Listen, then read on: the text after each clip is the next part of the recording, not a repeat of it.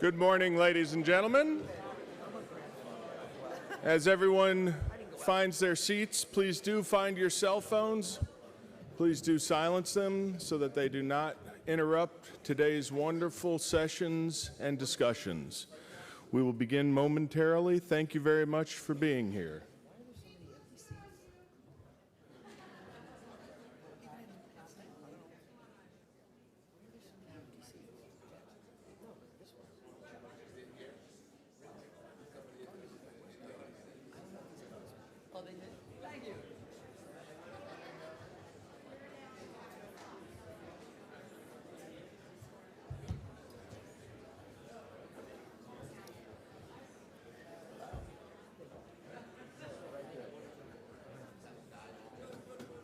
Well, good morning. Welcome back. I'll try again. Good morning. Welcome back. Hey, I'm Colonel Mike Bell, the Executive Director of the Jenny Craig Institute for the Study of War and Democracy here at the National World War II Museum. I think we had a great start yesterday. Today is sure to be as good, but certainly likely to be much better. And I hope you enjoyed the evening, the open house, got to see some of the museum. It's only 7 acres of stuff, so sorry you can't see it all, either for the first time or part of a new perspective. You know, I'm the master of ceremonies today. I'd hoped I'd be like the platoon leader or company commander, but instead I feel more like the beach master on Omaha Beach. You know, you're responsible for everything and in charge of nothing, but it'll be like herding cats or somebody today. But for today's session, this first one, we have 2 moderators. The first, Kirk Sadusky, you heard from last night. Kirk, wave. There's Kirk. Yep. Yay. Now, Kirk of Playtone has worked on Band of Brothers, The Pacific, Masters of the Air, really sort of the holy trinity of the World War II series out there. He's also a member of our museum's advisory group, presidential counselors, as Stephen mentioned yesterday. And I've had the great fortune of working with Kirk on a number of projects and initiatives here with the museum. Always hard, but always very, very satisfying as we really try to get the story right and move this forward. And with Kirk is Michael Cudlitz, many of you know as Denver Bull Rattleman Band of Brothers.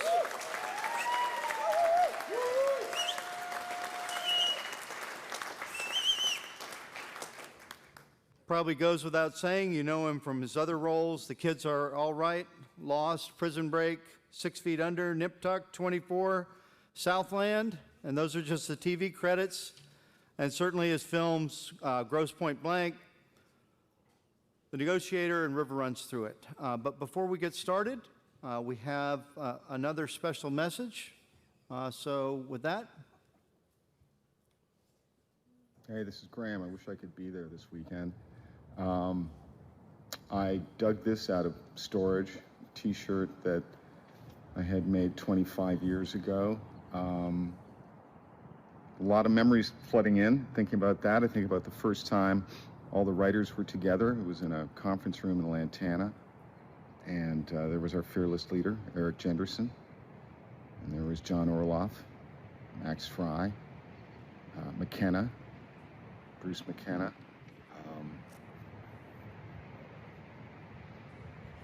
Eric Bork, and our other fearless leader, Tom Hanks, who was then sort of midway in the middle of doing Castaway, and this was the point when he was growing his hair out and eating nothing but turkey jerky. There wasn't a real writer's room. Everyone went off and did their scripts separately, but we'd, you know, coordinate certain things. I remember McKenna calling me and saying, hey, I'll set up Norman Dyke yawning in 6 if you pay off something for Eugene Rowe in 7.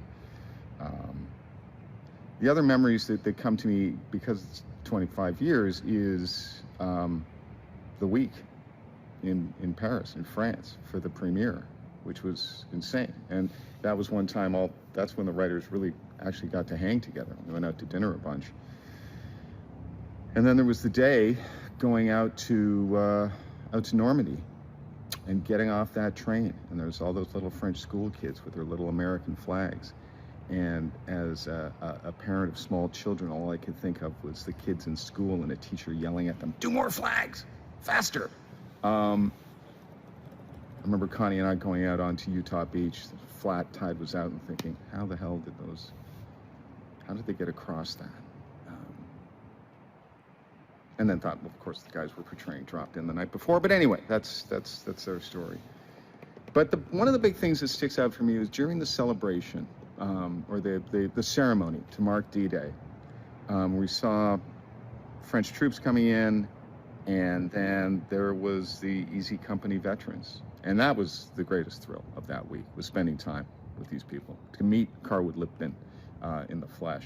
I'd spoken to him on the phone so many times. But then, but for that ceremony, I remember seeing Dick Winters making sure that Garnier was okay and getting him up into the stands. Still so proud to have gotten a chance to work on that show. I'm sure for all of you, whenever you mention it, people's demeanors just change. They're just, oh yeah, we watch that every year. And it's often at Christmas, and it's like, okay. Anyway, wish I could be there. And I had something printed on the back of the shirt. I hope I can do this with framing it right.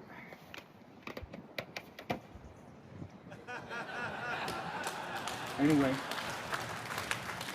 hope you have fun this weekend, and I'll see you again for the 50th.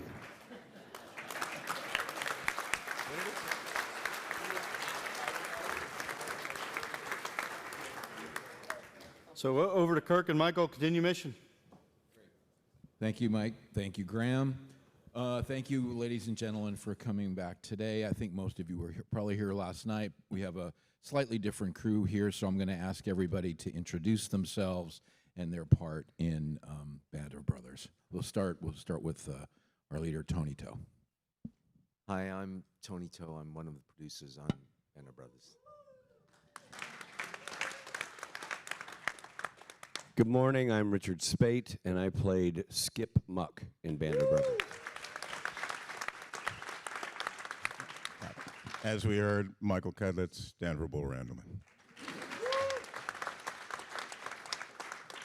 Hello, my name is James Matteo, and I played Frank Perconti. Good morning, my name is Billy Fox, and I'm an editor and a co-producer. Good morning. I'm Rami Addy Farrison. I'm one of the two cinematographers.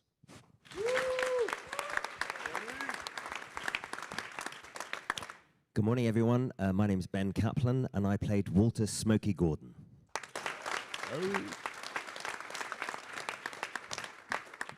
Good morning. My name is Eric Bork, and I was supervising producer and writer. Good morning, everyone. My name is Laird McIntosh. I played F Company Trooper and a Jeep driver in the series, but I am part of the cadre. I was the sergeant in charge of Weapons Platoon. I'm in lieu right now of Captain Dye, who will be here in a moment, and you never leave your post until properly relieved.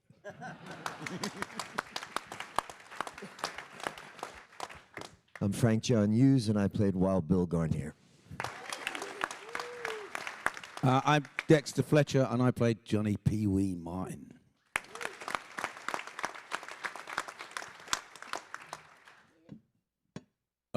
Thank you, guys. So, as you heard, that Dale, well, there he is. There's the captain right there. So I think we'll wait. We'll wait for him.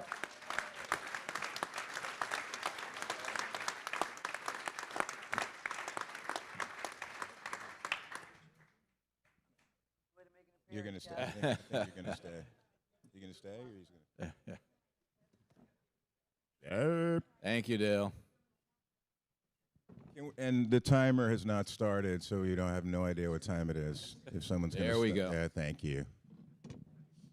As Dale gets settled, I'm going to bring up something, a little bit of a carryover from yesterday, and then I think, Mike, why don't we talk to Dale? You talk to Dale, and you and Tony about the boot camp. But yesterday we talked a lot about the preparation. How did this all start? Why Band of Brothers? How Band of Brothers? The script writing and the pre-production.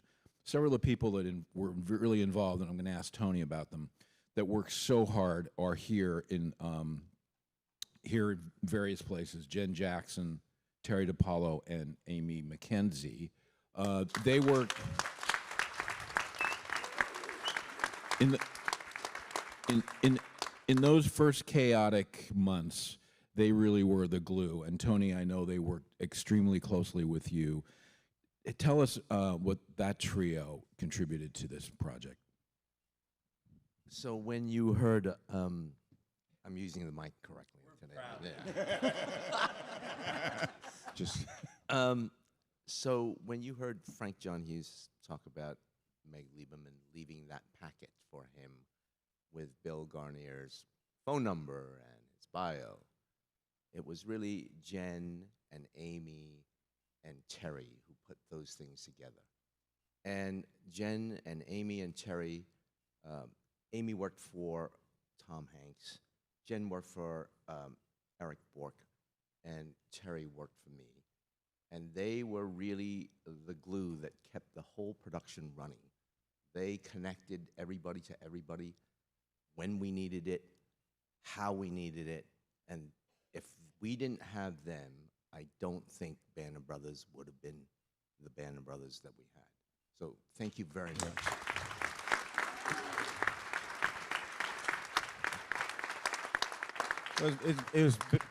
Basically, it was like World War II. The men were running around pretending to do things, and the women made it all happen.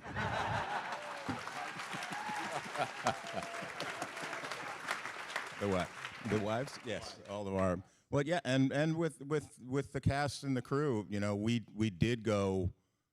We went on this mission for 10 months, 10 and a half months. And the wives held everything together. So in some ways, we joke about it, but it's the truth. It's how the machine works. We run around, yeah. They make sure the shit happens. The wives. Well, Mike, that's a good point because you guys went overseas for the duration, really. So, I mean, there was a little bit of a parallel to the experience of the men.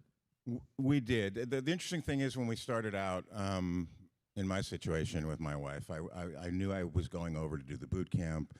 They spoke yesterday about the letters that Captain sent out to all of us. And my wife was like, we're going to be coming over, but you need to go over first. You need to go hang out with the guys. You need to have this experience. What I'd like to do is take that and turn it over to Captain. I don't know if you had coffee yet or not, but if you're ready. But can you speak a little bit on how, before we got there, how you and Tony sort of set out to do what you did with us? Like, was there a plan that they had that they gave to you, or did they say to you, what do we do? And you walked them through it. Take us through that, please. Well, Bo, it kind of depends on who you talk to. Like most things. I did have some pushback. I was very serious about this. As you may have heard, I wrote a letter in 1940s format, military format, to everybody that was involved. And I said, stand by for a ram. Here it comes. There was some pushback from money guys. We said, that's why we call it acting. What are you doing with these guys? What are you? And I said, look, the theory is very simple. I'm trying to give them a touchstone, something that is good actors, good performers, understanding, sensitive people can touch, so that when it says something on the page like you're exhausted or you flinch in fear, they've got some idea of what that means, how that feels. And that's what I want to give them. And if that costs a bit of money, then bite the big one. You're just going to have to do it. So, I could have been fired right there, but But we had Saving Private Ryan under our belt, and Tom and the producers who knew me and knew the process said, yeah, just turn him loose. Let him have those kids. Try not to screw with him. Stay out of his way, and he'll produce. And Lord knows I did. And I meant it when I said the other day that you got to love them to lead them. And I came to love them all and find their little buttons, their little motivational buttons that had to be pushed, including yours. And once you find those and you build the unit, watching it gel, watching them come together is absolute magic.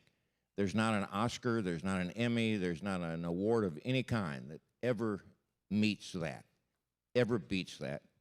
To see those kids become the Band of Brothers, become Easy Company, 506.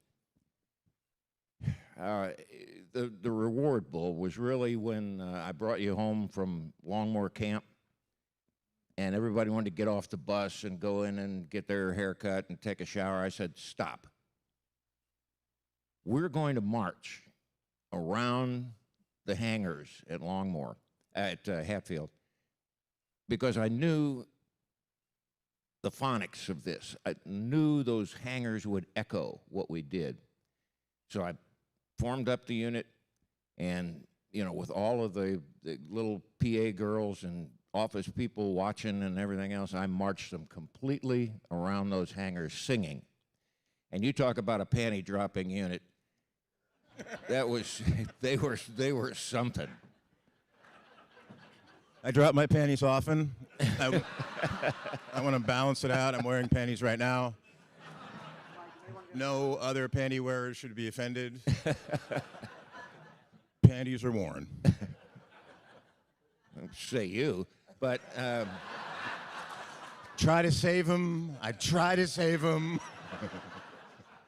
But those were the moments that all that we went through to get it done, to get permission to do what we were going to do to you guys, including getting the Royal Air Force #1 parachute school at Bryce Norton to let us come up and train there.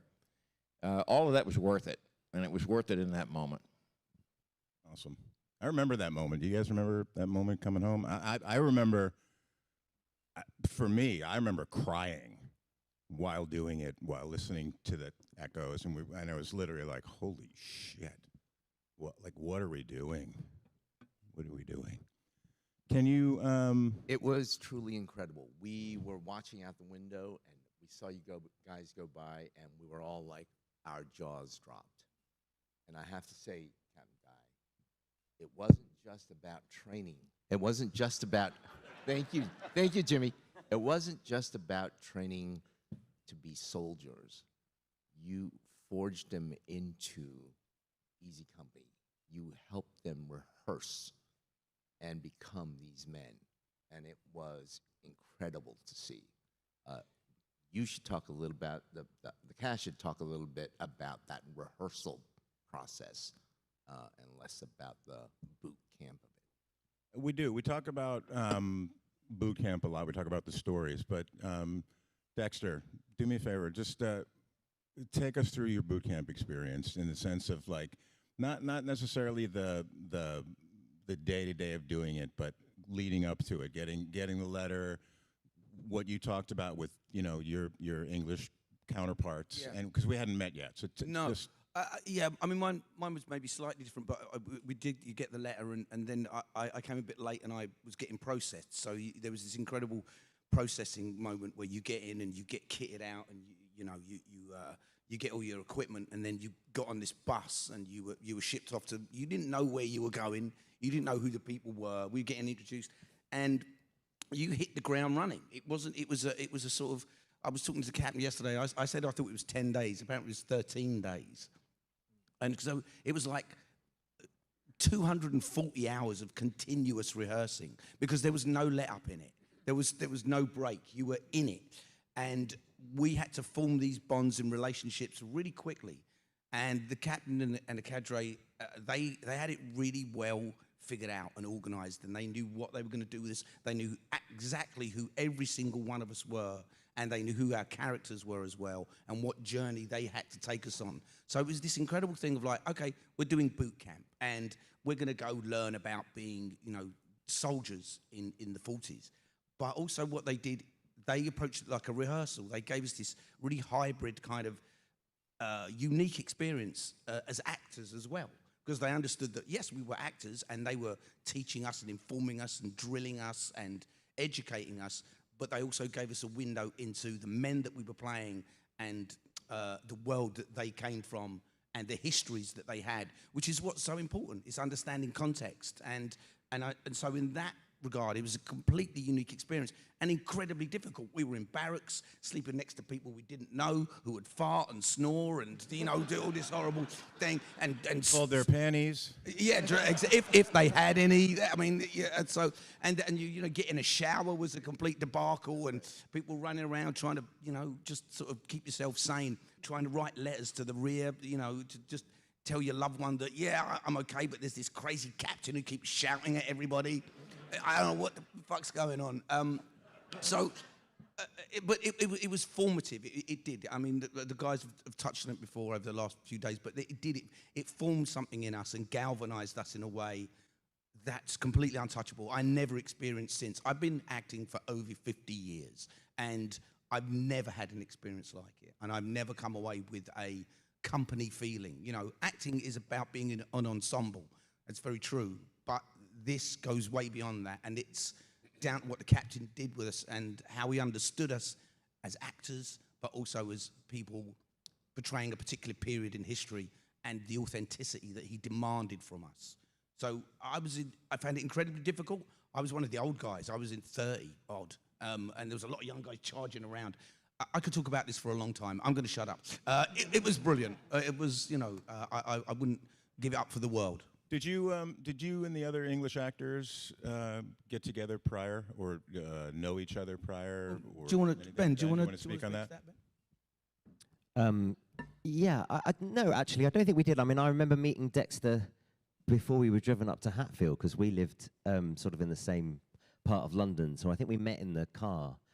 But in terms of getting together before the boot camp started, I think I met one actor by chance who happened to be walking around in very uncomfortable Corcoran jump boots that we had been given before starting boot camp, or we'd been told to wear them in because they were very uncomfortable. So I happened to be walking down the street seeing some guy walking very strangely, and it turned out that he was an actor about to start working on Band of Brothers, and we chatted very briefly, but we didn't get together beforehand. I remember we sat in a room. Before getting into uniform, we sat in a room together. I think there was some jokes being thrown around. We met, we chatted, we laughed. And then I think we got told we needed to get changed into uniform. And then the cadre arrived, and it was silent, because I just remember a hell of a lot of shouting, of kind of organizing us into kind of into our platoons, and then getting on a coach, and it was silent. I remember sitting on that coach going to Longmoor, not a word was spoken for the whole journey. And I just remember being with my own thoughts thinking, what the hell am I doing? Having said that, arriving at boot camp was quite an extraordinary experience. And obviously we got out off the coach and were marched into the dining hall, and there was Tom and Steven Spielberg. And Tom made this extraordinary speech. And that will stay with me forever, where he talked about what we were about to embark on. And one day you'll be in an airport and a kid will come up to you and say, you played my great-grandfather in that series Band of Brothers. And it really hit home that we were taking on this, you know, this momentous challenge. Having said that, I also met Steven Spielberg for the first time, and he introduced himself by sticking his hand out. You are. You know, extraordinary moment. But boot camp, you know, really was extraordinary. The Brits hadn't met before. I hadn't done any preparation. I hadn't, you know, done any physical exercise preparing for boot camp, and it was a real eye-opener. But I don't think we could have done the show without it. I really don't. I think boot camp was extraordinary, and it really did get us in the mindset for not only playing these extraordinary men, but as I say, the camaraderie, the drills, the being able to strip an M1 rifle, to be able to handle a machine gun, 30 cal machine gun, which is, you know, what I had to do for the whole whole of that shoot. It was an extraordinary experience, and Captain, thank you so much. Honestly, couldn't have done without you. Kick it back to Kirk. Can you talk to us or ask the guys about the experience when Playtone obviously had moved past the point of we're doing this, we're started, we have our Tony together, we're circling around, we're getting our info. The look of the show, how you all decided what that was going to be. We have Remy here to speak on how he came on board and how that evolved. Well, and I definitely want to do that. But one more thing, because I know it's important to Captain Dye. You and I have talked, and that one of the things you're proudest of in your cadre was the way you train. And you don't think about this, but it's actually a very important part of the show, is the way they had to train the German soldiers as well. And I know you're very, very proud of that, because if the German soldiers seem to be amateurish, our guys really had their stuff. But if the enemy just looked like cartoon soldiers or really didn't know what they were doing. So tell us about that, Dale, and how you did it and how important that was. Well, thank you for bringing that up, because that's really one of my pet peeves. There are writers and producers and directors in Hollywood who think that only the Americans can fight. That's wrong. Ask anybody who's been shot or hit with shrapnel or seen the enemy come at them, and they're not cartoon characters. They're good soldiers.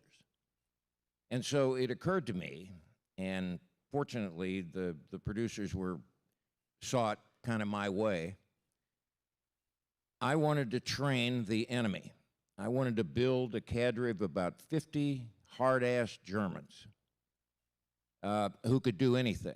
We started training them as artillerymen, brought them over into infantry, and we wanted them to be there always in whatever German uniform we put them in. They would be a challenge to our guys, so that when our guys encountered them in whatever battle or whatever situation they encountered, they were pushed, because these guys were not going to give up. They knew what they were doing. They were going hard. And our guys had to go harder in order to take them. And we wanted that. We really wanted that not to be, as Kirk said, not a bunch of cartoon characters that are out there to explode in a pink mist whenever you shoot at them. We wanted these guys to fight back. And they did. And I think that gave a great character and a great depth to what Easy Company eventually did against the German enemy. I think also you made me remember the dike sequence when all the Germans were coming over the far dike. And I remember for me that was a really strange moment, because we had the whole line of us, the whole company I think was online firing at the Germans coming over. And I don't know if any of you guys have, I'm getting chills talking about this.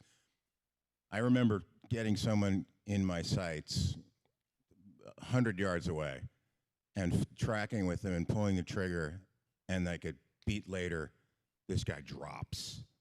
And obviously I didn't kill this guy, but that is probably the closest you will ever feel in that adrenaline-charged sort of circumstance to connect really what these men had gone through.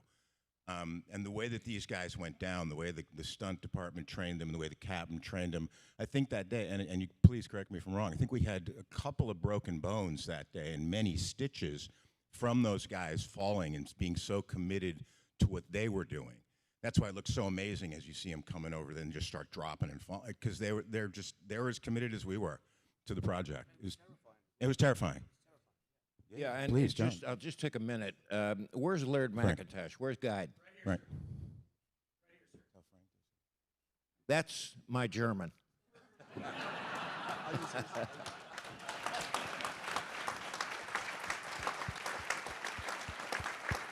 I committed Laird. Once we had trained this unit of Germans, I said, all right, you're now the Kraut. Get out there and unscrew those guys and make sure they're ready every day. And he did. And really well done, Guide. Can I say I feel like he just gave you the title of your autobiography as well. That's my German. building off of Captain and what Mike said, we also never talked to the German cast. We never saw them. The only time we encountered them was on the field. Like we didn't eat with them. We never saw them. If we were doing a scene with German prisoners, we walked by and scowled at them and said things to them. But we never talked to anyone like that. And Mike, what you were saying, in episode 6, I think we were dug in, and there was like a tank advance that was being done, and it took forever. We had like 10 cameras going, and we were dug in those lines.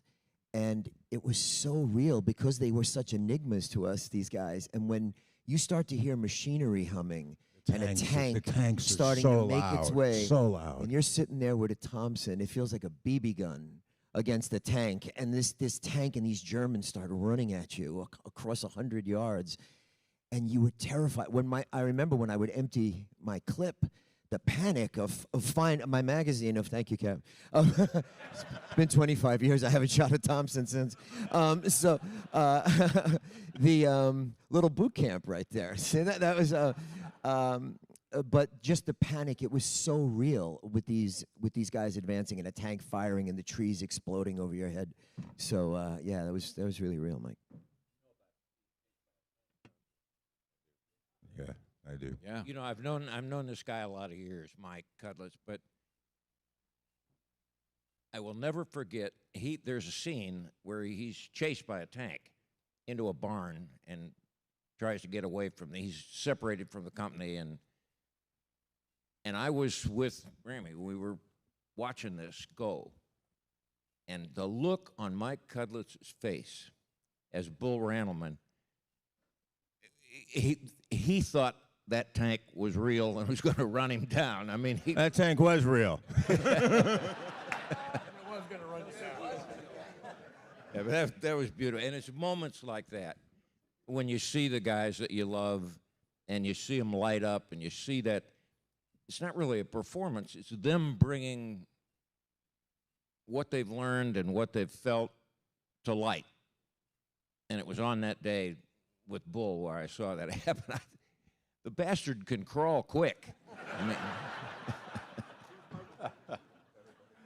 mean, thank you, Dale. One thing I want to add one thing about boot camp that I think is really critical, and it's a small thing. Ross brought it up yesterday, but I think it deserves re-mentioning. And I think it's a product of the work that Captain and his team did. It's also a product of the time during which we made this, the pre-internet era, the pre-smartphone era.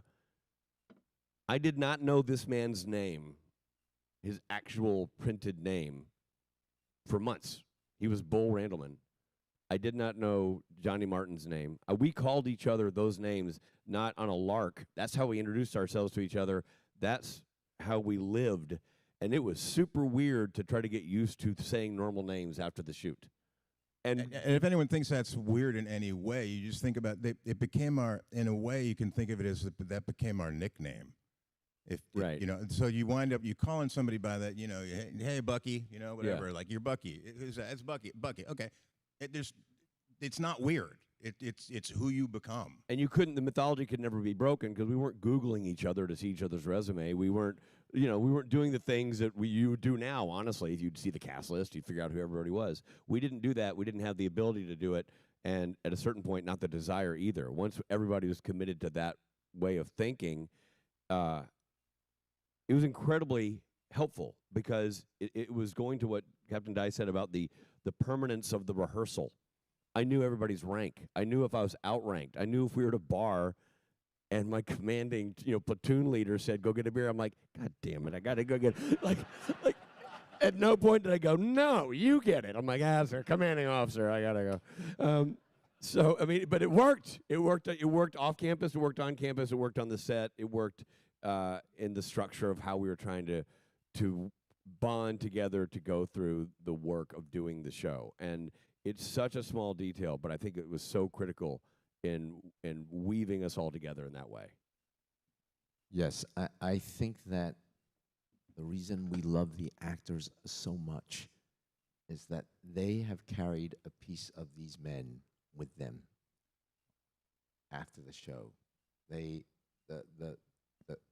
real men really imparted a piece of themselves to these actors, and we love them as those men's proxies. And that's why we celebrate them. And they are the reason we get to keep those men alive in our hearts. It's really amazing. Mike, thank you, Tony. And Mike, to follow up what you were saying, let's shift a little bit and talk about. So we have our scripts, we have our cast, we have our Captain Diane cadre, but there's much more that goes into it. And let's talk about the look of this show. And we have I want to talk to Tony and Remy about how did you determine to what this show was what was the palette going to be? We've all seen World War II portrayed in film many ways. You had to, and you were going to be over 10 episodes, many countries over a span of almost a year. How did you determine what the show was going to look like? Hi. Well, we read the scripts. We also had a Bible, so we knew the history of all the characters, which was really important. But the look, there are different episodes, and each episode has a different feel. Episode 9, where they find the concentration camp, starts off joyously, but then when they find the camp, that's a very different feel. So we did different things with the photography. For instance, when they found the camp, we shot at 27 frames a second, and that slowed everything down slightly, but we could keep it in sync. So every performer looked slightly slowed down and slightly numb with the experience of the shock of seeing these, these prisoners in their terrible state.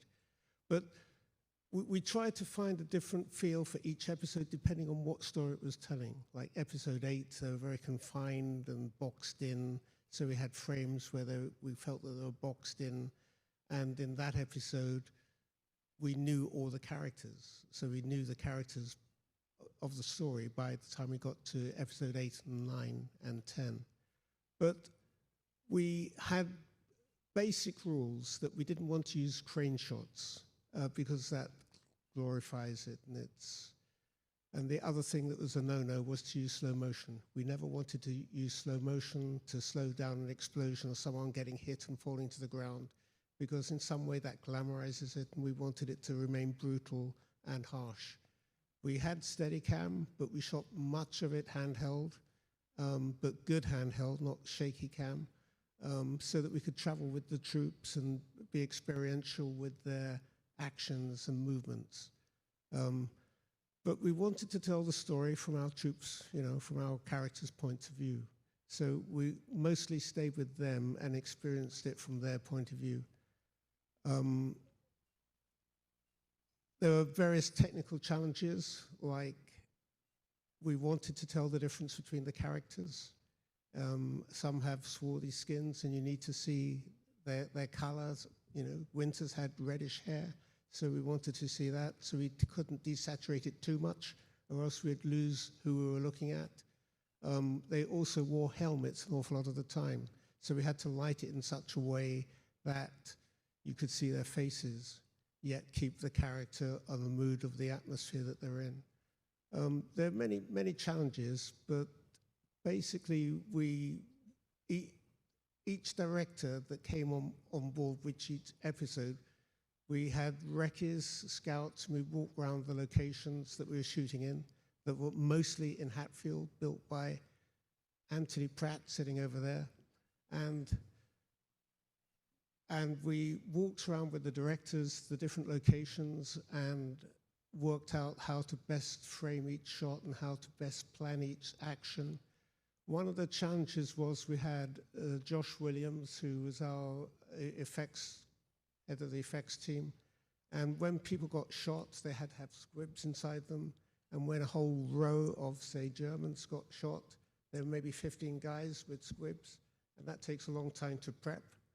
And the temptation is to shoot that with 3 cameras, one wide, one tight from one angle, one tight from another angle. But sometimes you have to be experiential and move with the characters.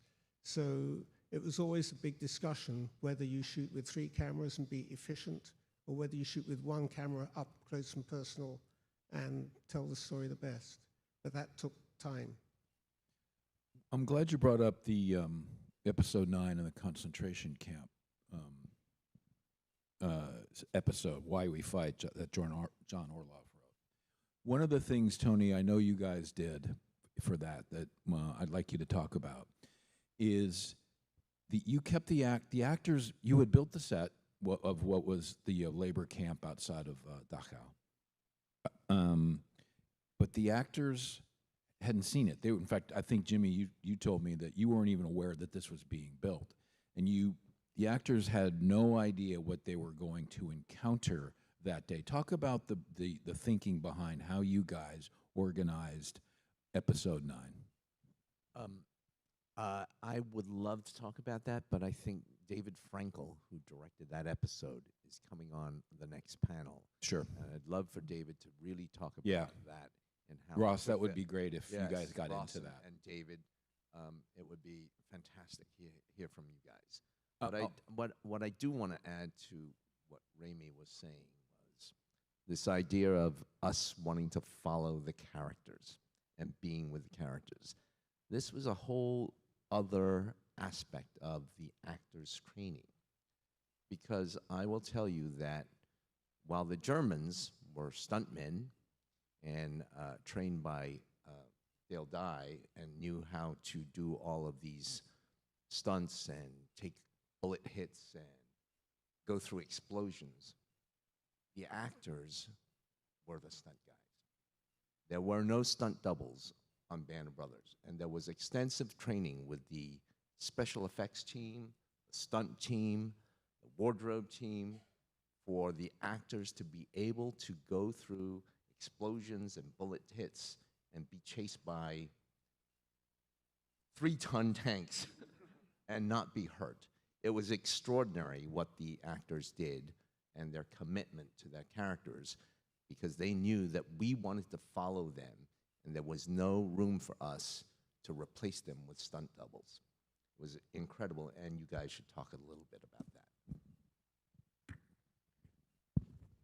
Mike, you want to talk about being chased by a tank? Yeah, I think let's because we are talking more about the technical side of it. We're gonna get into the editing, and also I want to talk later with Eric about being sort of the boots on the ground and having to at times connect things that weren't necessarily connected story-wise, or things that came up during the filming, and making sure and doing all that. I want to talk about that, but since we're on the what you're talking about, Frank, can you talk about the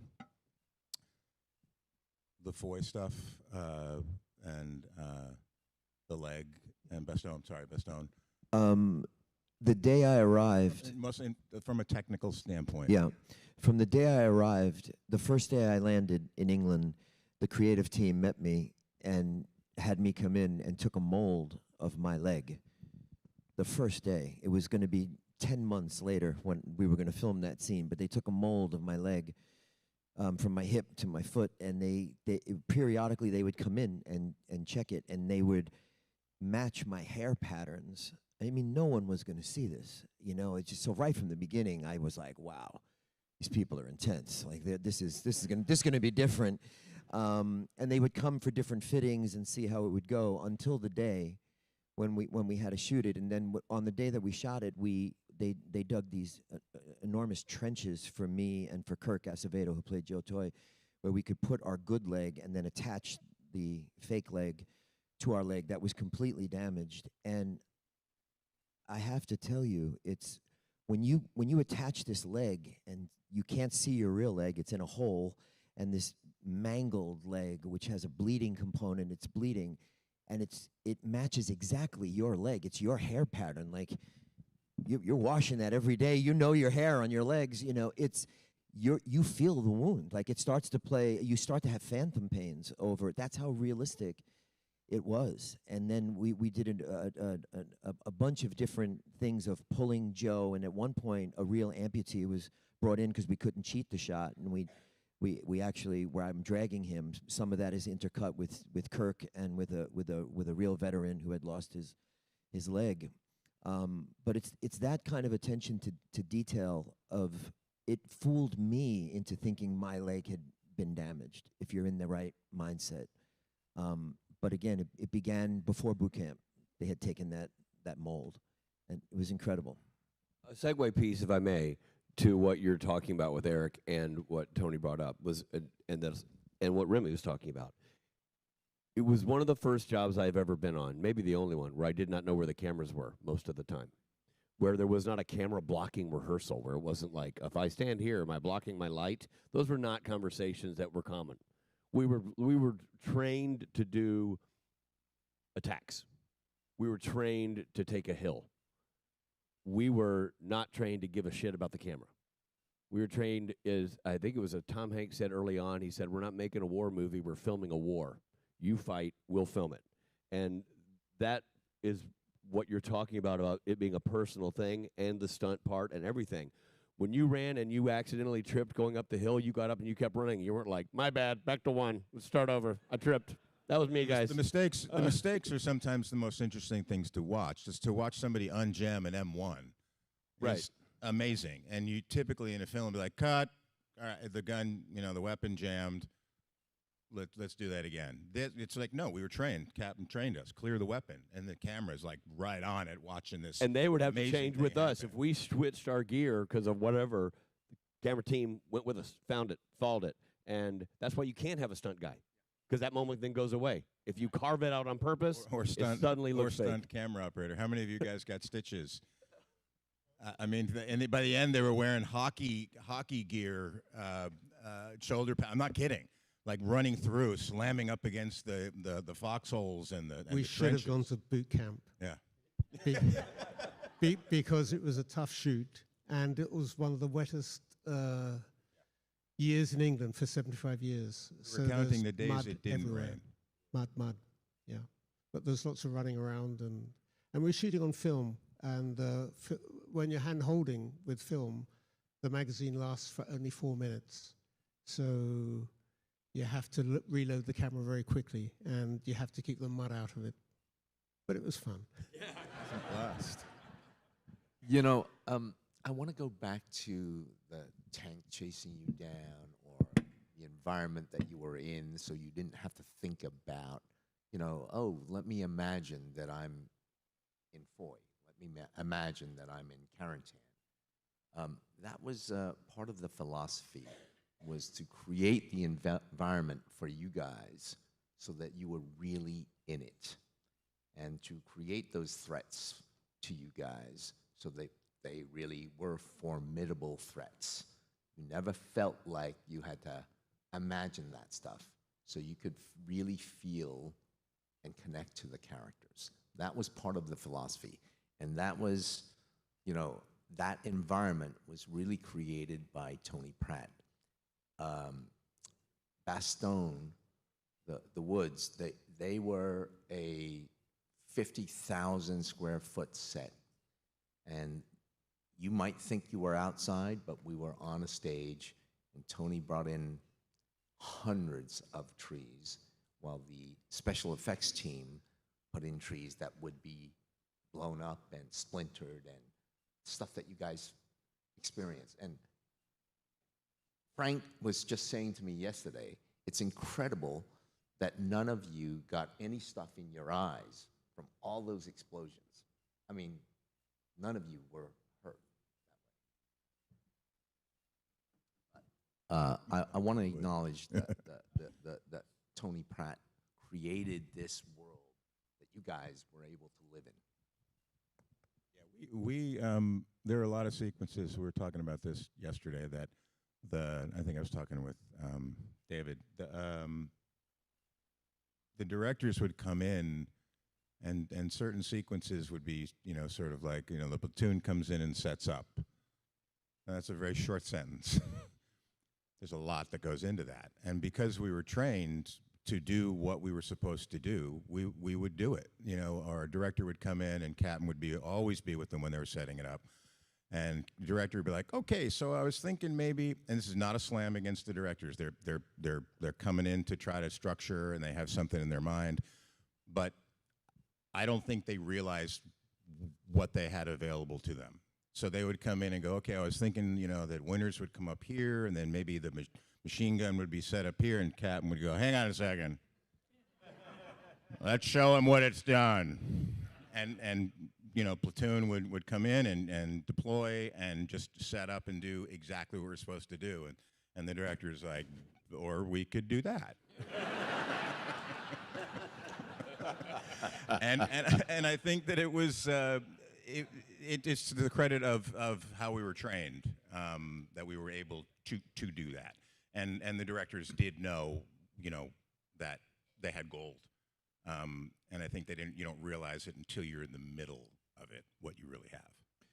We've been talking a lot about putting stuff into the camera, but once you have that, once you've captured that film, then you have to turn it over to an editor. Editors in this case, because we had 10 episodes. Billy Fox was our editor, producer on the show. Billy, help us understand this. Editing is a very, not a well understood art, I think. And you're dealing with an ongoing, this isn't a film, you're dealing with 10 episodes and a cast of characters of well over 100 cast of characters. Tell us about your process. Well, the process that I normally work with changes, but basically for Band of Brothers, I get a phone call from Tony Toe, and I was in Los Angeles, and he calls me up and he says, I need you to come to London. Can you be here on Sunday? It was like Thursday. And I went, no. And then I said, well, but I could be there maybe the next Sunday. And so I show up on Sunday, which is the day before photography starts. And, you know, you guys have just discussed boot camp for quite a period. And the problem is I didn't really get a boot camp. And part of what I had to do is, first day of photography, I had no film, so I showed up at the set. And then the second day, I have film. And I had to kind of work through what's the philosophy? How am I going to make this work? And what is going to be the heartbeat that makes this project happen? And I'm staring down at the name Band of Brothers and realizing that's the glue. That's the element. It's not the battle. It's not the circumstances that all of these incredible actors are in, but it's the bond between individuals, and that I looked upon that my main responsibility is to connect each one of these actors so that they are Band of Brothers. And, but the problem was I had no boot camp. And I actually had only read the script once or twice. So I started editing, and we got through the first episode, and I was, you know, the scenes were fine and working together. And I'm, you know, slowly but surely, as I'm seeing more scenes and moving into the next episode, I'm starting to understand who these characters are. And at a certain point, I realized what I needed to do. And I came to Tony and I said, I would like to throw away everything I've cut and start over, because I now, or at least I was starting to understand who they were and who these individual characters were and what made them tick. And I pretty much threw away the whole cut and started over. And with that, I started to understand the characters, and that bond of Band of Brothers started to materialize. And to throw away a cut, that is not an easy thing. Well, that's your boot camp, I guess. That first cut was like your boot camp. It is starting over, but at the same time, you're familiar with the footage, but now you have a purpose. And part of what you try and do is you're figuring out what makes things work, and you're spending a lot of time trying to figure it out. And in this case, it did come together quite quickly. And of course, one of the challenges that all the editors had, the cinematographers had, is to differentiate between all of these characters. Correct. Many times of which they're in a helmet. They're very difficult. And they are supposed to be a band, not individuals, but we as an audience have to understand them as an individual. How does editorial help that? Well, if you're working on a show that has, a couple of three main characters, that's challenging enough.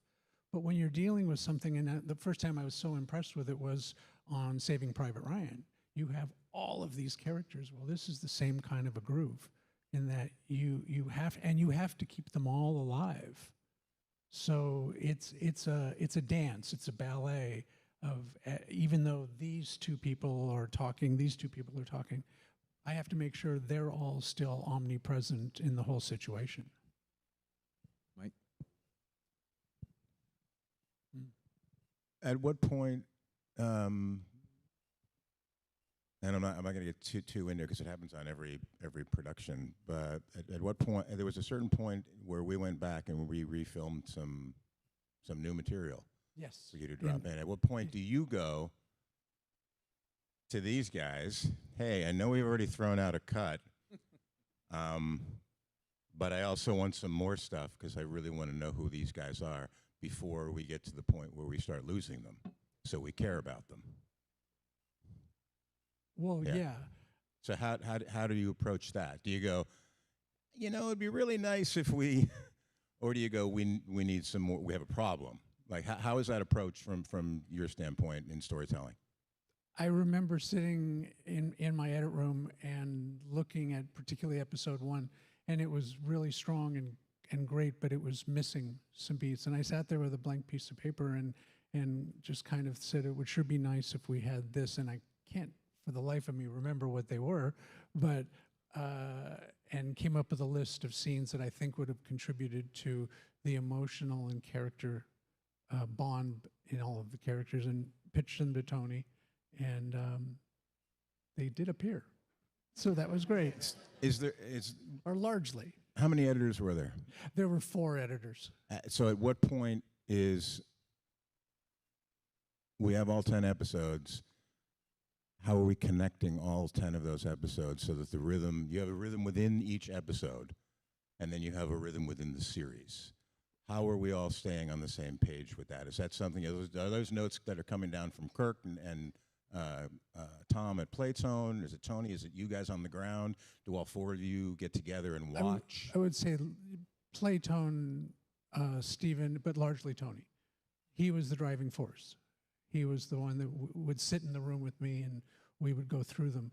But there's an interesting thing, at least my interpretation of it, in regards to Band of Brothers. It's kind of not like, even though it's a miniseries and there's episode, each episode is its own almost miniseries, in that each one has its own flavor, its own characters, they change from episode to episode. So it's almost like, yes, there's a similarity in the look, but it really has a different arc to it, and you move off to the next episode. So you're allowed to have changes in how they feel and how they roll.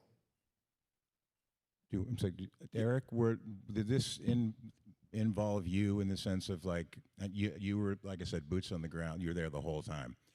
How connected were you with editorial and sort of like, we need this piece that we don't have to connect this thing, or they're looking for something to keep this character alive? We've lost him for too many episodes, and then when something happens, we don't remember how.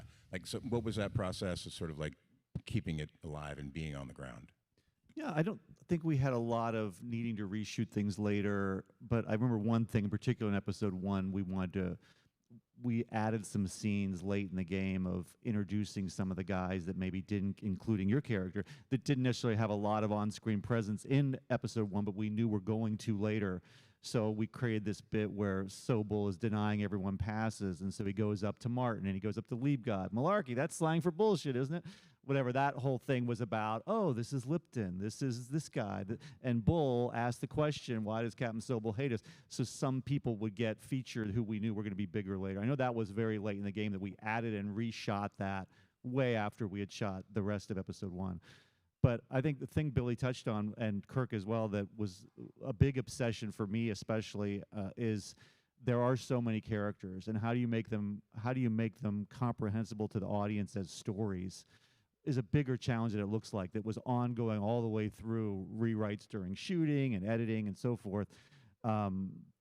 because there's a lot of guys, and if you've read the book, you know that we focus on maybe a third of the guys that are quoted in the book or who do important things in the book. We had to winnow it down, and even after winnowing it down, when I showed my wife the miniseries after like 3 episodes, she was like, "Is that the guy that they think shot the prisoners?" I'm like, "No, that's Garnier. He's the guy that shot the horses and was supposed to hold this fire. Spears is like, it's hard to keep track, on a first viewing." And so my obsession was always, how can each episode be personal for the audience to connect with 1 or 2 or 3 people beyond Winters and Nixon, who were always going to be there, and feel like a story with a beginning, middle, and end. So, so an audience could experience an hour on its own and go, this was a emotional journey. So we took things like Albert Blythe, who got like 2 sentences in the book, and he became the centerpiece of like a whole episode. Or like when I came on board and got to choose which episode do I want to write first, it was episode 8, The Last Patrol, because I liked that it was a self-contained story about this one event that had a really strong ending, which was Winters decides not to send the second patrol, which is a very famous incident. And when I first wrote it, was from Lieutenant Jones's point of view, who Colin Hanks, Tom's son, ended up playing, because I thought it was really interesting to see what the outsiders' experience of Easy Company was like coming in after Bastogne.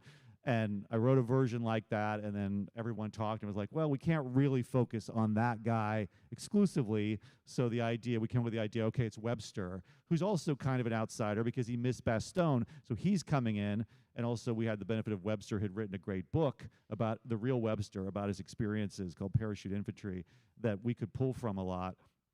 But it was a constant rethinking of like, how many episodes should it be? Is it from the beginning? Is it 13? No, it's 10. Is it where are the dividing lines?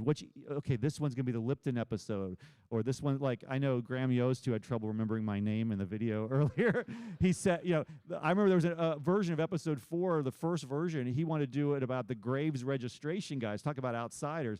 These are the guys who, like, when people die, have to go and like the 3 Millers. The 3 Millers. I don't remember 3 Millers. You remember 3 Millers? Yeah. And so I don't know if he ever wrote a draft about that, but Deep cut. it was an evolution to get to, okay, Bull in the Barn, as we called it, is a big piece of that episode. And also the replacements. It's an episode about replacements. Because if you read the book, it's like, okay, the experience of, Market Garden could be about a lot of different things. We know we're going to cover the main battle and the results of it and certain key moments, but how do you make it personal? So by taking taking the experience of Bull, for instance, or the experience of the replacements coming in, it helps make it personal. We've been talking a lot about, again, this is the physical, visual part of Band of Brothers, but there is another key part of the series that is as essential as anything we've discussed this morning, and that the word iconic is used attached to Band of Brothers all the time. And part of that, one of the things that is most iconic is the score, Michael Kamen's score.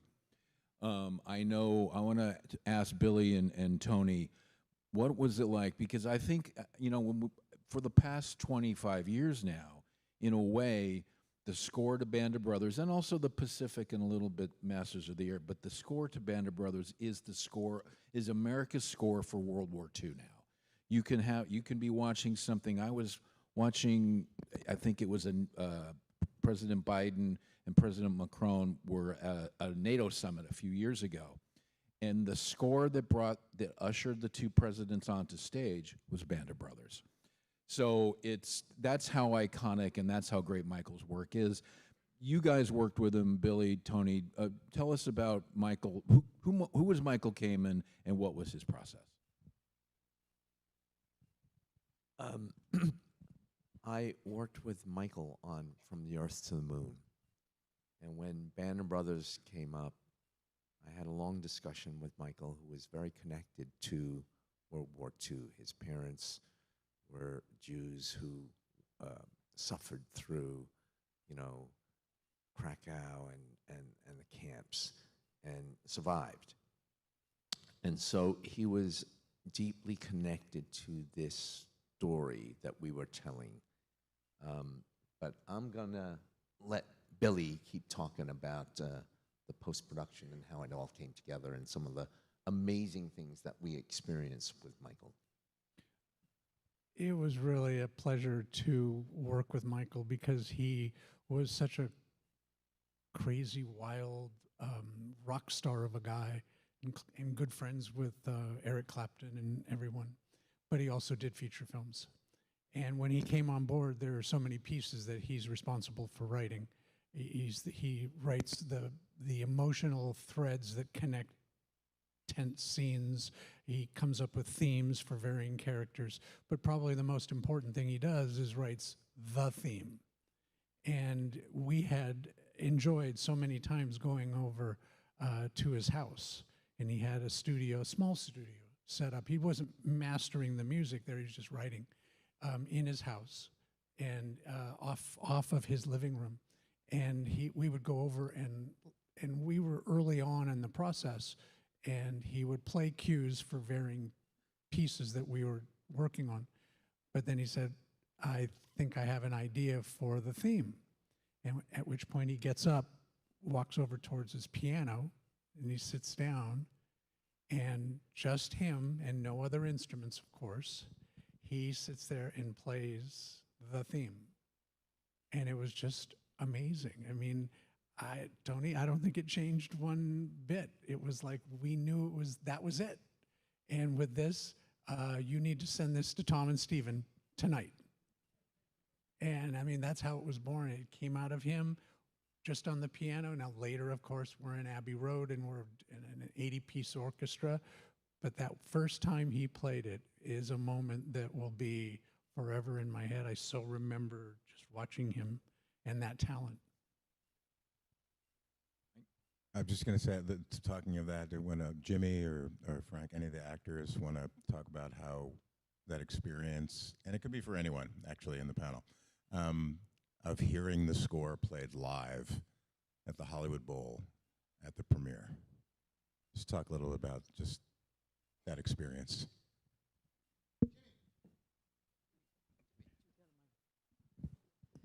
Well, oddly enough, with the score, 25 years later, I still work out to it. I do. I'm sorry, guys. I do. I'm just going to go on record and say it. I know. So don't play it right now. Start doing push-ups for.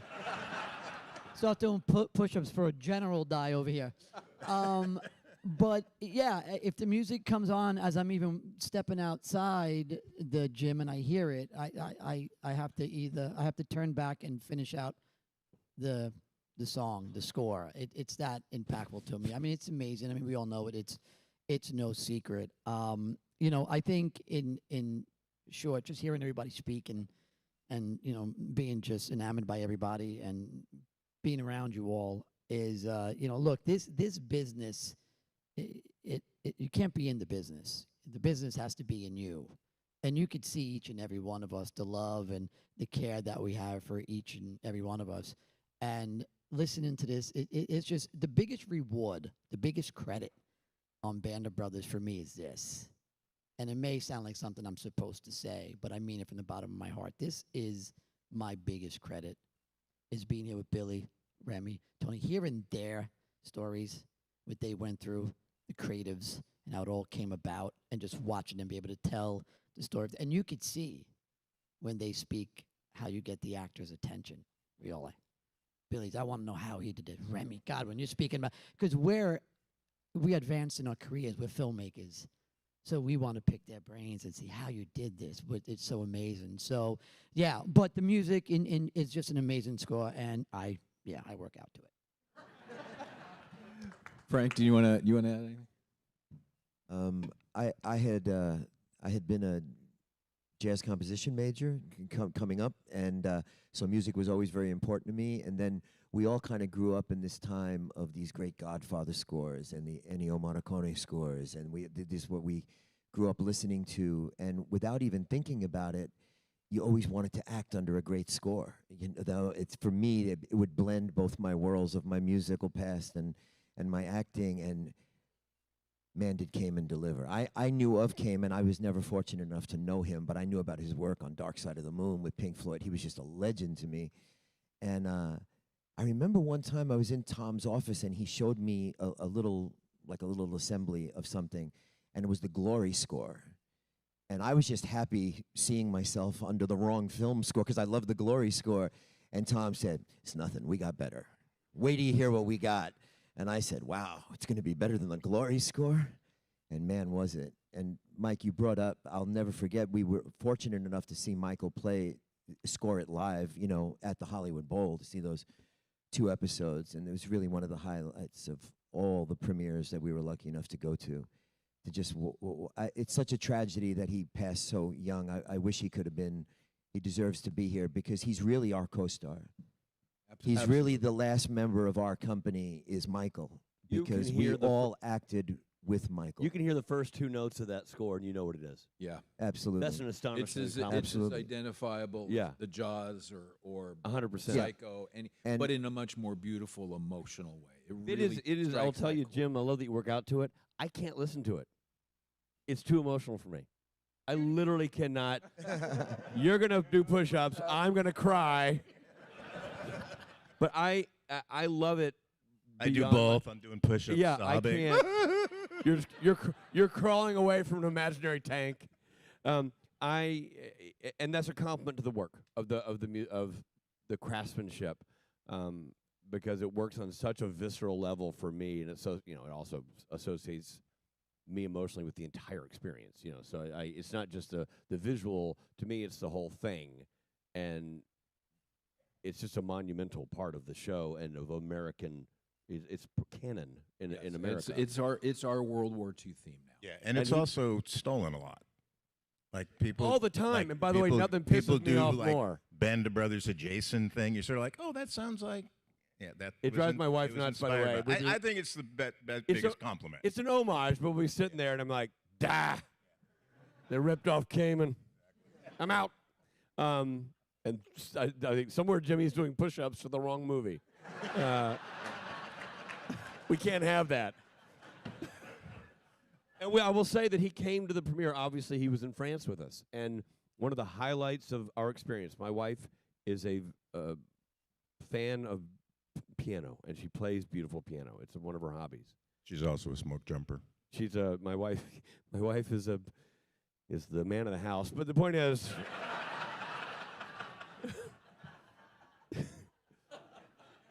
I digress. My point is,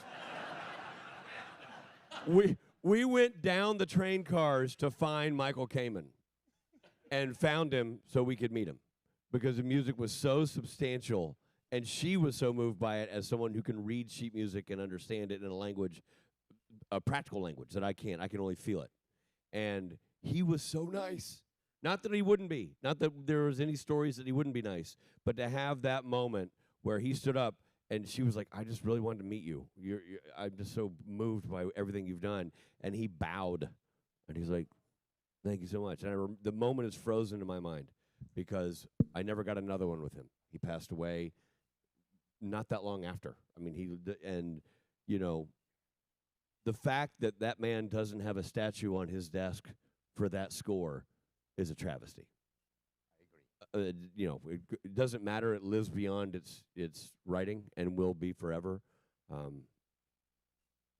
to say that he was essential to the success of Band of Brothers, to the emotion of Band of Brothers, to the permanence of Band of Brothers is an understatement. I think music is gives us the heart of the show in moments when we want to enhance the emotion of the scene. Music becomes that device that allows us to enhance that emotion. And Michael was emotional and joyful and passionate like you all are about Band of Brothers, and it showed in his work. Hopefully we'll get to hear some of his work at the end of the day today. Mike, we're going to have to start winding down. What I thought, yesterday I asked everybody, or I asked you guys, how Band of Brothers has affected your life. I'd like to ask, when did you know this was special? When did you Of course, you couldn't have anticipated coming here 25 years later. But at what point, either in production, when it was released, at what point did you know that we had something special? Tony, I'm going to start with you.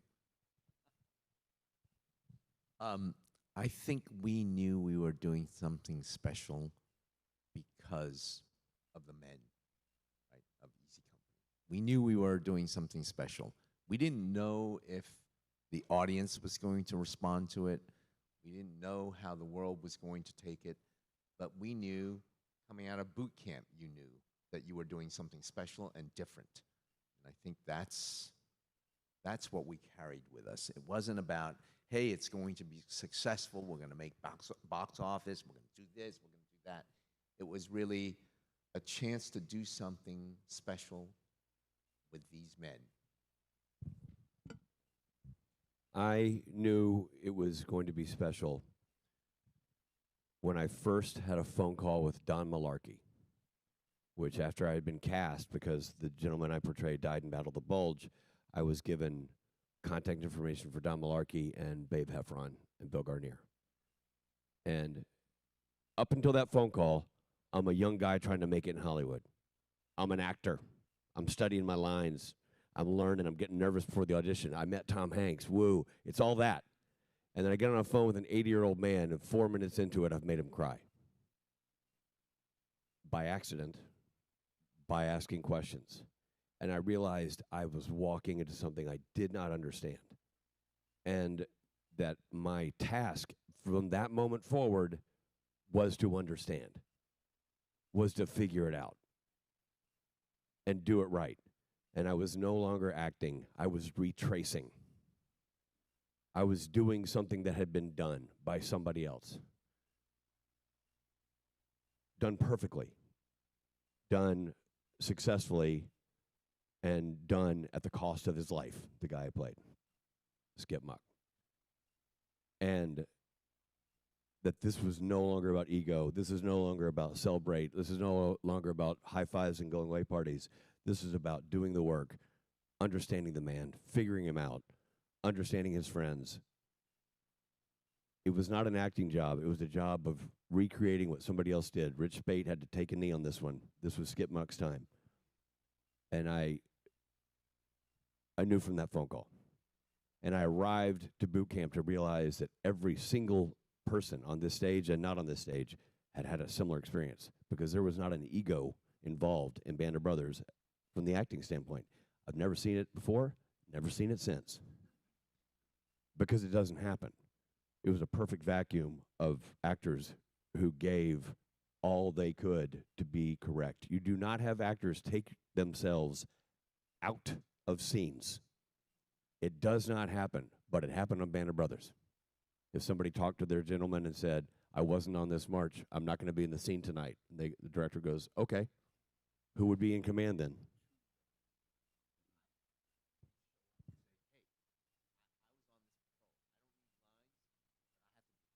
Exactly. You put yourself in things to honor your guy. It was never about screen time. It was never, we already talked about, we didn't know where the cameras were. We didn't know what you guys were doing. We just knew we had a responsibility, and I took it seriously. Everybody took it seriously. I take it seriously now. So it was a game-changing moment, the phone call with Don Malarkey. Mike? I think most of us, and I won't say I'm speaking for all of us, but I think most of us came into this having not done the research when you got hired, because it was pretty top secret about what it was and what we were doing.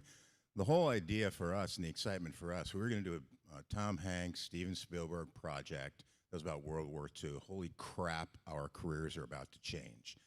It had nothing to do with the men initially. Nothing. We're like he said, it's about me. This is going to be great for me.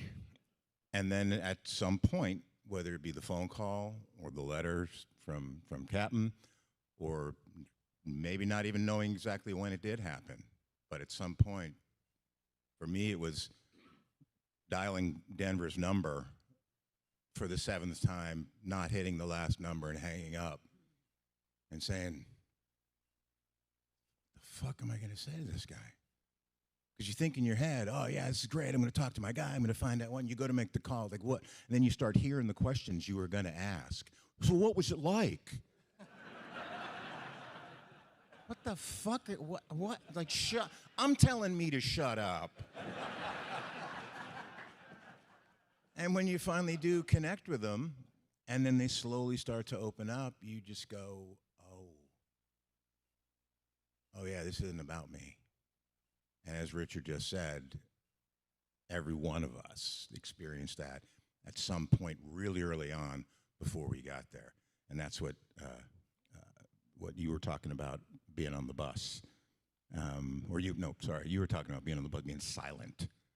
We're a bunch of young jerk-offs, you know? Like, we're not quiet. We're like, we're sitting there, we're like, nobody's joking. Nobody's like, we're looking at Freddie Joe's looking at us like, shut up. Nope. Okay. I mean, at the time, I'm a 35-year-old man. I have a house, kids, a wife, and I got Captain yelling, "You're a piece of shit. Shut up." And I'm like, okay, I'm a piece of shit. Like, you just the process took over, and we let it, and we realized that the project was bigger, more important, and more immediate than anything we had going on. Jim? Yeah, so similar to these guys, obviously, first speaking with your veteran or, anybody from the company.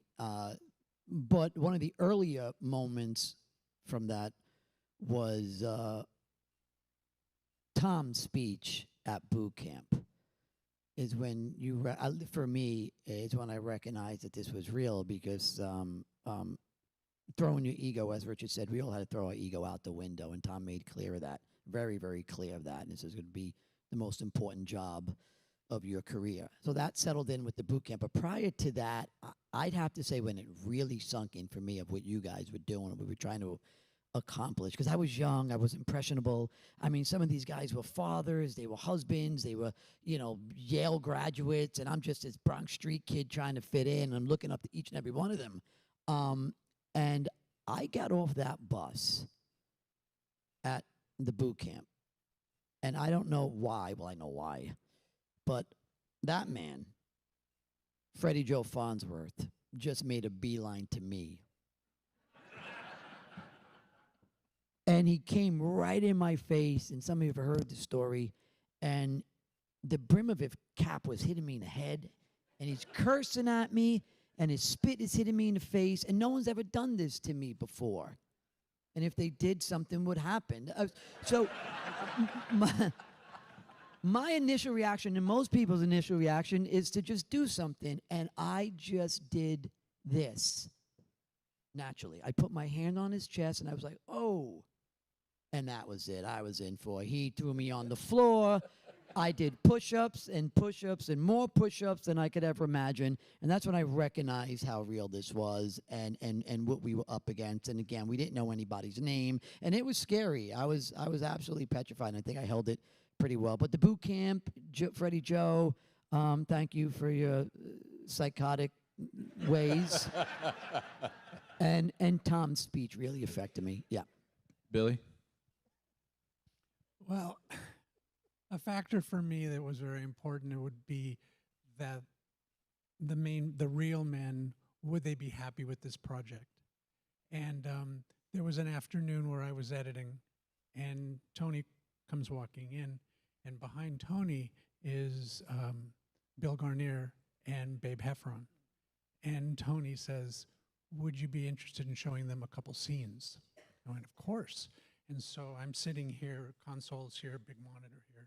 And I said, well, here, take my seat. And I wheeled up another chair, and I queued up some scene. I don't even remember what the scene was. And got behind them, and I said, just hit the space bar. And the scene started. And they're very intently watching. The two of them were very, very close. And I'm right behind them, closer than this. And the scene starts to get I think it was a battle, and I'm not sure, but it was starting to get intense. And I could see them start to get a little shaky, and particularly Babe. And with this Bill Garnier reaches over, and his arm was here, and he grabbed his arm, and he was going, "It's going to be okay. We'll be okay." And I am sitting behind them going, "Oh my goodness." And I'm realizing that it is working. And if they're happy, I don't want to say happy, but if they feel the emotion that's coming from the screen, this might be working. Thank you, Billy. Remy?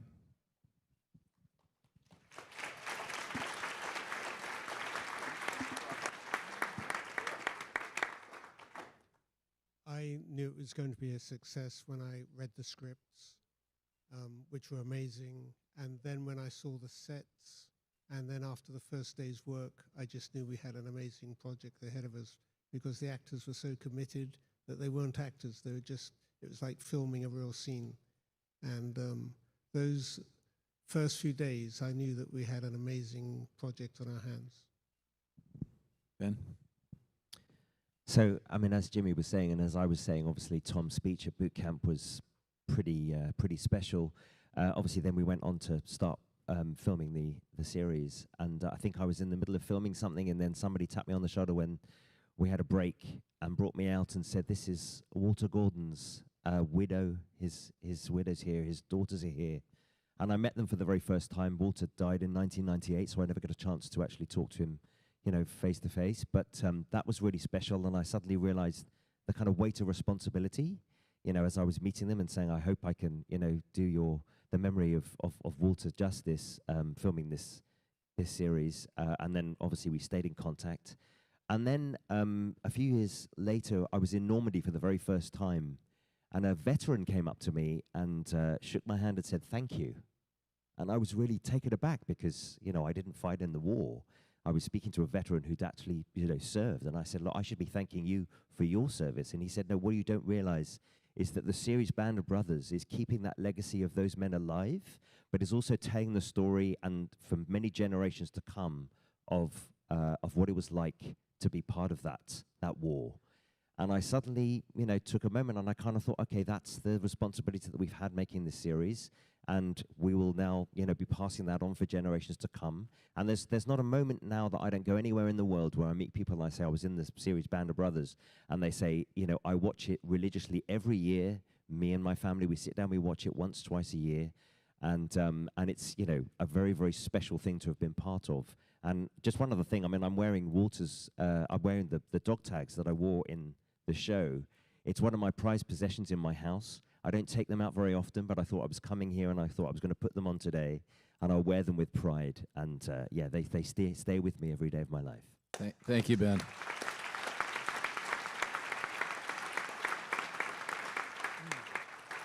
Well, like everyone has said, you know, you feel the awesome responsibility when you meet the veterans, so you know, I felt that all the way through, and I also thought what we're doing is going to be good. It's going to be impressive, I think. Maybe it'll win some awards or whatever, but in terms of the public resonating with it, you don't know. And I remember when we first premiered, 9/11 happened 2 days after we premiered, and although there were some pieces written about Band of Brothers harkens back to a patriotic time of America being together like we all are trying to do right now, there were also some reviews that were like mixed at times. They were mostly good reviews, but it wasn't like everyone was lauding Band of Brothers, from my memory anyway, in the press. No one had time to think about a miniseries on HBO at that point. And I feel like we kind of got even a little lost or overshadowed because the country was going through this great cataclysm.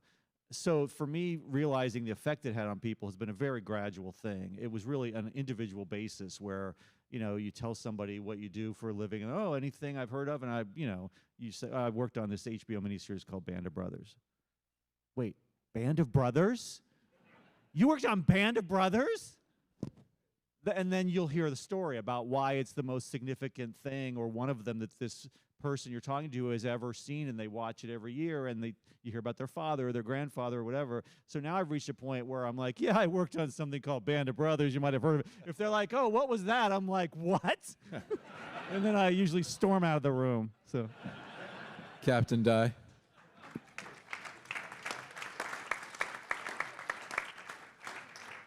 Look, I think the question was, when did we individually understand that we had a lightning in a bottle here? And it happened for me, I guess, at the final formation with these guys, when we'd run them through 13 days and jump school and all that sort of thing, and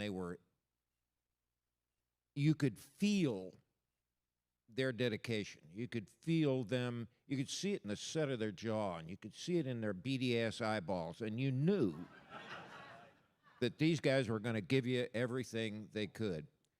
And at that point, that was very early, before we'd ever rolled any cameras. I said, you know, if we just can continue this, if we can just suck on that motivation every day, this is going to be a jewel. It's going to be dynamite.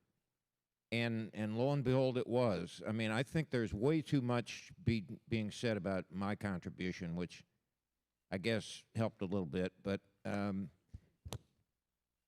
possibly. The Gotta be on real time, thing Cap.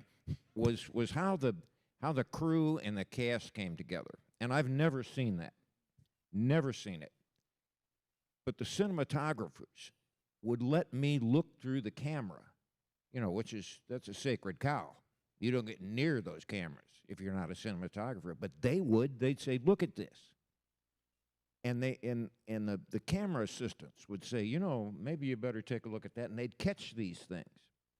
The writers would call me in and say, let's talk about this, that, and the other scene. And that never happens with a, you know, limp-weenie military guy. They got me in there. And really, it was everybody was committed to this. And at that moment, I knew we had lightning in a bottle here. This was going to be dynamite, and lo and behold, it was. And Frank, before we get your particular moment, do you have an answer for Captain Dye in terms of just how important he was?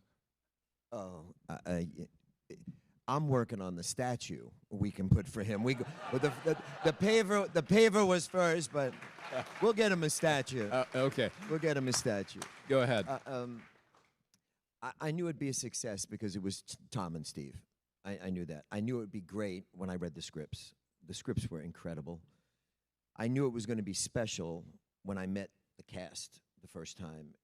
I knew it was going to be really special when I met Captain Dye and the cadre. But I had two profound moments when I felt that we're really involved in something. And the first one was, building on what Billy said, when Babe and Bill came, it was Lennon and McCartney coming, and they were standing in for, like, as big as this production was, they shut it down.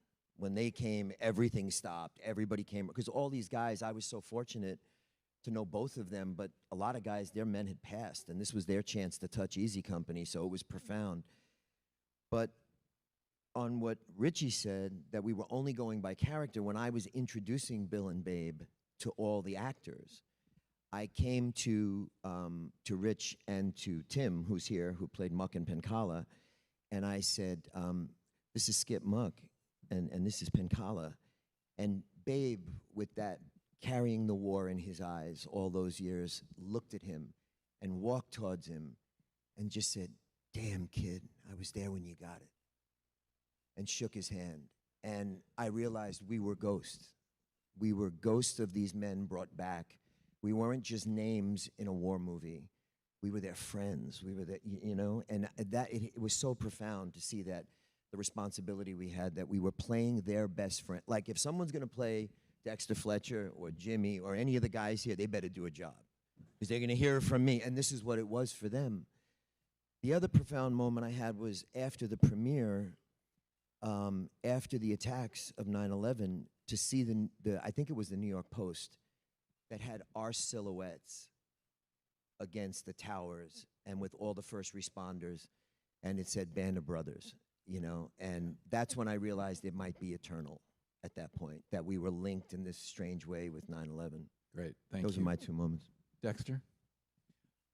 So great to be the last one to speak on this. Look, the truth of it is that, for me anyway, is that, of course, when the call goes out as an actor and you hear of this project with the people involved and the kind of level and the high high quality of the people involved, and you understand, well, that's just going to be a fantastic project to work on because of those names, Spielberg and Hanks. But as an actor, you go and get a book. It's the first thing you do. You go and get the book.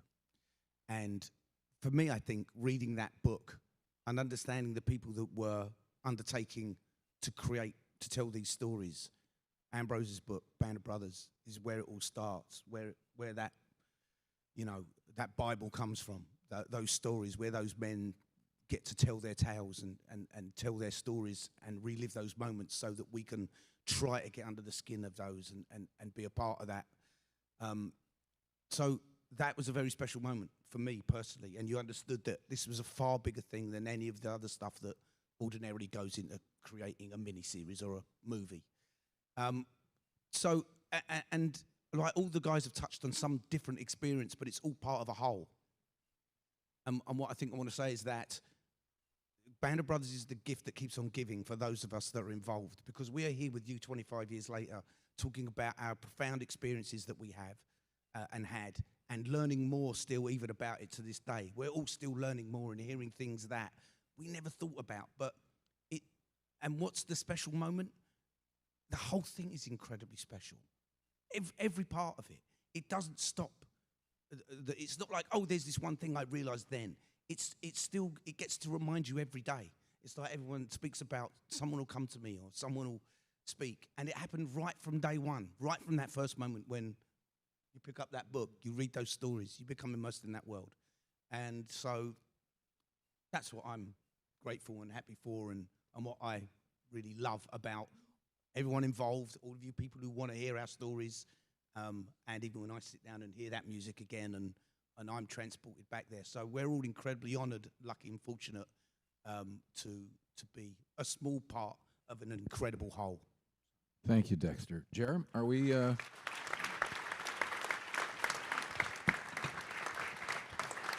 I think, yeah. So,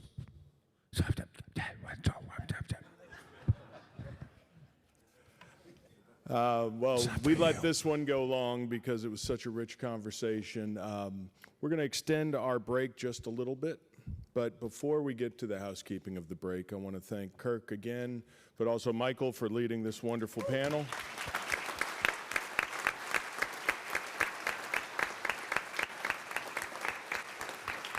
And I personally enjoyed Jimmy's comment where these guys are soaking up the other guys, learning from the masters behind the scenes.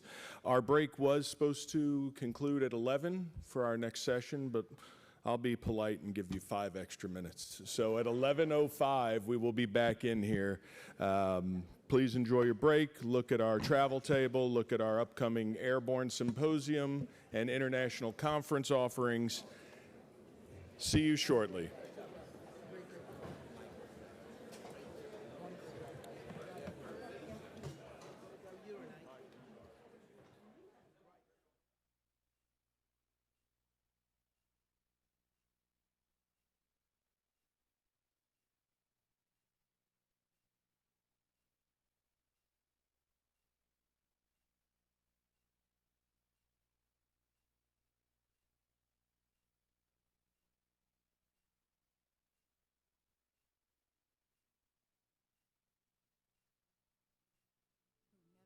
Expected to find themselves like this, but they found courage.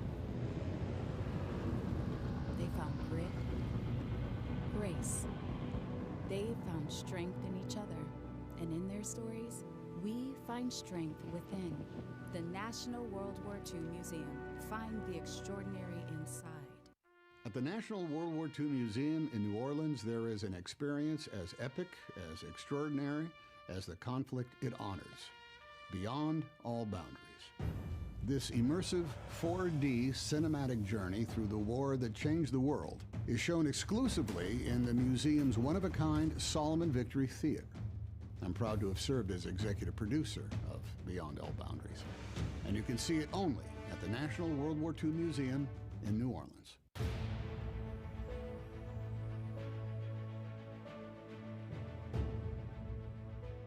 So So John, glad you're here. Yeah, I know you've gotten some logbooks from your grandpa, John Byer, ensign in the United States Navy Reserve, and we did a little look into his file, and I think you're going to find some pretty amazing stories around your grandpa. I can't wait. Yeah. How about we can dive into the D-Day story, because you brought his logbook of D-Day, and then we can say, how did he get there, and then where did he go? How's that sound? So what do you know about his logbook? Just what I've read, mostly the D-Day page, because it's the highlight. But I paged through it before. It's sort of delicate, as you can see, Yeah, but yeah. there was a lot of drama on the boat. Just hearing about some of the weird little frictions that happened between crewmates. So I didn't see that part, but we saw 2 pages from D-Day itself, and I think there's some amazing clues there. So the ship he's on is a pretty old ship. So this is the SS Balioid. It's commissioned in 1914 in Britain. Why is he on this ship for D-Day?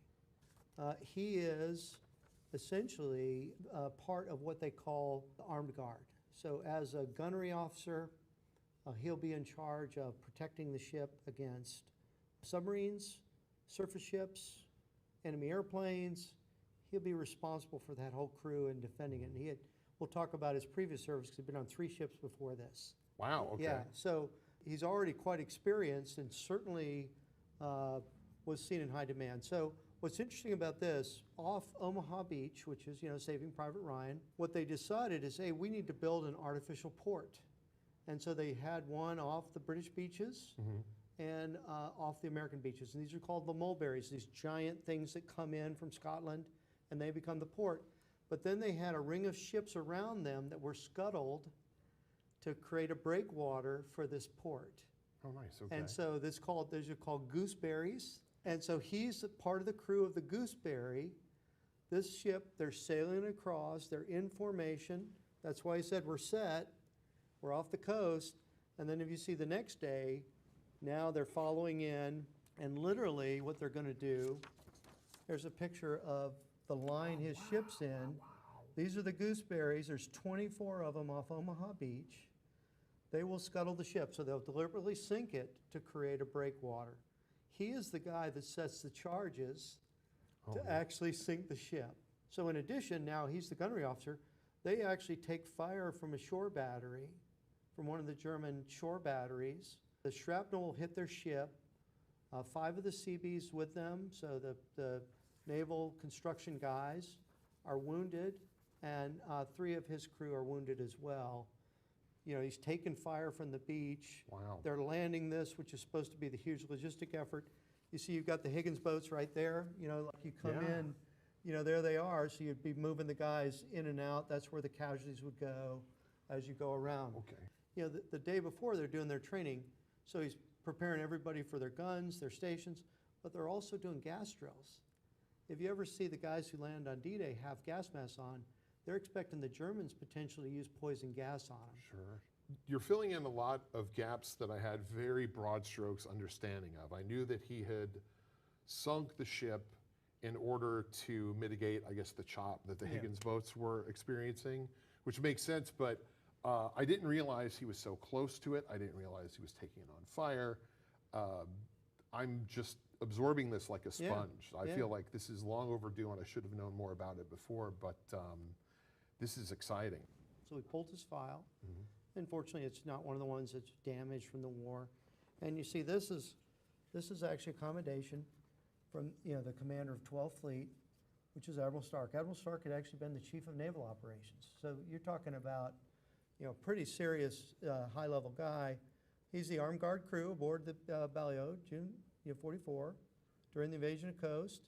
And then, your ship arrived in the beach on the 6th. You were subjected to enemy fire. We saw that. Your ship was placed in position and scuttled according to plan, which there's the plan. And then after your ship was scuttled at the request of a naval officer commanding a construction unit in the Navy, so that's why the Seabees are there, you provided shelter for 150 men in order that they might be close to the beach for the opening of their operation on June 8th. So the Seabees have to go in and improve the shore so that you can continue to land heavier stuff and heavier stuff. And then throughout this operation, despite all hazards, you maintain excellent discipline among the members of your crew, succeeded in every way in carrying out your part of an important mission. For your leadership, discipline, and outstanding performance of duty, you are hereby commended. So, Wow. you know, not only is it a commendation, but it's like from the senior admiral in the whole theater. This is a copy from his record. You know, probably nothing he would have talked about, but it validates No. what you see in the logbook as well. That's pretty incredible. neat, isn't it? Yeah, it makes me feel like even more of an underachiever. No, well, that's not, you know, but so you can see, you know, here's the first day of this, you know, they're getting set, the planes are going over. Even mentions in here that the planes have different markings, which are like the black and white stripes just for D-Day. Yeah. It really places him there. Now he's taking care of all the ammo and everything. The package will be to scuttle the ship. And then, you know, he's ready. Oh, wait, really bad day for Hitler, Adolf, which I love. That's my favorite line. I also really like the opening. Awakened by noise of thousands of planes, huge red glow in the sky. That's just so cinematic, and the enormity of that is hard to get your head around. Well, and look, 2 hours later, plane's still going over. Right. Right. It's 2 hours of just so this planes is where going. you're like, you know, the magnitude, the scale, you know, D-Day at last. Yeah. I mean, you know, so it had originally been the 5th, and they had, you know, called it off while a number of these are at sea. So, you know, I think for a lot of people, it's kind of like a pent-up spring. You know, this gets us to 4 in the afternoon, 1600, you know, military time, preparing to get underway. You know, still doing still lots of planes going and coming. Won't be long now. They're on their way. So then they're in the convoys. The convoy's going to move to where they'll be, but they got to wait for the tide to be right so they can set the ship. Interesting enough, the ship was refloated later and scrapped. Oh, wow, okay. Yeah. And then still quite a bit of fire, glow, et cetera, on the horizon. As you see, on June 7th is when this ship is then scuttled. And then the SS Balio goes to the locker. Charges set off by Lieutenant J.G. John H. Beyer. You know, I don't know, pretty neat. That is very neat. Any thoughts on D-Day? Nothing that would be terribly poetic or would contribute much. It's yeah, you know, it's such, like I said, an enormous event, and it's just truly an honor to be. Yeah, so that goes through, and then next thing they end up on a British ship, the Fosbeck. He's got here, you know, take care of the boys. Took fragments out of Floyd's shoulder, you know. Yeah. You know, here he's actually in charge of treating the guys who are wounded as well. Yeah. So He's a multitasker, it would appear. yeah, so let's talk about what he did before, and that'll set up what he does after. Okay, great. Okay? Yeah, I'd Because love do you to know what he does after? He goes home and he has a heart attack. That's Okay, all I know. So that's long after. So he goes to school, you know, comes back from Normandy, and they send him down to Miami for small craft training course and all the other assault landing craft. That's what he's trained on, because the assault transport will launch all these things off the shore. So he does that for 10 weeks, and then he goes to Oceanside, California for an amphibious warfare course, where he's now trained on amphibious warfare. Why? Because he is going to take on the role of beach officer. So he's on the beach after Just hold Normandy? on, yeah, just wait, he's got to go to the beach. You didn't know he was on the beach, did No, you? I can't imagine he would be terribly excited about that assignment. Well, he might be. So that's his training, and APA is assault transport. And then we have this one, which is, you know, kind of his record of military service. So he's an armed guard school. This is small boat school, beachmaster school. Here's the ships he's on. Hansford and Gosper are the last one, so they, you know, read down. This Balio's the one that they scuttle at Normandy. Whoa. Kind of says where he's in. Oh, and down here. Oh, he's got accommodation. So he's got the American theater, European theater with this would be a bronze service star officer of the campaign, the Asia Pacific theater with a star. He was in the Pacific Theater? The Philippine Liberation Medal, and the World War II Medal. I had no idea he had anything to do with the Pacific at all. Well, just wait. So it's pretty Okay. cool. Yeah, so it's pretty cool. So he starts out, so he goes to the Pacific. You know, he'll leave this last class, the amphibious warfare class, and he heads out. And he's initially assigned to the USS Gosper. Very similar, assault transport. You know, the idea is you load up the whole team, and when they leave San Diego, they can land on Okinawa. And they have all their Higgins boats. The idea is this would stop, maybe just outside of the enemy artillery range, let the Higgins boats down, and then they would go ashore. But now the beach control officer, where do you think he is? I mean, one would think on the beach. He's on the beach. So the beach control officer has to go in right away and then set up where the stuff goes. Where does this go? Oh, they're landing in the wrong place. These supplies have to go here. The tanks have to go over here.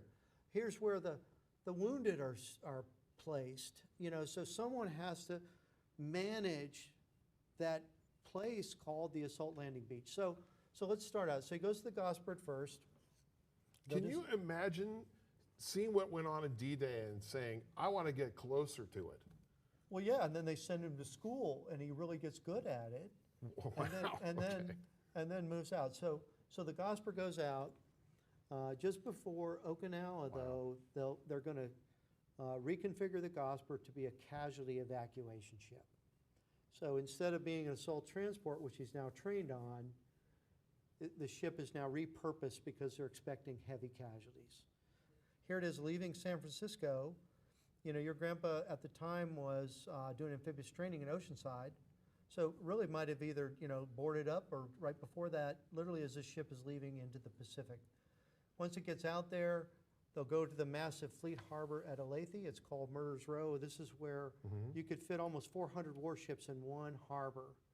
And so there they go, hey, we're going to need this to reconfigure this ship for casualties. And that's when he's going to join the Hansford. He's on board the Hansford when they cross the equator. They know they're heading what will be the Okinawa campaign. And then, the two subsequent invasions of Japan are supposed to be the largest amphibious operations ever. And so he's now trained up for amphibious operations. Is he like a SEAL? Are SEALs even a thing? They don't exist yet. Okay. So there are some underwater demolition teams for the Navy. He would be more like, they're still beach masters, but you don't typically see this at such a large level. But this is that transition from ship to shore, the transition from who's in command, it's really a pretty tough thing. And these ships are really structured literally to go into the assault and then launch the soldiers. And then someone's got to control them. Hey, we're ready for the next wave. The boats go back, pick up the next group of guys. They'll have little command and control boats on there. They'll have heavy equipment they're lowering on. It's a pretty elaborate operation as you do that. I noticed, here you brought the Neptune certificate. Yeah. I can talk about that kind of. Are you familiar with that ceremony at all? I only know very vaguely. It's like the Equator Club or something. It's just when you it's like after a certain number of nautical miles or time or distance, you get awarded this. Or Yeah. So in this case, the ships cross the equator, and for the Navy, this became a rite of passage. Right. It also, in many ways, I think, allowed them to blow off some anxiety about where they're going. Yeah. Right? So think of it almost like an initiation or hazing ceremony where those sailors that have not crossed the equator are called polywogs. Okay. And they will be, you'll have these others, a court, dressed up as Neptune and other figures will be presiding over them. The new members of the crew that have not been across the equator would be judged then by this court and by the sailors that have. Okay. And so once you've done that, then you're fully kind of integrated within that. I was reading one testimony from a sailor. He thought that was his most memorable day of the war. I think your grandpa has some competition. Yeah, it sounds like it. So it may not seem like much to us, but you could see what it meant to those crew. Now I'm fully a member. Sure, yeah. Here's what we're heading for. We're all, kind of brothers in this endeavor as we go forward.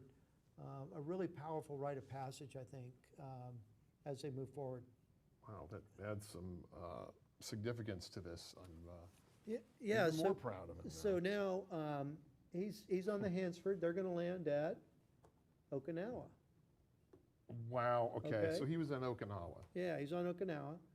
He receives a commendation on Okinawa. I haven't Haven't seen the details of that commendation, Mhm. but another commendation Okay. for being the executive officer, a beach master, the beach platoon. On the ship, he's also manning the 40 millimeter gun. He's responsible for the anti-aircraft guns.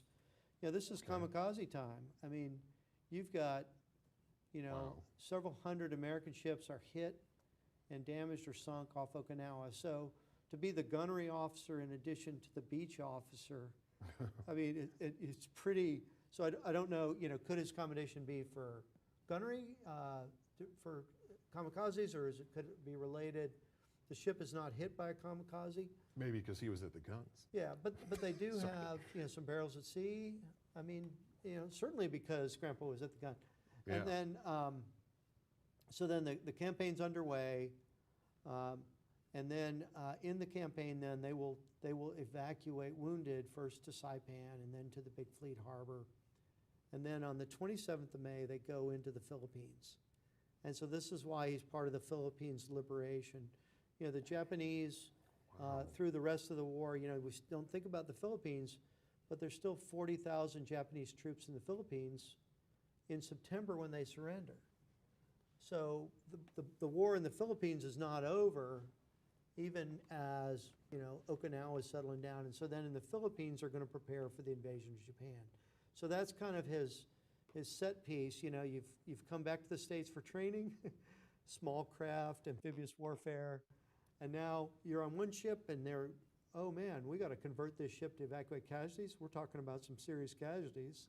So on the beach in Okinawa, you know, the largest landing in the Pacific at that point, and then they'll go into the liberation of the Philippines. And I don't know what the ship does and what the crew has them do in the liberation of the Philippines, but there are a series of amphibious operations around there.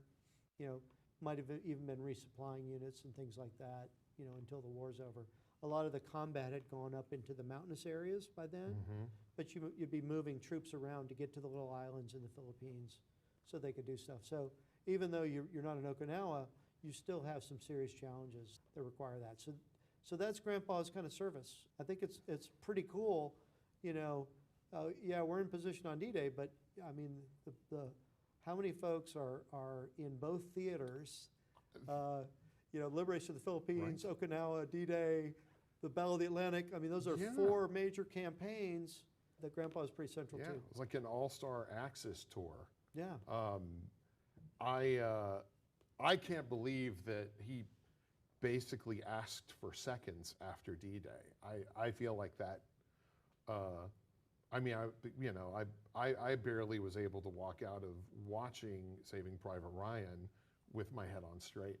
But to be like, okay, when can I go on the beach? Well, and think of that. Crazy. I mean, you certainly had to volunteer for that. Right. And you know what's ahead. I mean, you're anticipating the invasion of Japan. Now I know why he drank. Well, I mean, I think at least you can understand. He's got, you know, incredible pieces. You know, whether it's the Battle of the Atlantic, you go, oh, that's amazing. Oh, D-Day, that's amazing. Oh, what else is there? I think it's an amazing testament to, you know, great young Americans who have to go out and do incredible things, but more than once. You know, you have to do it again and again. So, I don't know, thoughts, questions? I'll tell you one interesting thought is, you know, the Higgins boat was created here in New Orleans. And when we moved here in the 80s from Des Moines, which is where Grandpa was born and died, the connection seemed more based on my father's love of jazz and cuisine. And I just find it very interesting that there's actually a connection with, you know, my grandfather apparently went to school in Florida. He was in the Gulf Coast and was dealing with the Higgins boats. So the connection between my bloodline and this town feels even more significant, which is a weird sort of byproduct of this. There's so much to process and consider now that he's a hero in multiple theaters, but that's kind of cool too. Think about how many times he would have been on the Higgins boats that were built here in town. Yeah, you know, exactly. They built over 20,000 of them here. Mm-hmm. Without those boats, you can't assault these shores. Yeah. And, you know, so you probably think of the hundreds of Higgins boats built in New Orleans that he oversaw, supervised, managed, loaded, and just to find somebody who's in the Philippines, Okinawa, and Normandy is a pretty incredible piece. And at each point, you could kind of say it's unsung, but he's got two commendations, a commendation for Okinawa and a commendation for Normandy. So I think it Yeah. speaks volumes about his leadership, his competence, his ability to inspire one. We saw in here, he's taking care of his wounded guys. So, Yeah. I mean, how they would have perceived him as well, I think, comes out in the record. You've given me a tremendous gift. Thank you so much. And since you bear his name, Yeah. I mean, it's kind of a cool, kind of a piece there. I mean, it looks super serious, I can imagine. It does. That sounds like the person with that record. Right. You're not going to give that guy lip. Yeah, and I think in each case, it seems to me that it's not accidental that they've chosen him to be in these spots. Yeah. These are tasks that really do require individuals of character and leadership. It's pretty inspiring. I was motivated just looking through the record, and I know you are too. But Absolutely. You've given me a tremendous gift. I can't thank you enough. Thank you. yeah, you're most welcome. Appreciate it. Pleasure to meet you. Likewise.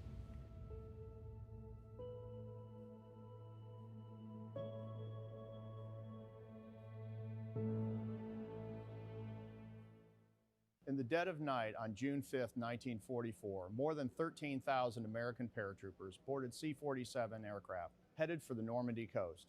It set the stage for the largest airborne operation in history. This is World War II in two.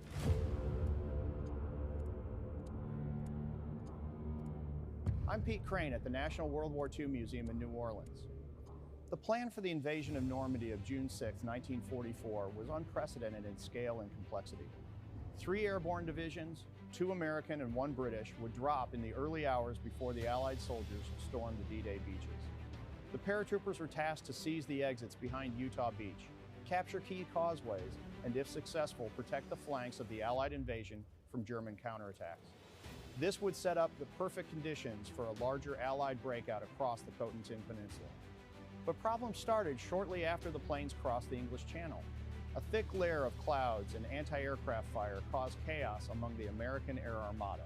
Many planes dropped their men far from their planned landing zones, and most of the paratroopers landed with little idea of where they were.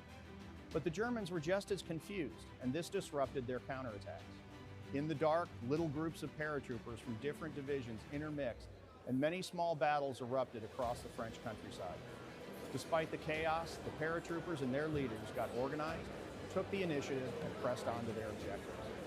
Within 2 hours of landing, the 82nd Airborne Division captured Saint-Mary-Église, the first French town to be liberated.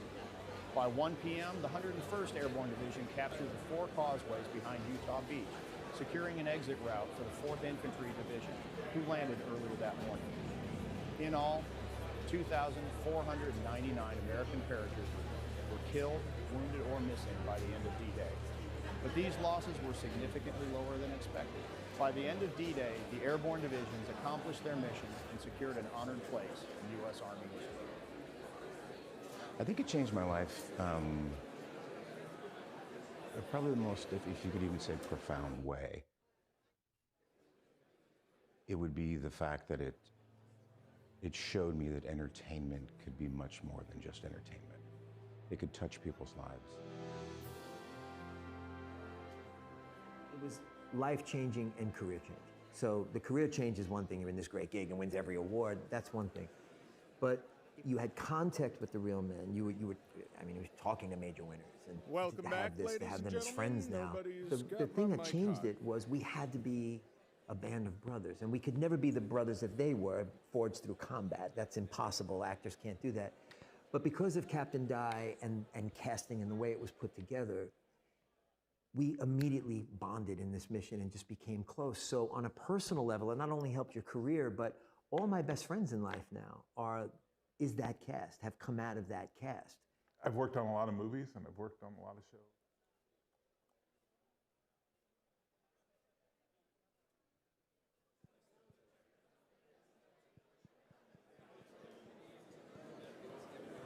And then this morning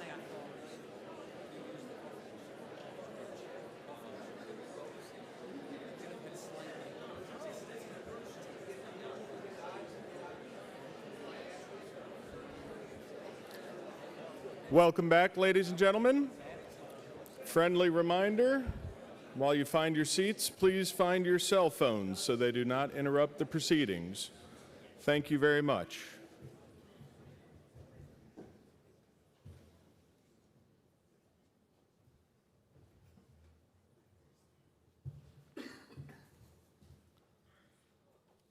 All right, the mission continues. For our next session, we have another great panel of recognizable faces and names, but also critical figures of the crew who really worked wonders behind the scenes. To chair this session is the one and only Ross McCall, who, as you all know, played Joe Liebgott in the series. Woo!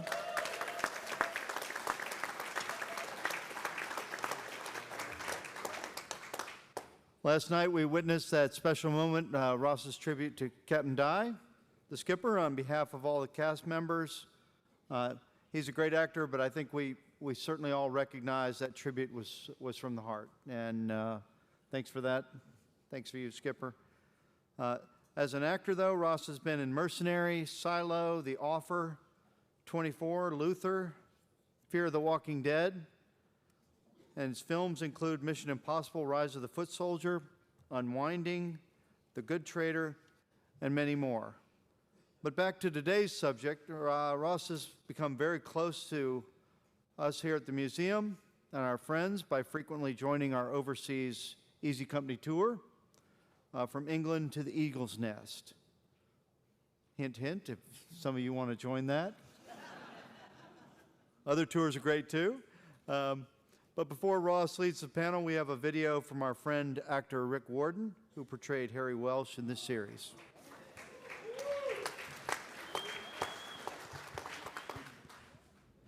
Hi there. Wow, another Band of Brothers Symposium generously hosted by the National World War II Museum there in New Orleans, and another no-show from me. It's not really acceptable, is it? Let's face it. Apologies for that. Please don't make me recount fourth general order by way of punishment. I can remember the others just fine, but the fourth one I'm finding after 25 years is just a little bit hazy, the memory. I'm getting old, what can I say? Hello to all of the guests attending there. A special hello to any of you that may have toured with me over the years with the museum tours. Hello to the museum staff there, and thanks for your support this year. Much appreciated. But my main hello, as usual, is for the lads. Hey guys, love you forever. What a privilege, what a singular experience Band of Brothers was for all of us.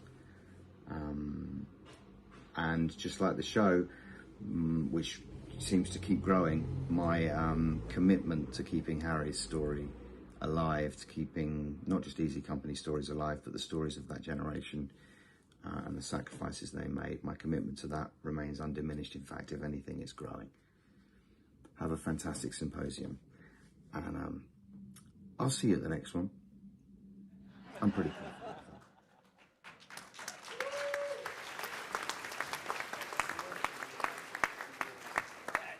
Oh boy, you can feel the love, huh? Really, truly, between all the men. Hi, are you all still with us? You all still having a good time? Are we okay? All right, okay, good. The museum have put together like such marvelous panels. Like just sitting here listening to the one before, I was just, it just fills me with glee and happiness and all those good things. And it all comes down to the legacy of these men. I've spoken over the time for many years. Band of Brothers was never about the celebrity for any of us. It really was truly about the story of these incredible men.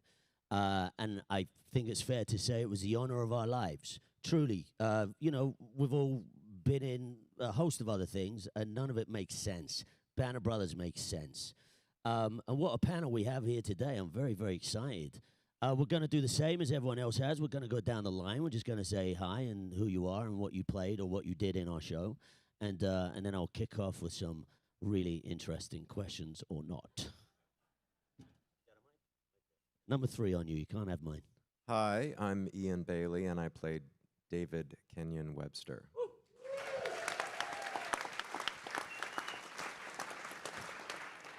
Hi, I'm David Frankel, and I directed episode 7 the breaking point in episode 9, Why We Fight.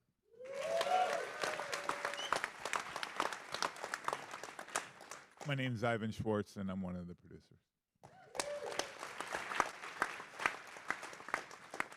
Hi, Tim Matthews. I played Alex Pencala.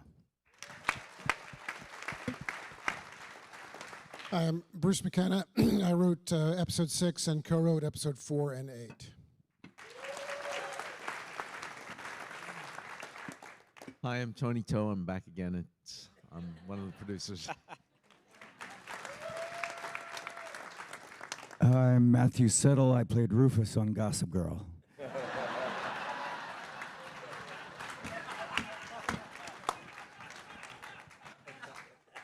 My name is Rick Gomez, and I wish I played Rufus on Gossip Girl. Rick Gomez, I played George Lowe's. Hello, everybody. I'm Shane Taylor, played Eugene Doc Rowe. Before I introduce myself, I'd just like to qualify. Tony wasn't just one of the producers. He directed episode 8. So I think he's being a little self-effacing. My name's Robin Lang. I played Edward Babe Heffron.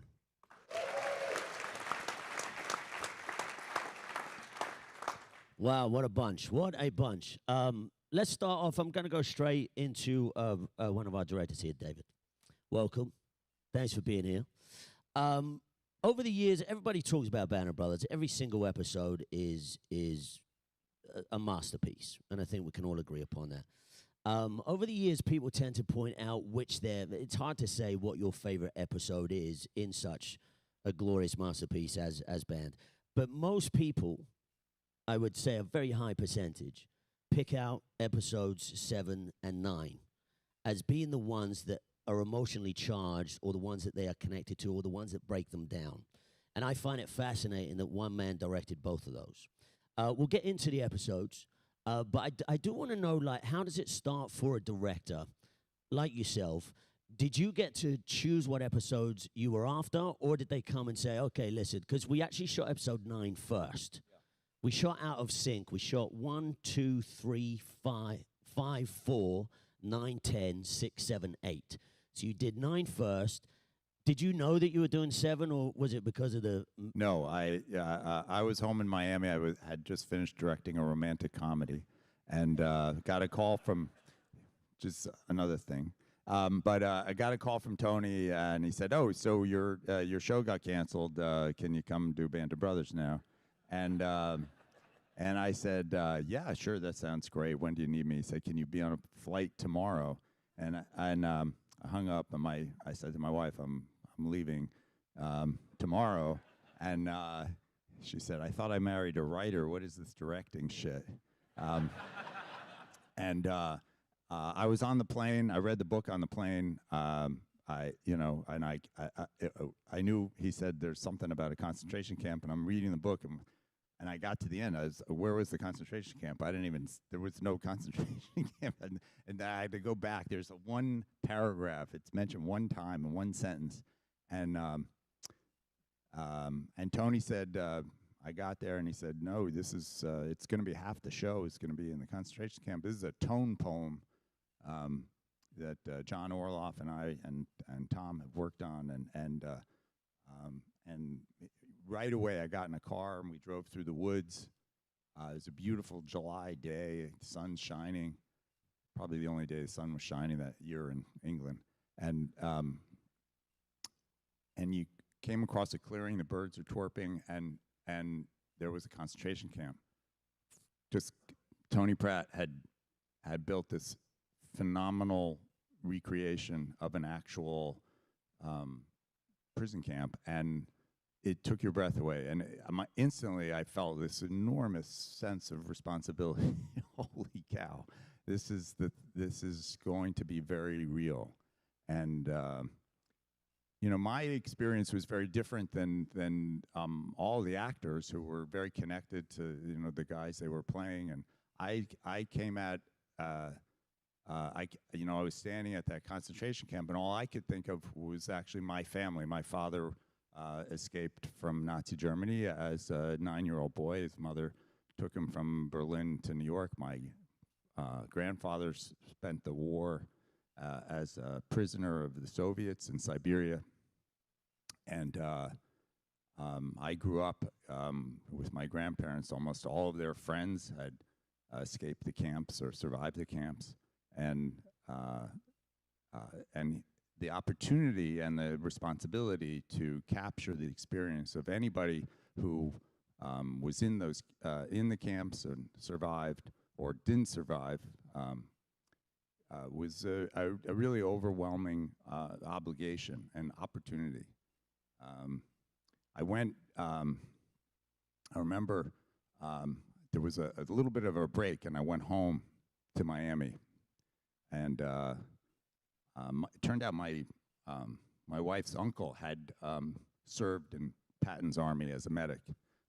Came in D-Day and marched across Europe with his unit, and had the same experience of liberating a concentration camp. And so he had never talked about the war to me or even to his family, but I was able to pick his brain a little bit. And I said, you know, what do you remember? And he had stories. There were survivors of the camp who he actually rescued, brought to New York, hired, and worked in his family business.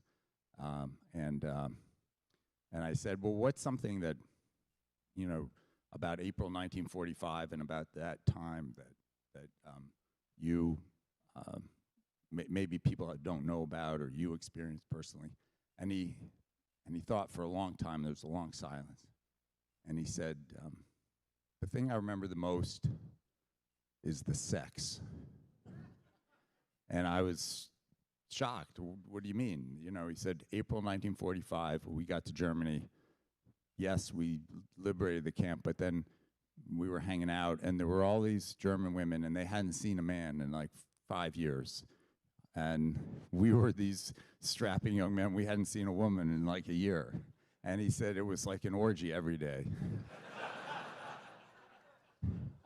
And so, along with my responsibility to capture the camp properly, I felt like it was important to capture that aspect that nobody knew about. And I called John Orloff and I said, you know, there's got to be sex in the show also. And so that's why that episode actually starts with Tom Hardy in bed with a German woman, and Spears comes in and interrupts them. So you know, that was part of, you know, what I think all of us were always trying to capture was the incredible authenticity. And so you know, the emotional authenticity was sort of keeping the actors away from the camp. They didn't know that camp was there in the woods, and then it was almost like shooting a documentary, because the experience of the actors getting in their Jeeps and their trucks and driving up, they were, I think, as awestruck to see the scale of the camp, the condition of the prisoners. I mean, the actors who played the prisoners were shockingly thin. The makeup was extraordinary. The costumes alone conveyed, you know, a sense of dread and terror and horror. And then the set that Tony Pratt had built, the barracks were so detailed. And when you put men into the barracks, or we put bodies into the train, there was almost no acting involved. It was just reacting and capturing those moments. Yeah, on that was something that was sort of brought up earlier on an earlier panel. We really we didn't see anything until we saw it, until the cameras were rolling, and I think that was in part designed from the producers. Somebody came to me early on and asked if I had been to one of the memorial sites in Europe, which I had not been at that point. And they said, would you like to go for some research? And I thought about it for a second. I thought, no, I need to see it through Liebgart's eyes. I need to see what this was for the first time. And just as David was saying, the set we didn't see until cameras were rolling. That moment where the Deuce and a Halves pull up and the Jeeps pull up, is the first time that we had ever seen it. Something that I think Band has done so beautifully, and this does bleed down from the top, is everything was handled with such grace. This is a really, really tough subject matter, episode 9. We know through the research, we're talking to the writers too, that none of the men would talk about it. There was nothing in the book. You know, there is a story of Major Winters going into Playtone and sitting down with Tom Hanks at the beginning, and you know, the questions were asked to him, and he said the only answer that he had was when they came across Landsberg, and it was one of the subcamps of Landsberg. When they came across Landsberg, he said it was like we were seeing Martians.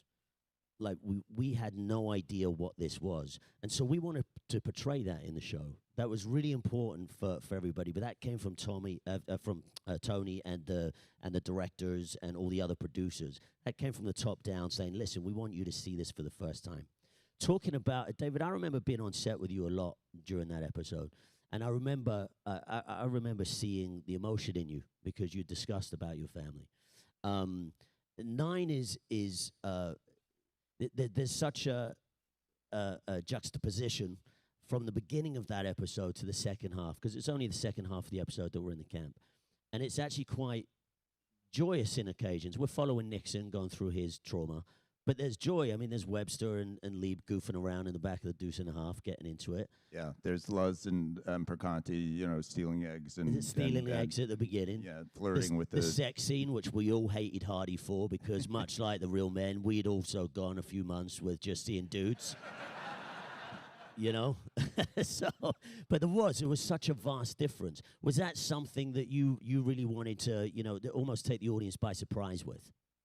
Yes, I think that was the structure that Orloff wrote into the script, and you know, I remember John saying, being overwhelmed by the instructions from Tom, who said half the show has to be the concentration camp. And there was, you know, he was building from, there was, you know, unlike every other episode, there was no research to build on. There was, you know, there was so little recollection. There was nothing in the so little in the interviews. I mean, even Winters had so little to remember. It was, you know, for the men of Easy Company, it was a fleeting moment that after, you know, morning in when they opened the camp. So. You know, those moments were crafted, and then some of them were just inspired by the set, but we were also, you know, there's a thread to it, which is, you know, the character of O'Keefe, who's the newbie in the unit. So there's a really clever writing that sort of carries the narrative through, and then also the Nixon insisting on showing the Germans, the German locals, what they had let happen, you know, and you know, the title of the show really is evoked through the images there. It really, you know, it's why all of us are here. Is this, you know, why anyone ever fights? Is you know, for freedom, for liberty, for you know, in the hope that something like that never happens again. Indeed. Was there collaboration? Was there any room for collaboration between you and the writers when you were coming in as a director? Because you are dealing with a bunch of actors that are already deep soiled into their character, so it's always kind of tricky coming in halfway through. But did you have a collaboration with John? Was that something that you guys could? I mean, we had conversations. You know, I was in London and he was in LA, and I think I met him weeks later. I don't know. I mean, Tony, it's hard to you know, to underplay how essential Tony Toe was to this whole process. You know.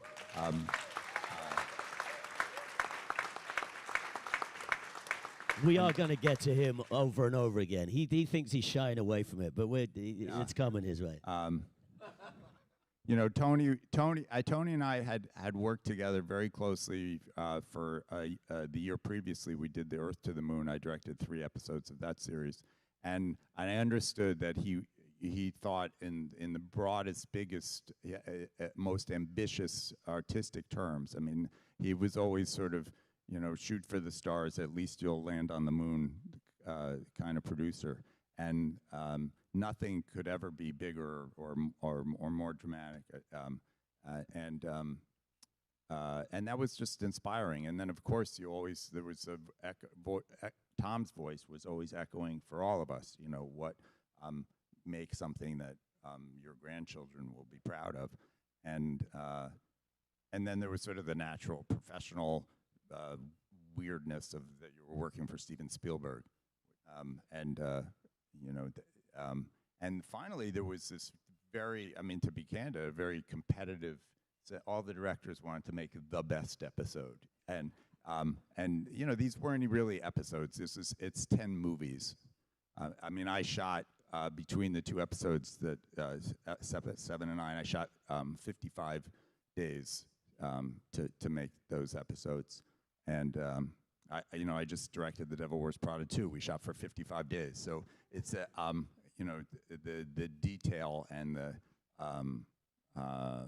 the painstaking work that goes into it is as big as any movie I've ever worked on. So let me do our little divert to Mr. Tony Toe, which he's going to hate. He's going to hate. I'm going to, Tony, I'll get in there. It's about you right now. Just go with it. So this was Tom's baby, right? We all know this was and Stephen was obviously there too. But I did mention yesterday, and I will mention again, Tony really was the captain of the ship, while the other two fancy movie stars and movie directors were off doing their thing. Tony was running this. On someone like David, when you did you know you were going to ask him to do the Breaking Point episode 7, or did you wait until the dailies of 9 were coming in and go, all right, we've got somebody? Actually, it was Stephen who saw the dailies from 9 and called me up and said, please give David another episode. So I can't take credit for that. That was really Steven Spielberg. He saw what we all saw and what we all knew, which is David is extremely talented at capturing the emotions of any story. And I really want to turn it back to you because, Ross, you were playing Liebgott in an episode where you encountered, what was going on. So I'd love for you to talk a little bit about how that episode became very personal for your character. Listen, I'm hosting this, Tony. This is not a Q&A for Ross McCall. I will jump in very quickly and say yes. It was 8, 9, and 10 are big episodes for the character I was portraying. Obviously, he's there throughout the show, but 8, 9, and 10 are really where they start focusing on the guys that are still in the war. 9 was coming down the pike. We knew what it was about. We knew there was going to be some German language getting spoken in this. We knew that we were going to, much like seeing the set for the first time, we actually saw I hate calling them prisoners because it's such the wrong word for it, but the victims of the camps. It was the first time we saw them, much like the German soldiers. We never saw anybody apart from our guys when we were all together. And seeing these wonderful actors come in and be willing to tell such an important story.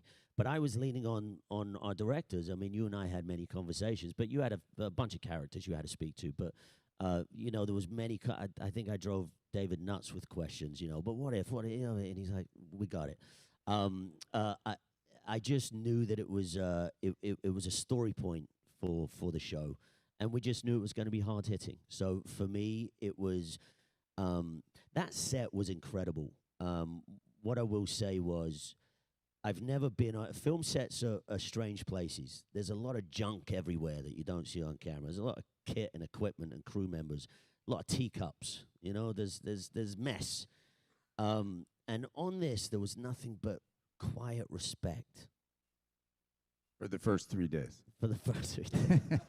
We were there for the better part of a week, or a few, 6 or 7 days of shooting. And the first 3 days, it was like the Museum of the Holocaust. It was as if we were really in a camp, and people only whispered. Nobody ever raised their voice. The crew was very delicately setting up the shots. There were no lights. I don't think we ever used lights there. Once in a while, we'd have to lay dolly track. for the camera.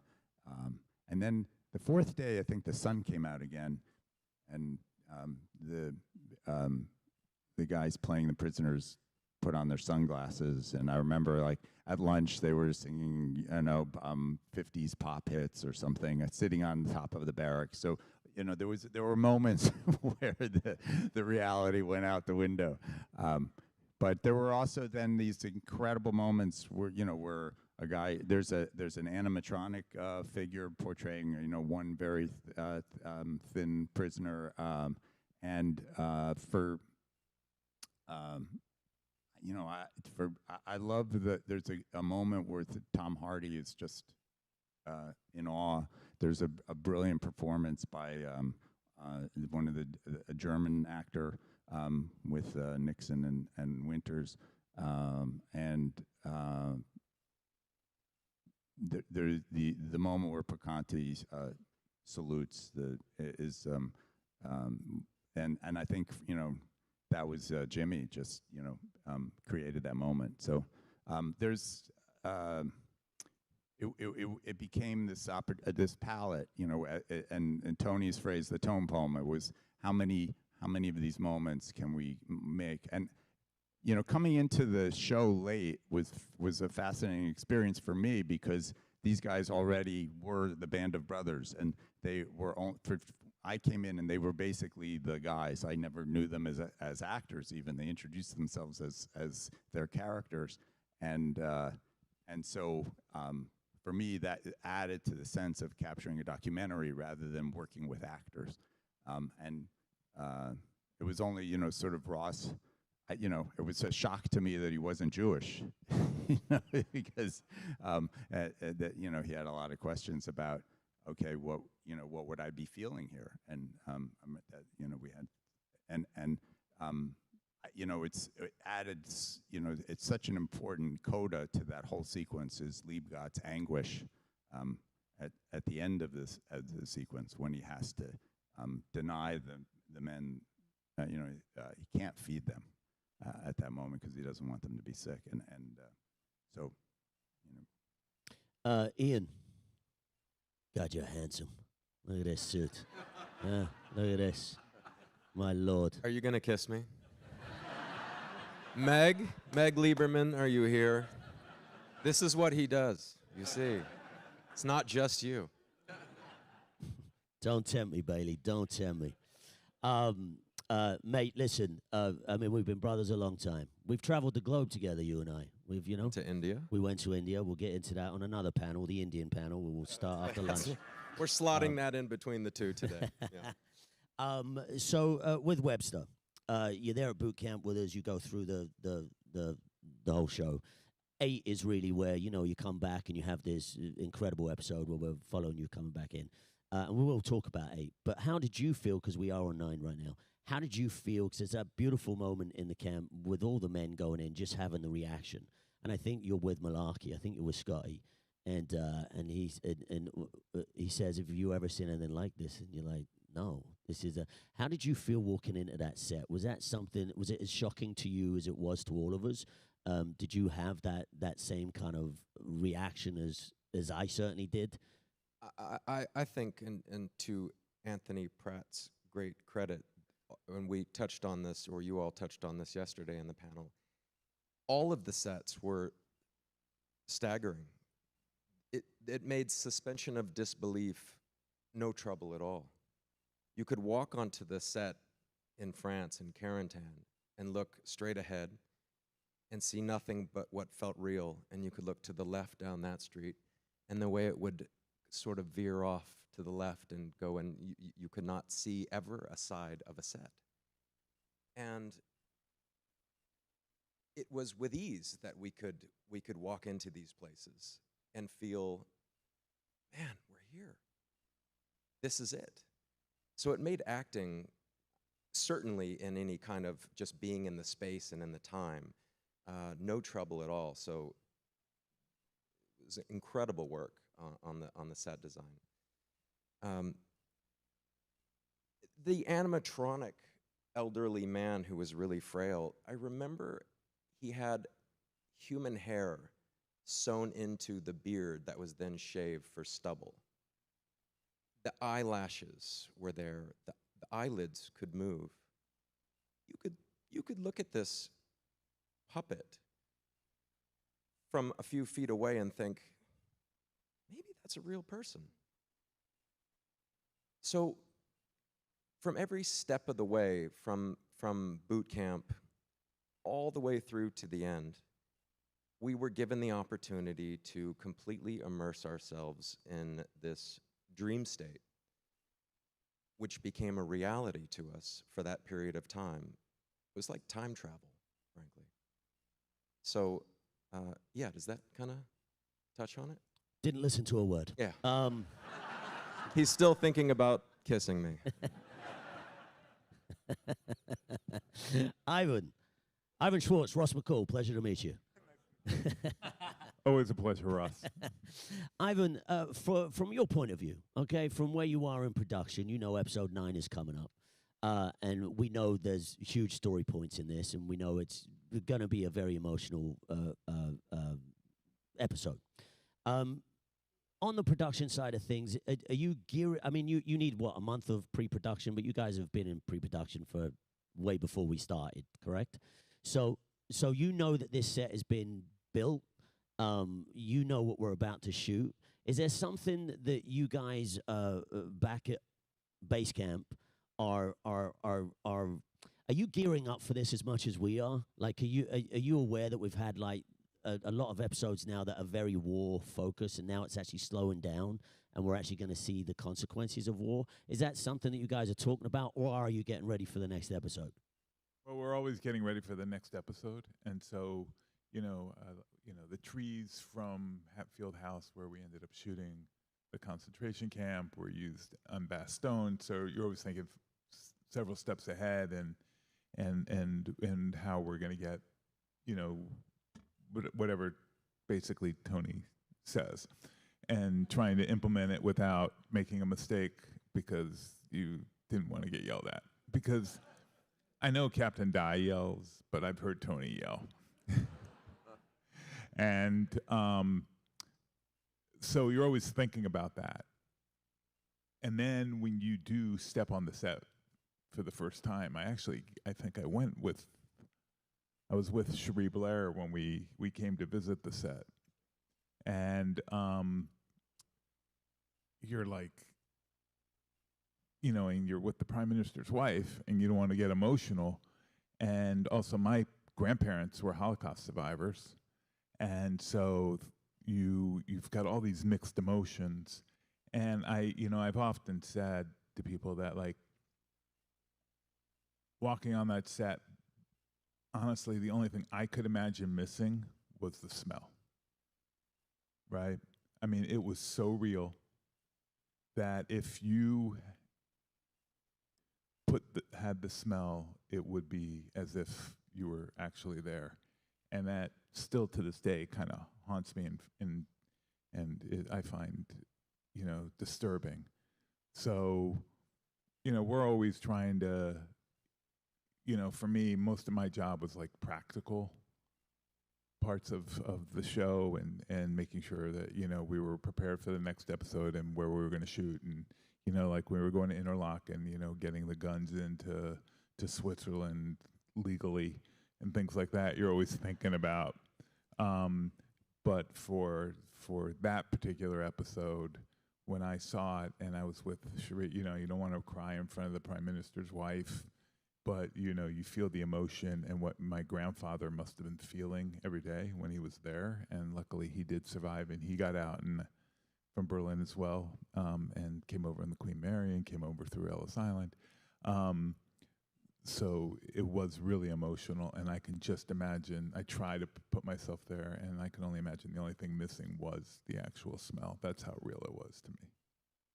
Yeah, that whole set was Yeah, speaking to the smell, I would just say like that before every take, when we were in the camp, the AD, Richard, he would get everybody ready, the camera would be rolling, and then he'd say, "Remember the stench and devastation and action." Yeah, being around that set was even all the props. We are talking about the animatronics, but we are also talking about there was a lot of mannequins that were used on set that were they just looked like real human bodies. You know, every body part, you know, clothed, unclothed. It was a frightening place to be around. And I know we're sort of kidding. Like after day 3, everyone was putting teacups down on the. You know, there was such a. It was such a immense experience to be involved in, and I think the show just handled it with such grace and dignity, and that's why it lives with people. That's why it's such an emotional one. I'm gonna do a little pivot to. Can I? Oh, interrupt please. Yeah. Slowly. We talked about the score, that brilliant score earlier on. Episode 9, post episode during the credits, is the only episode where the score is different. It's a different theme. They don't play the Band of Brothers theme. Can Ivan or Tony or David talk to that? How and why was that decision made? I've always been fascinated by that. You know, each episode was treated as its own movie, and it was different from every other episode. And it was unique in that it wasn't a war episode. And so I think Michael really honed in on that and took his very own personal experience, like you're hearing from David and from Ivan, who, being Jewish, he really added to that episode. And then in contrast, for example, on Bruce's episode 6, you'll be surprised to hear that there is absolutely no music in that episode. So I think it was episode by episode. And we tried to really, even though they were movies in their own rights, each episode, as we went through post-production, and we had a very long post-production, about 8 months, Billy and I really worked very hard to marry them together so it felt like one giant movie. But yes, that it was treated very differently. Yeah, definitely Michael's idea, speaking with David, of course, consulting with all the directors. Yeah, Michael, I mean, it was very personal, that episode, to Michael. He had, there were Holocaust survivors in his family also, and it meant a lot to him. And I'll just also add the other distinction of the episode, as Remy pointed out, that we shot that sequence and, you know, with a different frame rate, and it's a sort of impossible to also underestimate Remy's contribution to the photography of that sequence. He, you know, so many of the shots he designed with Martin Kenzie, our cameraman, and there's you know, a lyrical quality. It was, you know, as I mentioned before, the tone poem. I mean, it was really like creating phrases from a poem. Each individual moment in that sequence is like you know, the line in a poem. Talking of Remy and Joel, who was our other DP on the other set, we had 2 units. I mean, people, you watch Band of Brothers now, and it looks like it was shot last year. You know, unless you know us guys as the actors and you follow our careers, we look different. But if you know, I didn't see it for about 15 years, and then I saw it a couple of years in a row, and it really does. It's not dated at all, and I think that is down to the design that Remy, Joel, and the producers and the directors all came up with. I mean, it's phenomenal that you can watch this now. You watch any other show, 2000 era, they look dated, you know, and Band is just exceptional. Episode 7, I want to touch on briefly. I would probably say episode 7 is my personal favorite as an audience member, and it's the one I'm hardly in, so, you know, there's no ego there. It's 7 to me is poetic in many ways. I actually want to touch on this man behind me. Matty's one of my dearest friends. I mean, we're all brothers, but, you know, Matty and I we're roommates for a little while. We've been pals for a long time. And I think it's easy to say that Spears is pretty darn heroic. and in 7, Matt, I would love to talk to you a little bit about that. In 7, on the tack of foie, as they call it. We call it foy, but you know, I've been in Europe once or twice, so it's foie. On the attack of foie, were you aware of this this legacy of Spears? I mean, obviously you'd done your research and you knew who he was and all the stories that were going around about him. Did you know that this episode was going to be such a pivotal moment, an iconic moment for you as an actor and you as Spears? And how was that for you? How, I mean, did you know going in the morning, here we go? Sorry, my voice is a bit gone. No, I didn't know how large of a larger than life character it would be. I mean, you can tell from the script, there's suggestions of how grand it can be, but you won't know until it's edited. But just the scope of that set, when Dick Winters gets called back by the colonel to come back, and I get called over from Dog Company, the rhythm of everything happening there, the field covered in snow, the authenticity of the sets. It was a scope that was beyond anything I had imagined ever being on in my career. So as I prepared to play Spears, I had doubts of whether I could carry that weight of what he was. So I had to lean heavily on Dale Dye to sort of get permission to do that. I wasn't in the first episode, so I took the opportunity to go to a lot of the museums and kind of retrace his steps to kind of bring me the weight of that. But so by the time you get to episode 7, I'm not really thinking about anything except just the moment that I'm in. And so I didn't know the weight that it was going to bear.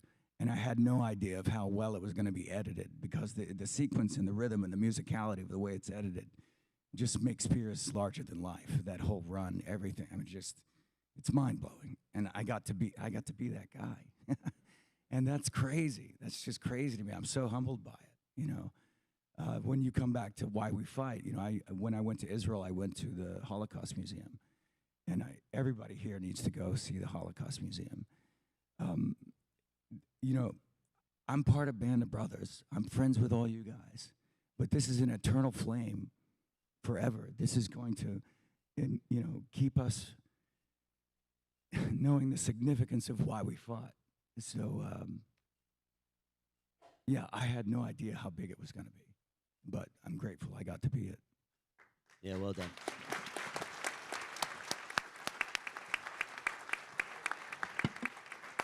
Yeah, well said, Matty. Well said. Yeah, Band of Brothers has so many goosebumps moments, you know, and arguably you had a few in that episode, and obviously with the beautiful voiceover that Lipton was giving us on that episode, where you know the amazing thing was he came right back, you know, and the music starts swelling. It's just, you know, poetically beautiful.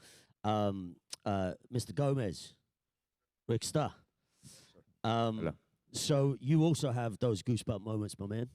And in 7, for me, you know, as an audience member, you have many throughout the show, but in 7 in particular, it really sits with me.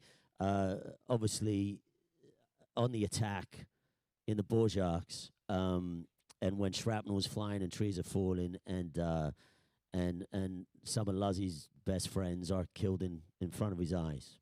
And the moment where you just, you know, we just stop and we see your face staring at, I think it's Muck and Punkala. How there was such a difference in all of us as actors, because we shot out of sequence. So 6, 7, and 8 was coming to the end of the show, right? And we were really sort of heavily grunted in these soldiers at this point. Did you talk me through that? Like, because not only are you knowing that characters in the book and real men were dying, this is also coming to, you know, it's our friends. We're connected to this. These people are disappearing. Was there something that you were using in your performance? Is there something that you were really like touching into to get into that more solemn place instead of, because Luz is very comedic and very fun. This was serious now. Yeah, I think one of the things about being comedic and fun is that you're given an opportunity to pivot. in a way that can be meaningful. If you make people laugh and then they realize the person that's making them laugh is hurt or scared, it gives you an opportunity to do something kind of twisted a little bit. David was so great to work with on that episode. And yeah, we were losing guys.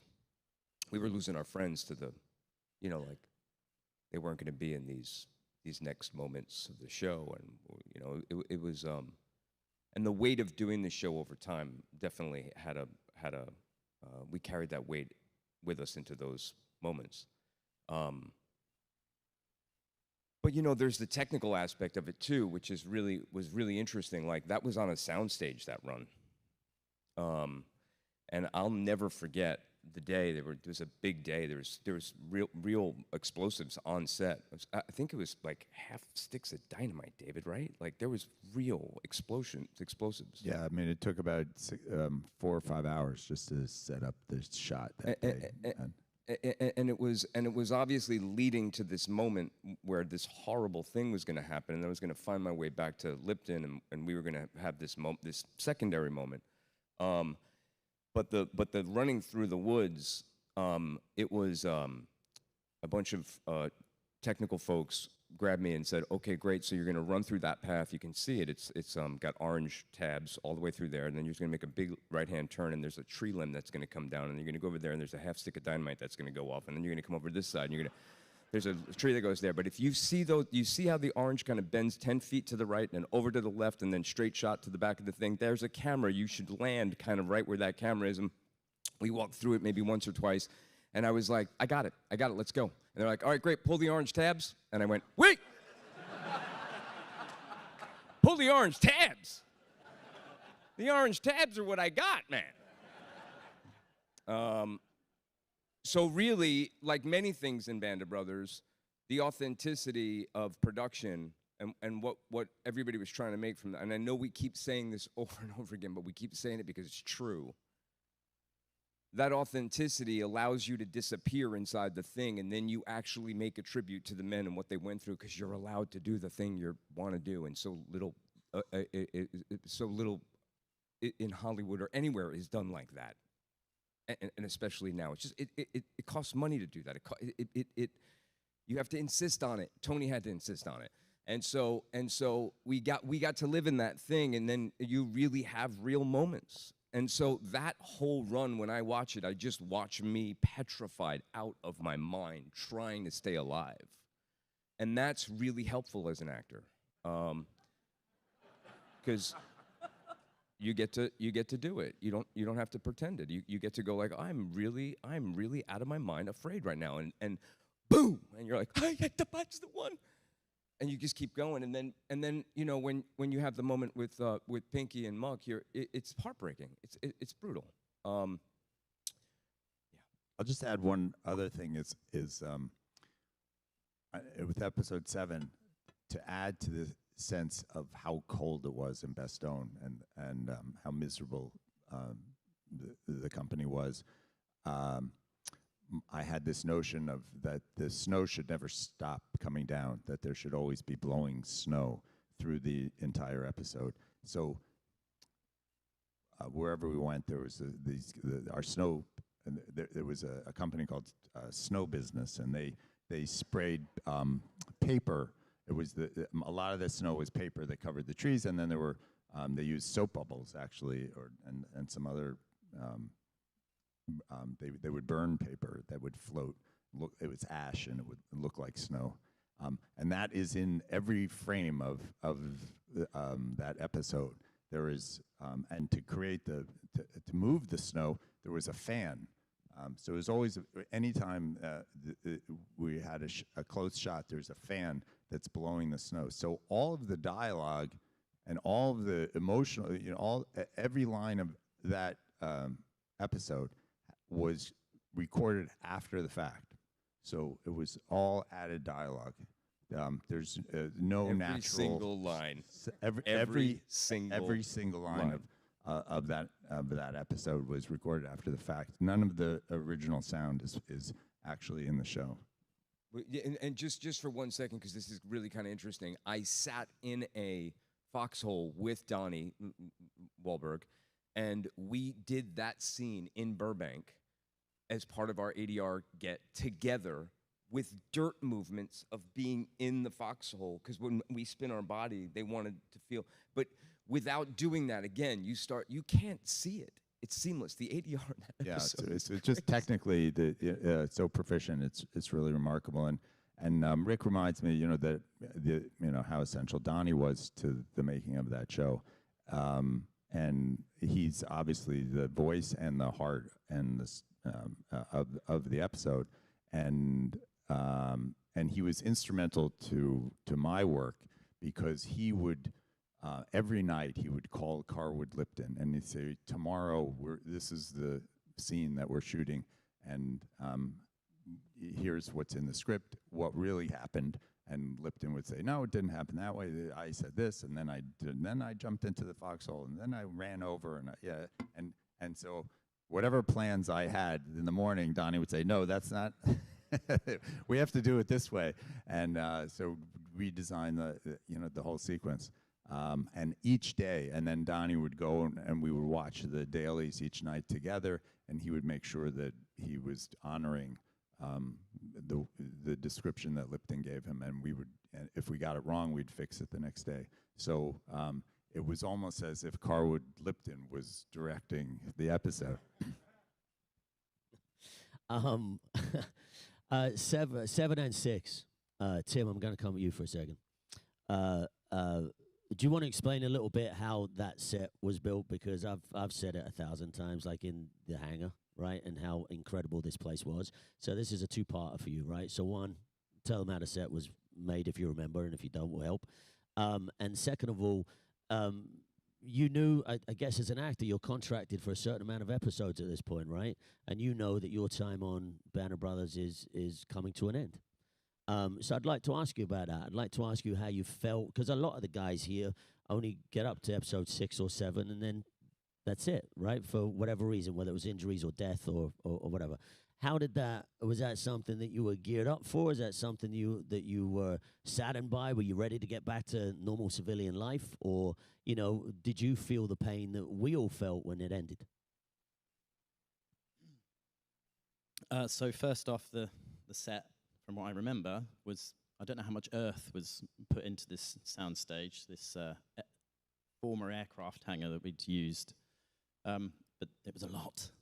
And I think 300 trees were planted. Is that accurate? Something like that?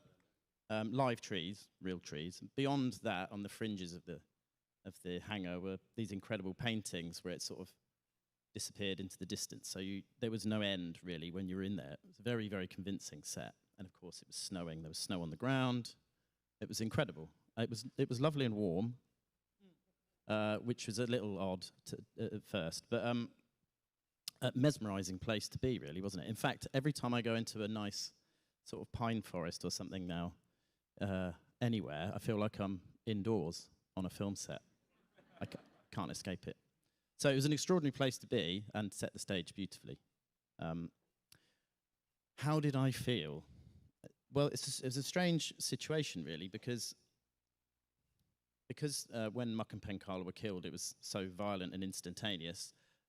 It wasn't an experience that we could replicate as actors. It had to be done to these models, which, of course, were instantly vaporized. And then there was a very quick cut from us. Sorry, we were in place right up to the moment where the shell hit, at which point there was a cut to 2 effigies that had been made of us that were filled with, I think, things like watermelon, correct me if I'm wrong, and and they were blown up.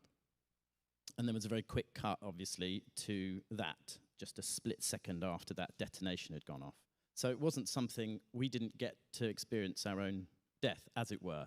There wasn't the moment. So that was odd, because we watched ourselves, who weren't ourselves, being blown up. So it was a very odd experience, because also it's kind of cool, which isn't an appropriate thing, in the context of everything we're talking about. But on a film set, it kind of is appropriate, because look, there's us, full of stuff. We're going to get blown up. But of course, when it happened, yeah, it's incredibly moving and drives home the sheer absurdity of what these men were faced with all the time in terms of the carnage and the death and the maiming that was going on all around them, you know, while the world was burning and nobody knew what the outcome of that was going to be, and they're expected to kind of hold themselves together and get on with it. And that moment when Neil McDonough drops his helmet and has that, you can see the kind of existential whatever it is in his face as that happens, and that stayed with me. I think he did a really good job with that. I think that episode brings all of that home very, very well. I don't think I kind of was aware of all that when I did the show, though. So that's come to me a bit later. So by the time it was our time to end, I guess we were sad. I was sad, yeah. The death of Muck and Pankala was also the end of my contract. And I knew you were all going to go on without us. And we were all pretty close by then, so yeah, mixed feelings. Russ, we're just going to add something about the set. I'm the writer, actually, on the panel, so I'm glad to be able to tell some of these stories. We all met with Spielberg and Hanks, and Jenderson and Bork and me and Orloff and Graham, and the night before we'd had dinner about this, and we were like, one problem we had with the show is Bastogne. How they can't film this inside. This is not going to work. We were so outraged. So Max Fry says, I'm going to say something. We're all going to say something in the meeting about this. We go into the meeting, and we sit down, and like, okay, Max. Max was the elder statesman of the writers, and we're like, well, we're really, what's going to go on with Bastogne? And Steven's like, and the night before we'd said, it's going to look like that movie from the 50s, Battleground, with Van Heflin, and it looks so cheesy and so bad. So we go in the meeting, and we're like, okay, Max, time to go. And he's like, well, we're wondering how you're going to shoot Bastogne, and is it going to look like Battleground? And Spielberg goes, that's my favorite movie from World War II. And we were like, we threw Max under the bus, like, whew. Great, we can't wait to see what you're going to do on the set of. So, anyway. Bruce McKenna. I was actually going to get to you, so I'm glad that you jumped in. You guys want to get a cup of coffee? Yeah, we'll be here a long time. No, Bruce, you did, jokingly heckle us from the crowd yesterday, saying that you wrote the episode that nobody wanted to write, which, complete nonsense. Episode 6, Bastogne, is an incredible masterpiece, in my opinion, for many reasons.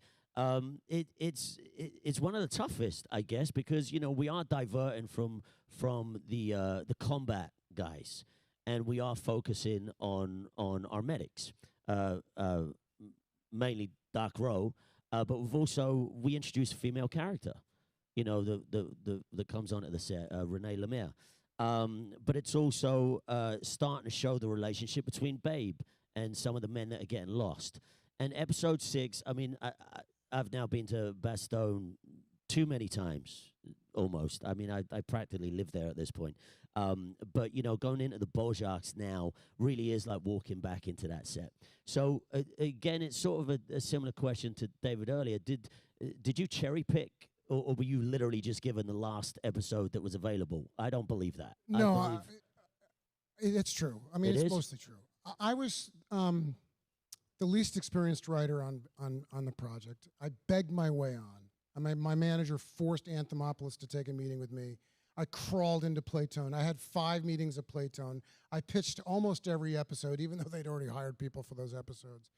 And it is the episode that is problematic because it doesn't have the big battle. It doesn't have the concentration camp. They're not landing on D-Day. It's not the last patrol. There's not a single hook for episode 6. It's almost a setup for episode 7 in a lot of ways.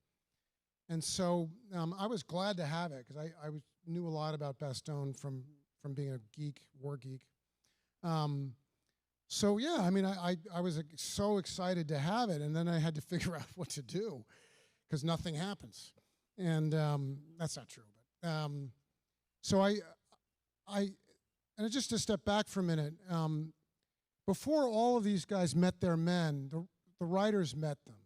I went to Denver with Kirk and John Orloff and Eric Bork, and I spent 4 days in a drunken stupor with these guys from Easy Company. It was unbelievable. They were just they just adopted us and then had beers with them, and you know, Bill and Babe's room was like Led Zeppelin had been in there, and you know, and we learned a lot about the show, and that's when a lot of the coalescing of who we knew we were gonna focus on Lipton and Winters and, you know, but a lot of the other characters, we weren't sure about. So Doc Rowe popped in Denver because every member of Easy Company said to me, Doc was an angel.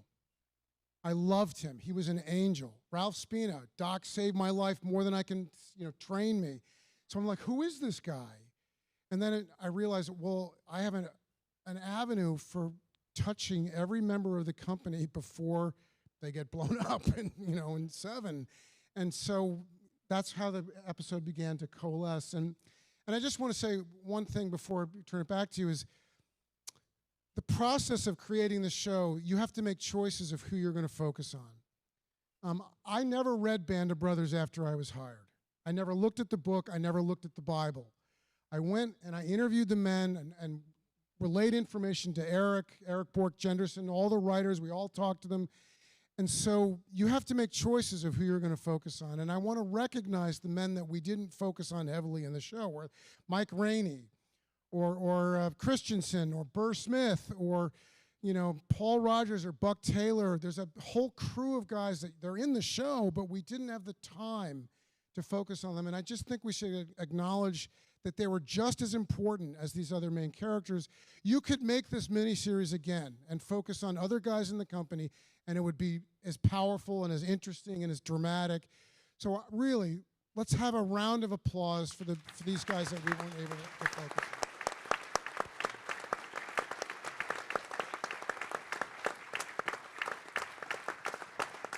Yeah, very well said, Bruce. Very well said. I've often said you could make Band of Brothers, if you followed the book, it would be 100 episodes, which all of us would probably watch. But, you know, there is an entertainment model that you need to do. So a lot of characters were put into one character, perhaps, to tell a story, and I think that was the genius of the show. Talking of Doc Rowe being an angel, boy, did they cast well. My Lord. Shane Taylor, my brother. God, I love this kid. But what a performance. You know, oh, thank you. And you and I have goofed around Europe many times over the years. You know, you knew this episode was coming up. Like many of us, I think we were hired as our characters, and of course, you know, actors being actors. You know, where am I? Where am I? You know, get to the story. But once we were all in, we realized that there were going to be, you know, you take Winters and Nixon to one side; they're in a universe of their own. But there were about 10 of us that are probably the guys, the unit that the show's following. You knew episode 6 was coming up. You knew when you were hired that episode 6 was going to focus on you. I do want to take just a second to mention one of our own Easy Company who passed away, David Leland, who directed the episode. I know you and David were very close. Not only did you have to perfect this Cajun accent, number one, you also, almost in my opinion, had to be the audience's eyes. You know, you're not one of the combat guys. You're actually healing. You know, and I can't think of anyone better to do it. I'm going to let Shane talk in a second. When we were at boot camp, and it was brought up yesterday, but it's absolutely true. We're all banged up. You know, we'd all hurt ourselves in some capacity. And there was one moment I was sort of having a little meager limp, and I had my Corcorans on, and this one comes around the corner. Leap, you okay? I said, I don't know, Doc. I got a toe. I don't know what it was. He said, let me have a look. All right. And I sit down, and he gets my boot up, and he takes my boot off, and he has a look, takes my sock off, and I'm letting him have a look around, a little mosey around my toes. And he goes, is this it? I'm like, yeah, that's it. And he goes, hold on. He goes into his musette bag, and he pulls out a pair of scissors, pulls out a bandage, and he starts doing it. And I'm like, this guy's a fucking actor. He's an actor. But to me, I would have let him, you know, do heart surgery. I was in 100%. And we both knew that we were actors, but we both believed in the cause, right? So anyway, I'd love you to talk about 6, well, if you can. Listen, strange things happen psychologically if you call Doc for long enough, you know. and this was the case. But before I come, what's interesting is it's funny you should mention about Doc Rowe being the conduit, really, to be the device to go and see these other men and bring them all in. Easy Company themselves acted as a conduit, because although we're honoring Easy Company stories, there are these other strands, and René Lemaire is a case in point, where in reality, we know that maybe Rowe and René were not going to see each other, Rowe being the field medic on the line. So the decision there for Tony and Bruce, I'm curious. I mean, I'm like the audience members, actors, we're finding out, the stuff that went on 3 years plus before the talking props stepped on. So I'm interested in that, how you came to that decision about René being this thing, that you were going to use Rowe and Easy Company to tell her story too. I mean, it was just research, and then I interviewed a bunch of surgeons who had been at Bastogne. I talked to other medics, talked to Ralph Spina, and so I knew that Doc had gone back into Bastogne several times. We flipped in the script. René was not at the church; she was at the, I guess, it was the municipal headquarters. But they still probably interacted because it's a small town. And it was an opportunity to dig a little deeper into what war means. The greatest victims of war are not soldiers, it's women and children, always, always, always. And so to have René and also the Belgian, the nurse, the black nurse from the Congo who was very competent, to be able to show that and have them interact, I mean, it's just, I was like, okay, this is going to be, it's like red meat to a wolf, to a writer. It's like, oh my God, this is going to be great, And actually, Tom was very helpful because he said you can't have any notion of romance between them or any horse shit. It's just got to be pure spiritual stuff. And I mean, you guys pulled it off. It was just so beautiful. I mean, I never, you write this stuff and you're like, you think what's in your head, and then with the production and Tony Pratt and everybody, and then, I mean, you are incredibly talented. And you pulled off a very difficult role. I mean, all these guys did. They're just the most talented actors I've ever seen. But, thank you. And I just, it was lightning in a bottle, it was great. Yeah. Well, yeah.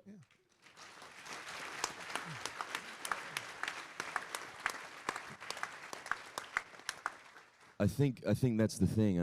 One of the big things I remember Captain Dye saying in a boot camp, when I talked about this yesterday, having that responsibility to kind of go around, taking care or checking on everybody to make sure they're okay. For all of that stuff we were doing, and learning and all the kind of tactical stuff, Captain Dye very, very early on said to me, this is nothing without the human element. This is nothing without the human stories. That's where it's really going to affect people. I mean, yeah, you can be impressed with the battle sequences. Adam talked about that yesterday. But it's really about the human element. And I think following the company, and yeah, you couldn't cover everybody, but that intimacy that builds up between them, the camaraderie, and then, of course, you get in and you focus on one or two. By the time 6 and 7 come around and we say goodbye to some of the chief players and actor friends, and also I think, and I don't know if this is a deliberate thing, the way that 6, 7, and 8 became the tail enders, but because they were the tail enders, we were quite beaten and battered as actors. It really helped going into that, knowing what those men went through.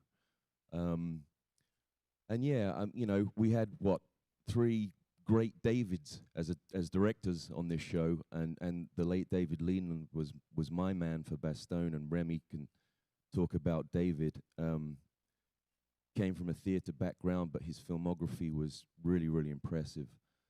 And David's approach was very kind of theatrical. I remember we would always sort of sit in a foxhole before anybody really got in on the Bastogne set and just talk about the story, where we were, where we're going, the psychology of Roe at any given point, the dynamics between what we needed to do.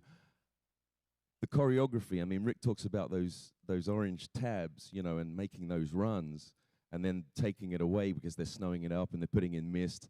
That was my day every day for a month, you know, it's like, you know, and so, but, you know, that adds to it, you know, it gets that adrenaline, it gets you to the place that you need to be. Of course, you can never compare the reality to the fiction, but it really did its number. And that's the thing about the production. I mean, you have the writing, you have the Tony being the boots on the ground, the sensitivity from every director we had, but the production just making it such a bubble for us to concentrate and focus on what each man needed to do.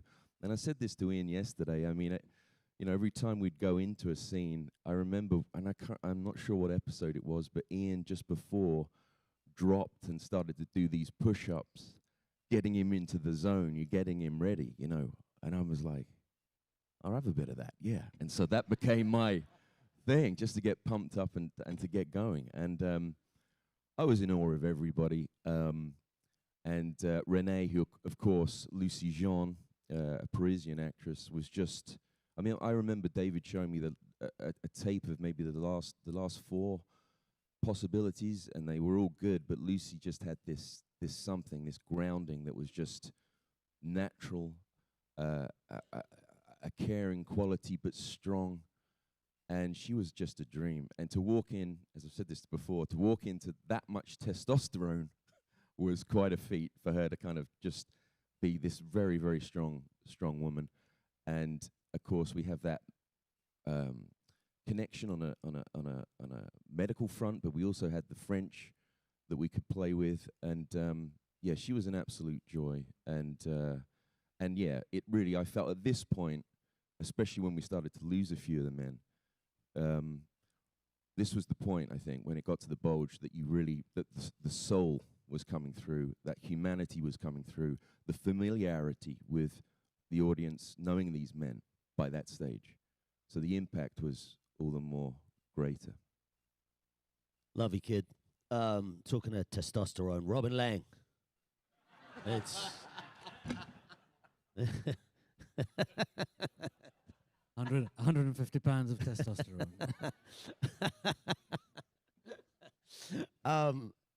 So I know your relationship with Babe is, you know, a lifelong thing for you now. I mean, it's in your heart. I know you're here. Trish is here, Babe's daughter. She's where is she? Show her. Hi, darling.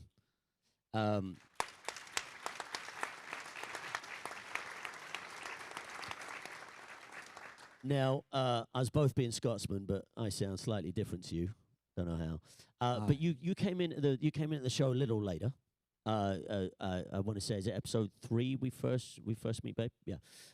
So you didn't do boot camp with us. When replacements were coming in, I know that it was tricky for some of them coming in because we were already a unit. Captain had put together the Easy Company, and we were sort of whispered in the ear, you know, you would let us train the new guys. You know, new guys would come in, and you would you know, make us be in charge. Yeah, for sure. But you sort of came in such a poetically beautiful way, in the fact that we all knew Babe, and Babe was such a presence. You know, there's not enough words to talk about Babe. And you played and portrayed him so beautifully, and the fact that you and Trish have this great relationship still is just gorgeous. Episode 6, tough one. Was that something that you would speak to? Would you speak to Babe often about what he was feeling? I'm talking about the John Julian thing more importantly, but you know, was that something you got into a deep conversation with? Yeah, we talked at length. Eventually, it was very difficult to speak to him initially because he just was never in. He was always out. Eventually, I spoke to Bill, and he kind of brokered a time for us to call. I just mean he was. I don't mean out carousing. He was a man who, possibly because of his war experience, just got up and got out every day. He got up and he had his routine, and he liked to be out and about. He wasn't a man for lounging around. So, but yeah, we spoke on the telephone, and I know he was very keen that John Julian's memory and his story was told, and I know he was really pleased and touched that it was handled so beautifully. I think by the production, because it's a really heartbreaking sequence, and it was something that stayed with Babe for his entire life. I don't think I'm overstating it to say that he thought about John Julian every day of his life after that event. And so he was the men were all very aware of the fact that it was not a documentary, it was a TV show. So they weren't precious. So when I say he was very keen, he was more keen, like, I really hope that they are able to do this. It wasn't like, this has to happen. None of them were like that. They were always like, you know, if you said to them, oh, that sequence is great, and they go, yeah, that didn't actually happen to me. You do, what? And they say, you know, it doesn't matter. It's a TV show, you know, or it's a movie. They all called it a movie. It's a movie. It's, you know. So they were quite sanguine about all that. They were quite realistic, I think, about that kind of thing. But he was very grateful, I think, to the show that John Julian's memory was honoured. Because in the show, John Julian is shown as a replacement, and that's not true. They were really close friends. They went through jump school together. And the bit about saying, I said if either of us get hit, we'd get the other one's stuff and bring it to their ma. That was true, but that was a pact they'd made back in jump school. And so they were really, really close. And so the portrayal of those events were very important to Babe, and consequently, I'll come to you, Ivan. Consequently, very important to me, because I had to get that right. I was gonna say, having known you for all these years, and you saying that, you know, that story of John Julian stuck with Babe for his life, I know it stuck with you. I know that's in you. I know how important that storyline was to you.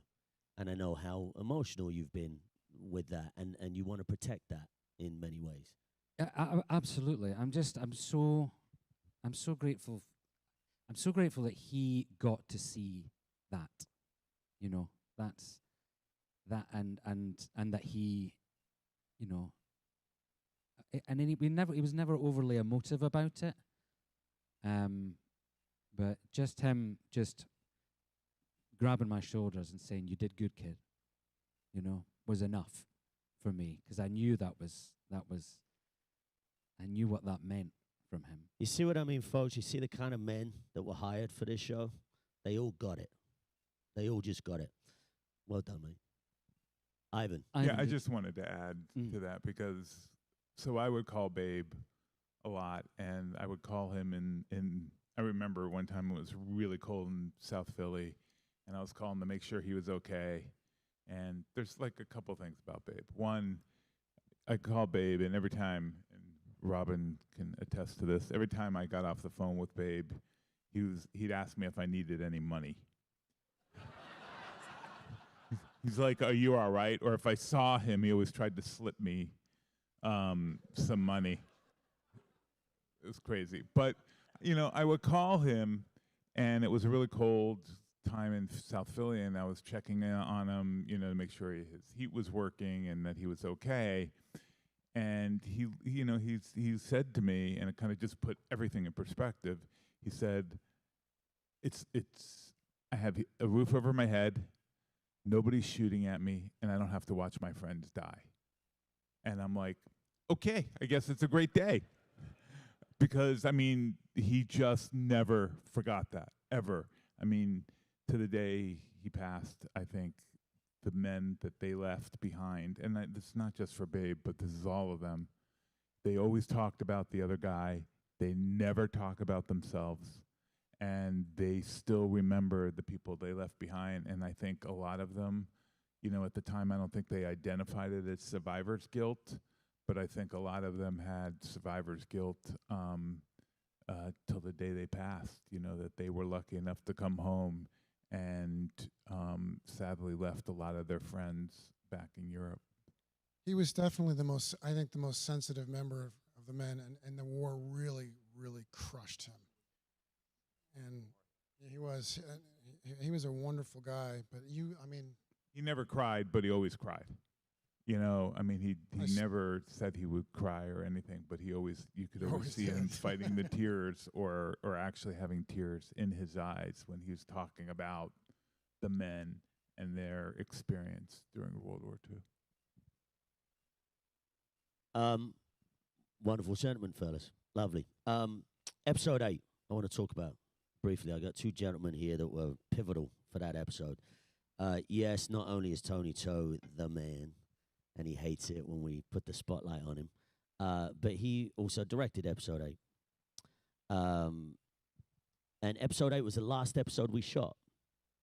So obviously we're out of sequence. So 8, we all knew the end of the show was coming. Not only is Tony wonderfully professional, not only is he creatively talented, he's also a damn good human being. I love him dearly, he knows that. And when I knew that he was going to direct episode 8, I was excited. I was really excited to get to work a lot. We were all sort of in that one quite a lot. Ian, for you, the focus was a lot on Webster on 8. Did you and Tony have conversations about it beforehand? Were you bugging him? Were you phoning him up? Or was it kind of like you guys already had this partnership, this friendship already? We kind of knew what we were doing. Were there questions that you needed to get into with Tony? Did you guys collaborate in that way, or was it all on set? Because I was around Tony for the better part of a year, we had a lot of conversations, and I knew what he wanted from this character. And so, no, we didn't have to prep intensely between us beforehand, because I would say we already had a shorthand. And I was fortunate, and some of the guys have expressed that it's challenging because they only knew a tiny bit about their character, and they had to build from next to nothing. David Webster wrote a book called Parachute Infantry, and it's an excellent memoir of a time in war. It's amazing. And so I had everything I really needed, and then Tony can shape it. He can look at what I bring and a little left, a little right, how about a little bit more of that? And then I really enjoyed the narration and getting to do that, and I remember doing that in the studio with him and enjoying that process. And I was thinking about something that everyone here has experienced on the stage, and I had a moment of it the other night that is a testament to the profundity of the experience and what it means in our culture. I was introduced to a woman, and I had to get to the dinner here, and it was brief, but it stuck with me. The woman expressed to me with tears in her eyes that her father was in World War II and had died before Band of Brothers came out. And she wished that she would have had the opportunity in life to get to know him better, and she figured that this would have been a bridge, a way to open him up and discuss the trauma that he had gone through. And I know personally, I come from a military family, and we have trauma in our family. So I know what that is, and there are so many traumatized people in this country and all over the world who don't know how to express what they've gone through. And this provides a kind of healing salve, and all of us have experienced that moment that I got the other night, and I'm forever grateful to be able to be a part of that discussion, to be a part of that healing. And again, with Tony, he knew, and that's in this element is so crucial to the success of this show, he knew it had to be the best and excellent in every single way possible. So by the time we got to episode 8, it was the end of the whole series. That was the last one we filmed, and I knew I was in good hands. I knew I was in really, really capable hands, and I enjoyed every minute of it. Did you ever have a conversation? Eric Bork also was writer on episode 8, one for Eric Bork as well as Bruce. And did you guys ever have conversations with the writers? I mean, were you hounding them, or were they coming at you beforehand? Were you seeing anything that I wasn't seeing, basically? Because No, I don't think so. I think the writing. Not that I haven't done this on other shows. Hassle the writers about their writing. Oh, we know. We know. But this, there was no need. Eric and Bruce did an amazing job. And Check's in the mail. Huh? Check is in the mail. There was no need. It was there. It was on the page. Just do the thing. Did you have? I have such fond memories of 8. I have fond memories of the whole show, obviously, but of 8, I think we were wrapping up, weren't we? And it was like it was absolutely miserable. Oh no, I loved it. I loved every moment of it. It was November. It had been raining for about a month. We were ankle deep in mud. It was mainly night shoot. You're a Scotsman. That's every day. I'd come to London for a holiday. Robin was came like down home. to London to get a tan. Wasn't happening. It wasn't miserable, but it was. I remember it being a lot. It was tough, and it was the end of 7 or 8 months together, and we were beat up, and there was the element of being sad about it ending, but it was. I remember it being tough. It felt like a slog, which was great for the episode because everyone. Yeah, ask Tony. He'll tell you about what a slog it was. I mean, he was in pain. He wasn't sleeping. It was, the whole weight of the show winding up was on his shoulders, and he every day he said, "I don't know why I decided to do this episode." Tony, can you talk about that a little bit? Because I seem to be the only one who enjoyed 8. Like, Ross, the truth of it, and Ian is being generous, I was really in good hands. I had a fantastic script from Eric Bork. I had a fantastic cinematographer in Raimi. And Ian was amazing. All I had to do was say action and watch him do his thing and watch you do your thing. I had an amazing cast who were, I was going along for the ride. I didn't need to do anything. I just had to say action.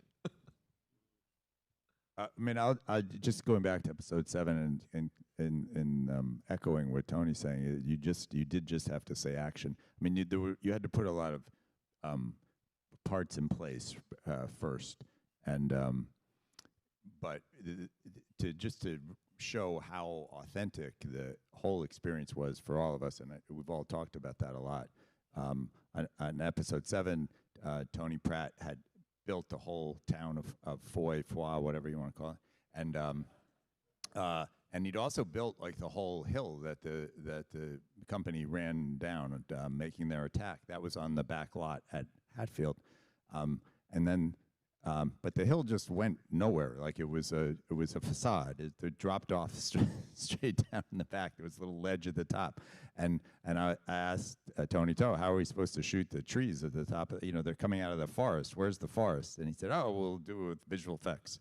And I couldn't imagine how we would do that. So in fact, when we shot that battle, we shot it twice. We found a hill out in the woods near the concentration camp, and it was about a 10-acre area where there were no trees, and it was a slope.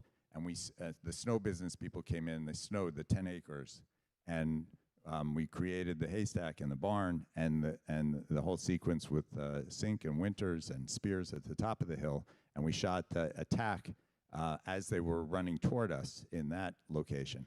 And then 6 weeks later, we went back to the back lot and recreated the entire battle on the set, shooting the other way toward the town. And just to show you how real it felt for everybody running down that slope, the day we shot the attack, running toward the town, our regular cameraman wasn't available, and so we brought out a new Steadicam operator from London. He never worked on the show at all, and we said, all you got to do is run down the hill with the guys and just capture this moment. And it's about 150 guys, and they're going to run down through the snow, and then this unit is going to hide behind the barn, and then they're going to poke out, and there's going to be a machine gun up in that steeple, and he's going to shoot at them. And they're going to hide behind the barn so they don't get shot, and then they're finally going to make their way around, and you just follow them. So, okay, everybody set, all hundreds of guys, action, and I'm running with the cameraman, and we're running down, and it's amazing. I mean, I feel like it's like a David Lean movie, and it's so many people, and it's a beautiful shot, and the guys get behind the barn, and they take cover, and then they poke out, and the machine gun comes from the top of the steeple, and the cameraman dives for cover.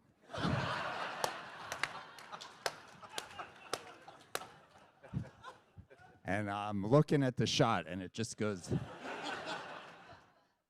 And I had to say cut. I mean, we had to stop and do it the whole thing again. And I explained to him, those are not real bullets. That's it.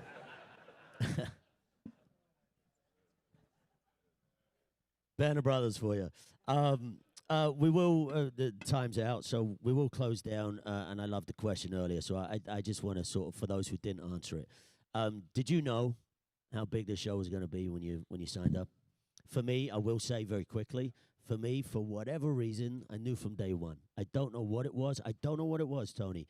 I went to the library, I got the book, I sat down, I started my research on the paratroopers, and I just went, this is, I was in on it. You?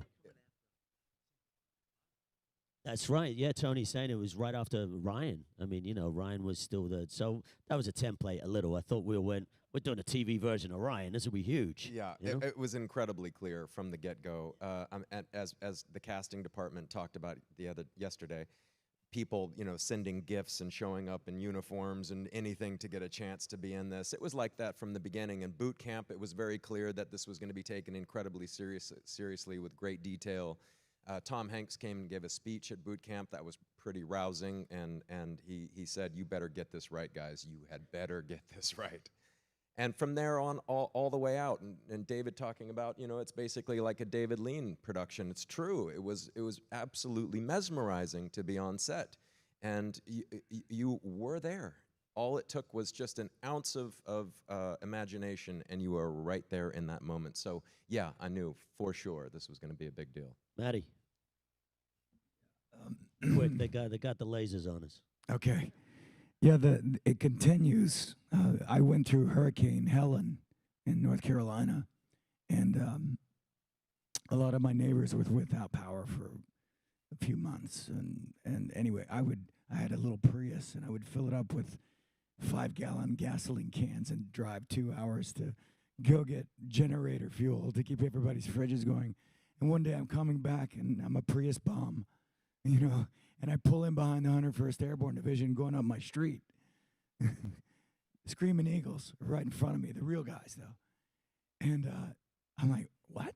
And so I follow them in this convoy of new, it's not Humvees anymore. It's a new vehicle they have. And they park right across the street. I'm on a switchback curve and pull off down towards the river and stop.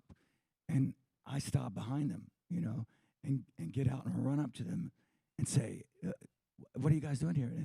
And one of them immediately recognizes me, and he says, hey, you're the reason I joined the 101st and didn't go to Marine Recon. I was going to be in Marine Recon, but then I saw Band of Brothers, and I wanted to be in the 101st. So this thing is so eternal, and it's just a flame that keeps burning. And so, yeah, I didn't know how significant it would be, other than the fact that it was Tom Hanks and Steven Spielberg, which is a big tell, but and HBO. But wow, it's enormous. Yeah, I second everything you just said. I feel like, I knew it was going to be great. I knew the guys were great. I knew everybody was great on it. I could never imagine in my wildest dreams, 25 years later, I'd be sitting on a stage with people. I've been in hospitals while their children were delivered, weddings, grieving. It's a family. It's a life-changing experience. There's absolutely no way that my 27-year-old brain could ever process the life that would come out of this. Forget about what it's done to all of you, because I get opportunities to talk to all of you and understand how deeply it's touched all of you. There's no way that could be held. That I think it might be cool? Yeah.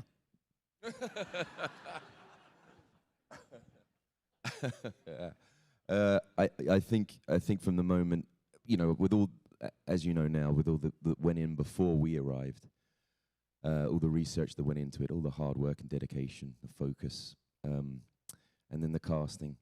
As soon as I hit boot camp and I saw who was around me, and I saw the way that they were working and the way that their standards were, setting examples and being there for each other, and then the people like this man next to me coming in later on with the same dedication, I just felt, well, you know, you hope a bit like the real men when they looked across that, you know, they had a shot. We had a shot, and I think we gave it as good as we could, and it panned out pretty well. I think it was. No one ever sets out to make a bad TV or show or movie, so you never know. But I think, for me, when I first, you know, I'd been for costume fittings, I'd been for weapons training, which I got a sort of mini boot camp from the cadre. But when I arrived on set, even as a replacement and being given a relatively easy ride in terms of the Toccoa men noising up the replacements, because I was Babe and who Babe was, I was given a relatively easy ride. The bonds that I observed when I first arrived on set, I was thrown into this kind of very tight group of people that I'd never really experienced and I'd done a relatively a lot of work by that point. I think that was the first inkling that I thought that there's a very good chance that this will be something very special. Was just observing the Toccoa originals. I thought, wow, these guys have really invested in this, and I had come prepared to be invested in it, but that really reset my not my expectations. It reset my commitment, because I thought I really need to up my game here, because these guys are in this, and I want to be in it too. There's very little I can add at this end, but I would say, I suppose now it feels like I'm finally getting the magnitude of it, because, you know, it depends who you ask, really, how important it is. If it's important morally or culturally, or, you know, if you're an active military personnel, it's important for very different reasons, I suppose, depending on your perspective. And that's unimaginable back, 25 years ago, completely unimaginable. I'd say that I had the great privilege of being at Hatfield when you cock of the walks came in with your uniforms, singing in cadence around the thing. And it was, like everyone said on the last panel, the hairs just stood up on all of it was unbelievable. And I think I called Eric Jenderson. I said, hey, guess what? We got a show. I mean, these guys are unbelievable. They are the men. And that's when I knew that the show was going to be good. And then just to add one other thing, I worked on a show called Six for the History Channel about SEAL Team 6. And Dev Grew, SEAL Team 6, all through Afghanistan and Iraq, would play Band of Brothers on a continuous loop in their forward operating bases to get them ready to go out on their missions. And so, the effect that this show has had on the military it's incalculable. We discovered that when we did our first USO tour. Yeah. On an X-ray island off the Gulf of Arabia and off of Oman. We thought we're a bunch of actors showing up at this thing, and they're going to think we're the fakesters, we're the frauds, and they're the real deal, and they treat us as such. We're like, what are we going to do? Like, we don't have big boobs. We're not going to be able to do a good show. Like, we're just like these guys in a military show. We're just more of them, but lesser. And it was the exact opposite. they had said, oh, we've seen this 30, 40, 50 times.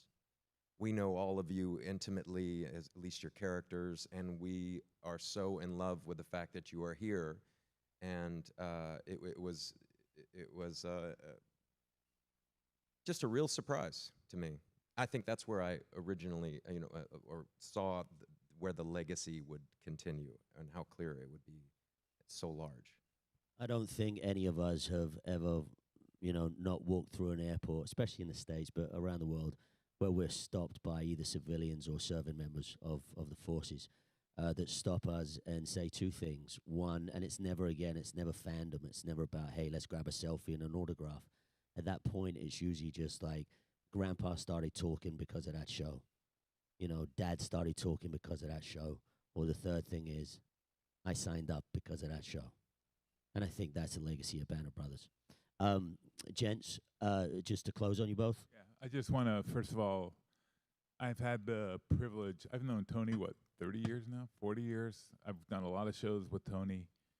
And I just want you to know that I had the privilege of being like one of the first people hired on this show. And the fight from the very beginning, from day one, for the show was, I could tell you the screaming, the yelling with HBO, but never, ever, ever giving up the story and making sure we told a good story. And if it wasn't for Tony, I can honestly say this, and I think everybody, you've heard it tonight or today, but none of us would be here. Like, none of us would have the privilege of being able to speak the words we're speaking and having the appreciation for these men if it wasn't for Tony and his vision and it just never stopped from day one, the effort that he was putting in to make sure that this story was told correctly, and we had the money to do it. So that is something that's just, and I know he's going to say, oh, it took a family, it takes a village. He's full of shit. If it was... But it's true.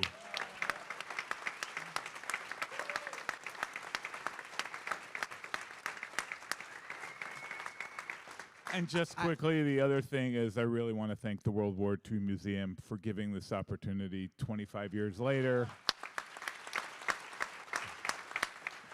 For us to be together, and it just means so much to, I think, every single person here, how much this show actually meant to people, and to be there from the beginning when it was nothing to see this is like the biggest honor of my life. So I just want to thank the World War II Museum, and I want to thank Tony. There you go. All right, folks. Before they drag us off this stage, because trust me, it's happening. I'm getting eyes. They're ready to kill me. David, did you know what the importance of this show was going to be going in? No, of course not.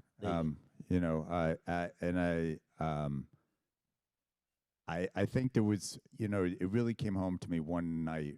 It was the one day that we left the set at Hatfield. We went on location. We went to a church. There was this beautiful girls' choir. Michael Kamen had picked the song they would sing, Plaisir d'amour, and we had the whole company there because we were not just capturing the night that the unit spent in that church after the Battle of Foy, but we were remembering the men who didn't make it, and they become ghosts as we're watching. And Matthew gives a beautiful speech referencing the Corinthians, and we sit there, and through Donnie's eyes, we are reminded of all the men who were lost on not just that day, but over the course of the war. And it's always shocking when you hear the statistics about Easy Company and how many casualties there were, and yet they kept fighting, and it was that spirit of that night that is the strongest memory for me. It was such a beautiful moment. I think we're all aware of that. Ladies and gents, to close, as you can tell, this show means a lot to everyone on this stage, everyone here, the first few rows, everyone back there as audience members. And I repeat, this was never about celebrity for any of us. This was really about telling the story of these men. We had the honor to walk in their courtrooms, and it's our duty to keep their memories alive, and we will continue to do so. So on that, I do want to say a huge thank you to our dearest, dearest, dearest friends who have now become family, Sarah Kirksey, Darcy D. Dubs, and everyone at the National World War II Museum. You are family, and thank you for honoring the men as we do. We love you. Good night.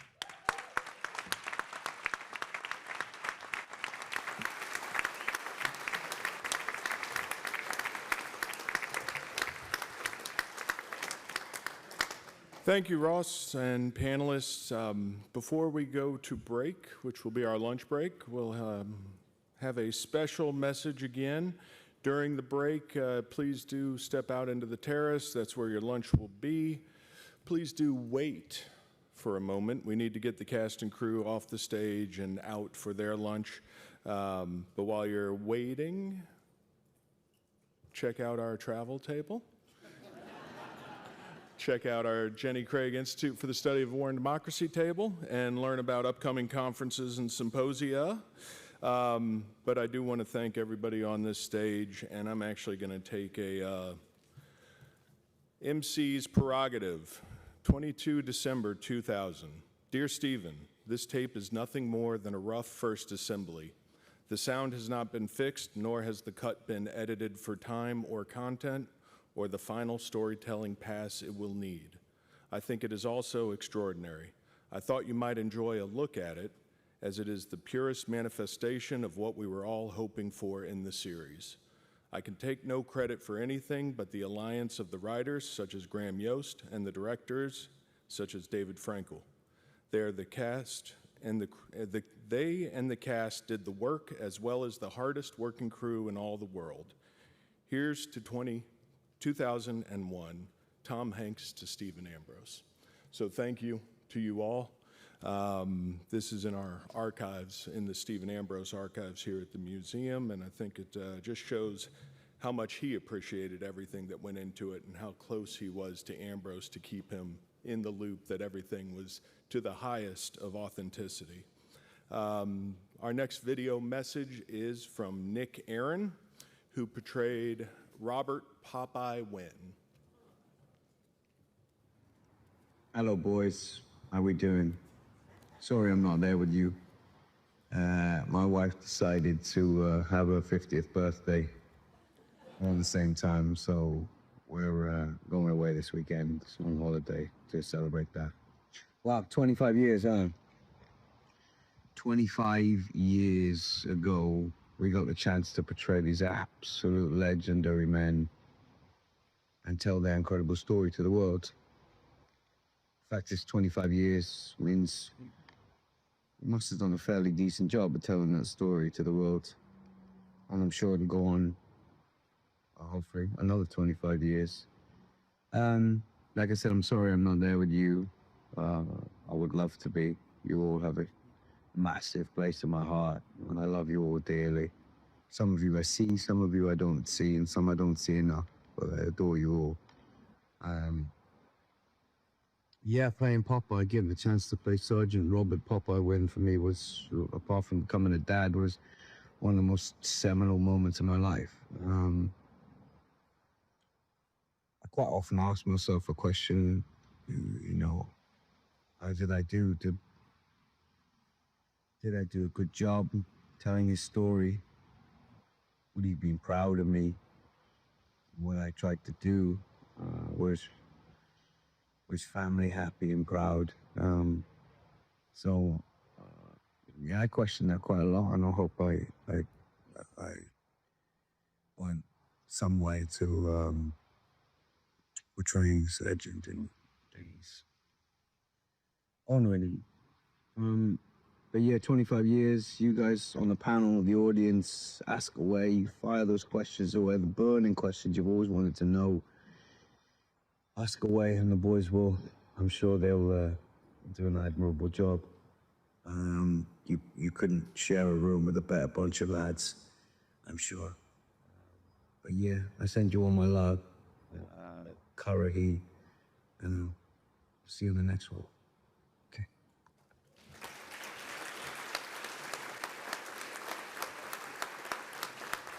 Thank you. With that, we close our session. Again, registrants, please remain seated so we can escort the cast and crew out just momentarily.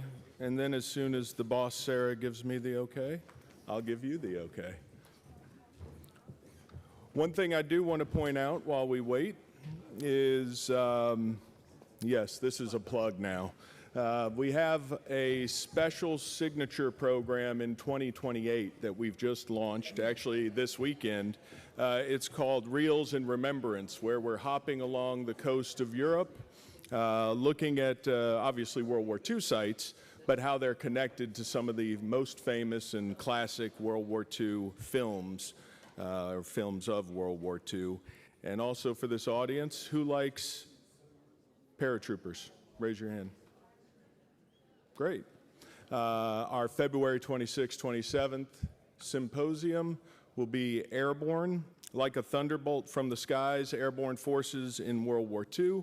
We'll look at the development of airborne forces. We'll look at the Fallschirmjäger, the German utilization of airborne forces. We'll take a look at the Pacific and the 503rd and the 11th Airborne Division. And of course, we'll hit some of the greatest hits of Northwest European campaign. So now I'm going to figure out how else to stall and buy time. The live stream's already been cut off. Hopefully C-SPAN edits this out. And that's all I have. I'll give you the signal when it's time, but thank you for your patience. Literally herding cats. Herding cast. If you think about it, you switch the T and the S. Oh.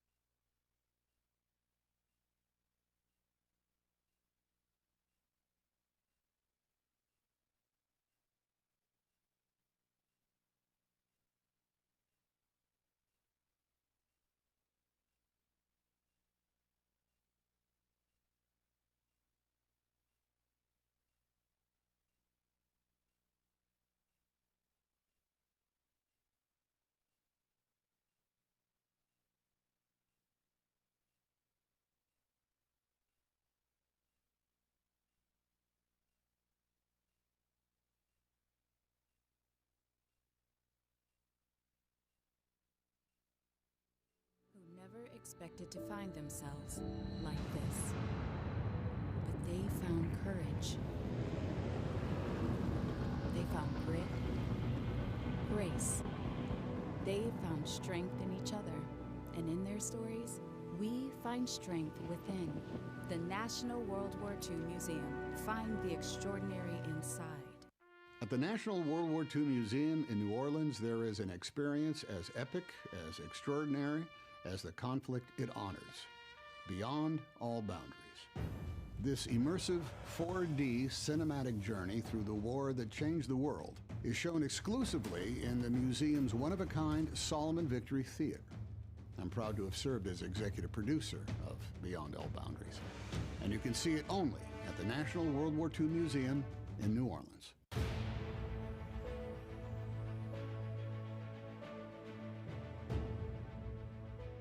So John, glad you're here. Yeah, I know you've gotten some logbooks from your grandpa, John Byer, ensign in the United States Navy Reserve, and we did a little look into his file, and I think you're going to find some pretty amazing stories around your grandpa. I can't wait. Yeah. How about we can dive into the D-Day story, because you brought his logbook of D-Day, and then we can say, how did he get there, and then where did he go? How's that sound? So what do you know about his logbook? Just what I've read, mostly the D-Day page, because it's the highlight. But I paged through it before. It's sort of delicate, as you can see, but there was a lot of drama on the boat. Just hearing about some of the weird little frictions that happened between crewmates. So I didn't see that part, but we saw 2 pages from D-Day itself, and I think there's some amazing clues there. So the ship he's on is a pretty old ship.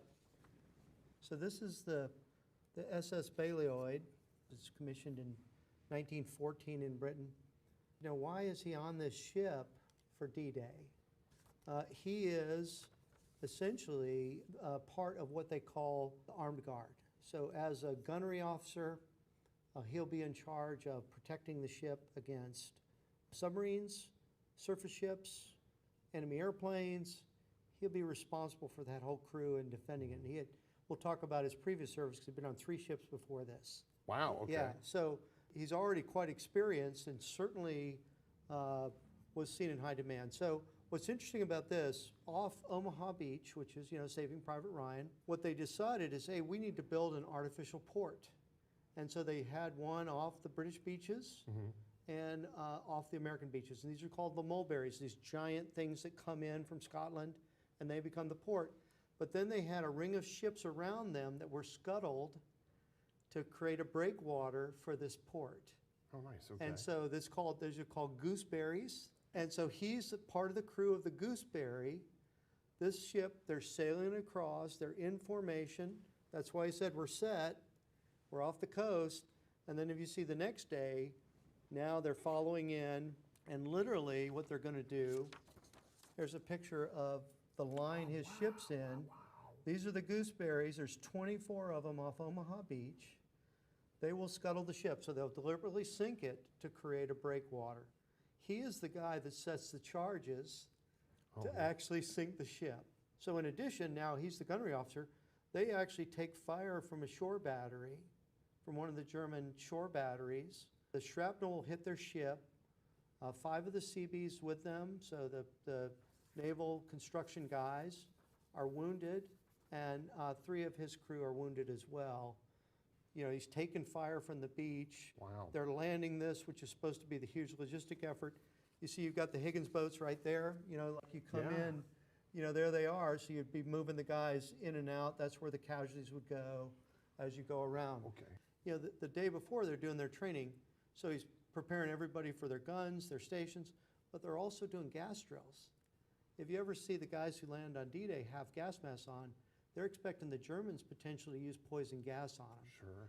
You're filling in a lot of gaps that I had very broad strokes understanding of. I knew that he had sunk the ship in order to mitigate, I guess, the chop that the Higgins boats were experiencing, which makes sense, but I didn't realize he was so close to it. I didn't realize he was taking it on fire.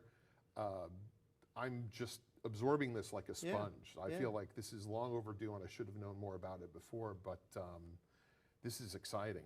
So we pulled his file. Unfortunately, it's not one of the ones that's damaged from the war. And you see, this is actually a commendation from the commander of 12th Fleet, which is Admiral Stark. Admiral Stark had actually been the chief of naval operations. So you're talking about pretty serious high-level guy. He's the armed guard crew aboard the Balliol, June 44, during the invasion of Coast.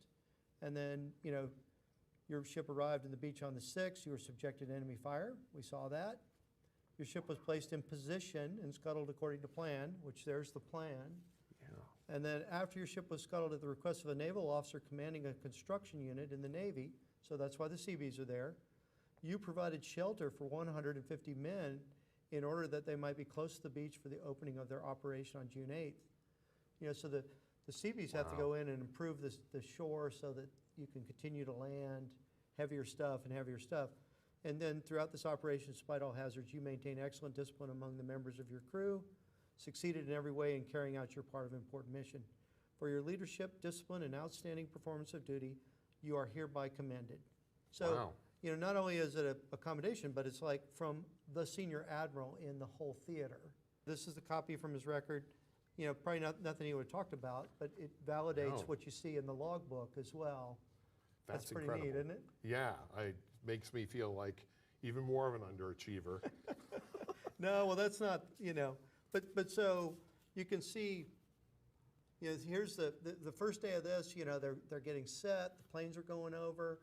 Even mentions in here that the planes have different markings, which are like the black and white stripes just for D-Day. Yeah. It really places him there. Now he's taking care of all the ammo and everything. The package will be to scuttle the ship. And then, he's ready. Oh, wait, really bad day for Hitler, Adolf, which I love. My favorite line. I also really like the opening, awakened by noise of thousands of planes, huge red glow in the sky. That's just so cinematic, and the enormity of that is hard to get your head around. Well, and look, 2 hours later, plane's still going over. Right. Right. It's 2 hours of just So this planes is where going. you're like, the magnitude, the scale, D-Day at last. Yeah. I mean, so it had originally been the 5th, and they had, called it off while a number of these are at sea. So, I think for a lot of people, it's kind of like a pent-up spring. This gets us to 4 in the afternoon, 1600, military time, preparing to get underway. Still doing lots of planes going and coming. Won't be long now. They're on their way. So then they're in the convoys. The convoy's going to move to where they'll be, but they got to wait for the tide to be right so they can set the ship. Interesting enough, the ship was refloated later and scrapped. Oh, wow, okay. Yeah. And then still quite a bit of fire, glow, et cetera, on the horizon. As you see, on June 7th is when this ship is then scuttled. And then the SS Balliol goes to the locker. Charges set off by Lieutenant J.G. John H. Beyer. I don't know, pretty neat. But that is very neat. Any thoughts on D-Day? Nothing that would be terribly poetic or would contribute much. It's it's such, like I said, an enormous event, and it's just truly an honor to be.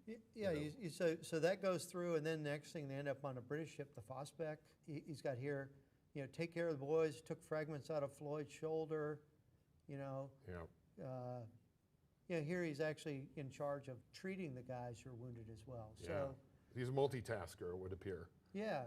So let's talk about what he did before, and that'll set up what he does after. Okay, great. Okay? Yeah. Because do you know what he does after? He goes home and he has a heart attack. That's Okay, all I know. So that's long after.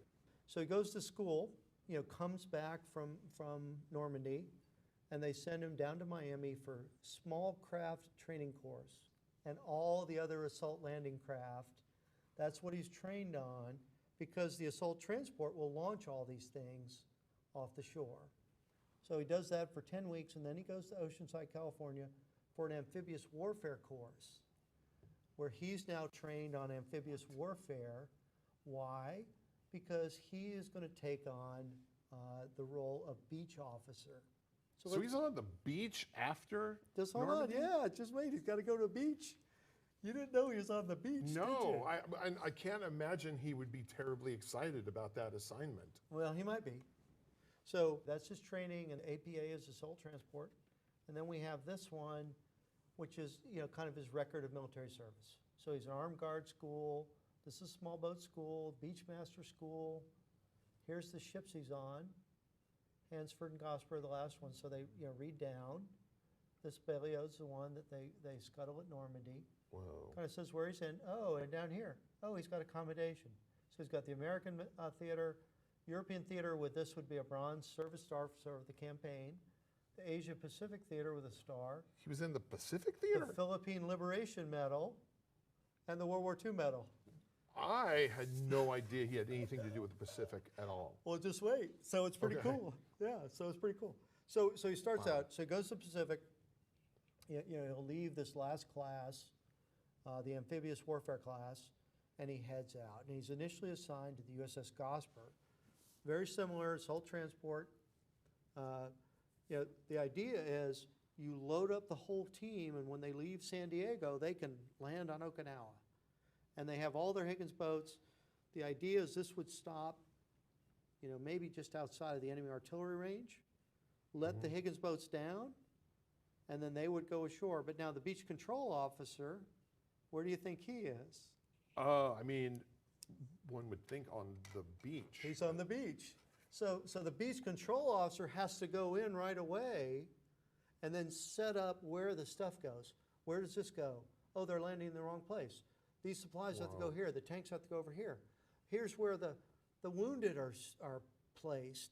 So someone has to manage that place called the assault landing beach. So let's start out. So he goes to the Gosper first.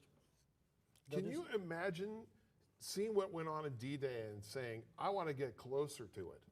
Well, yeah, and then they send him to school, and he really gets good at it. Wow. And then moves out. So the Gosper goes out.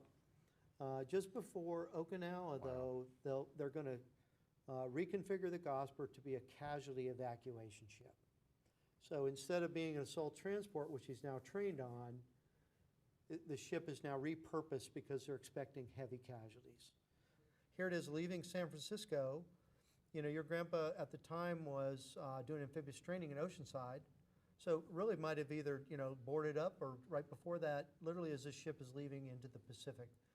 Once it gets out there, they'll go to the massive fleet harbor at Olathe. It's called Murder's Row. This is where you could fit almost 400 warships in one harbor. And so there they go, hey, we're going to need this to reconfigure this ship for casualties. And that's when he's going to join the Hansford. He's on board the Hansford when they cross the equator. They know they're heading what'll be the Okinawa campaign. And then, the two subsequent invasions of Japan are supposed to be the largest amphibious operations ever. And so he's now trained up for amphibious operations. Is he like a SEAL? Are SEALs even a thing? They don't exist yet. Okay. So there are some underwater demolition teams for the Navy. He would be more like, they're still beachmasters, but you don't typically see this at such a large level. But this is that transition from ship to shore, the transition from who's in command, it's really a pretty tough thing. And these ships are really structured literally to go into the assault and then launch the soldiers. And then someone's got to control them. Hey, we're ready for the next wave. The boats go back, pick up the next group of guys. They'll have little command and control boats on there. They'll have heavy equipment they're lowering on. It's a pretty elaborate operation as you do that. I noticed, here you brought the Neptune certificate. I can talk about that kind of. Are you familiar with that ceremony at all? I only know very vaguely. It's like the Equator Club or something. It's just when you it's like after a certain number of nautical miles or time or distance, you get awarded this? Or? Yeah, so in this case, the ships cross the equator, and for the Navy, this became a rite of passage. Right. It also, in many ways, I think, allowed them to blow off some anxiety about where they're going. Yeah. Right? So think of it almost like an initiation or hazing ceremony, where those sailors that have not crossed the equator are called polywogs. Okay. And they will be, you'll have these others, a court, dressed up as Neptune and other figures, will be presiding over them. The new members of the crew that have not been across the equator would be judged then by this court and by the sailors that have. Okay. And so once you've done that, then you're fully kind of integrated within that. I was reading one testimony from a sailor. He thought that was his most memorable day of the war. I think your grandpa has some competition. Yeah, it sounds like it. You know, so it may not seem like much to us, but you could see what it meant to those crew. Now I'm fully a member. Sure, yeah. Here's what we're heading for. We're all, kind of brothers in this endeavor as we go forward. A really powerful rite of passage, I think, as they move forward.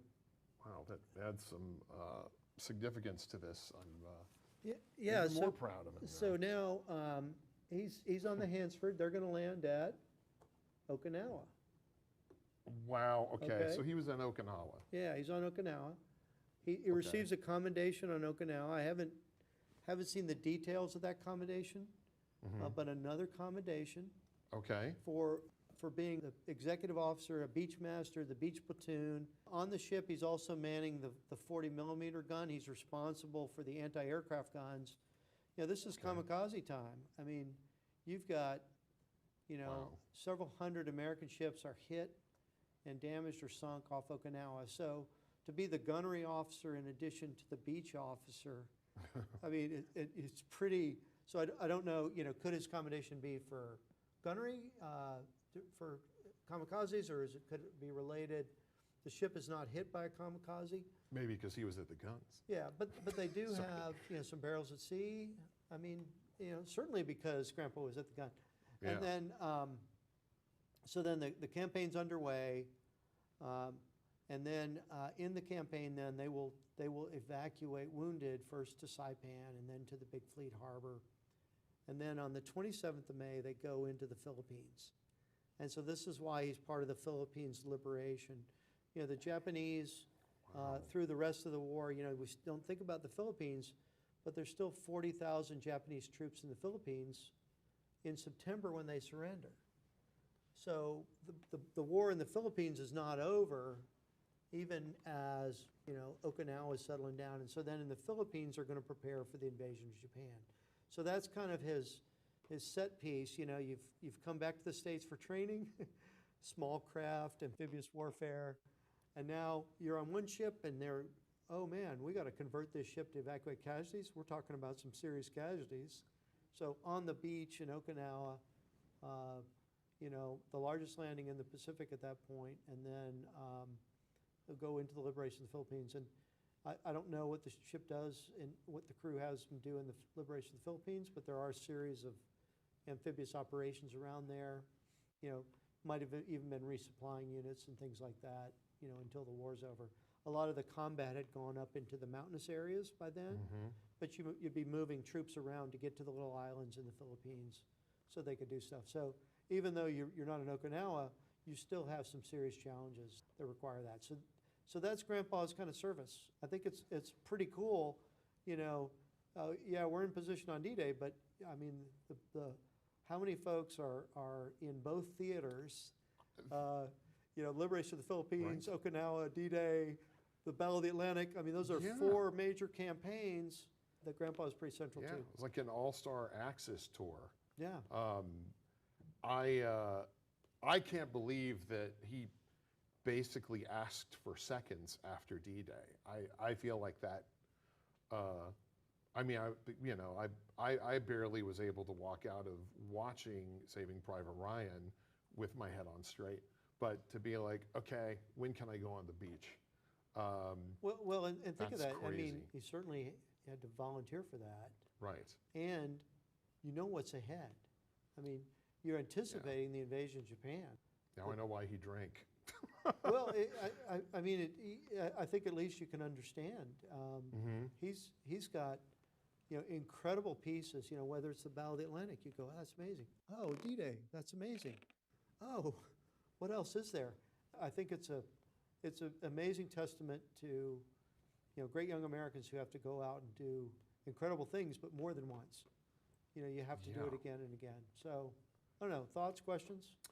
I'll tell you one interesting thought is, the Higgins boat was created here in New Orleans.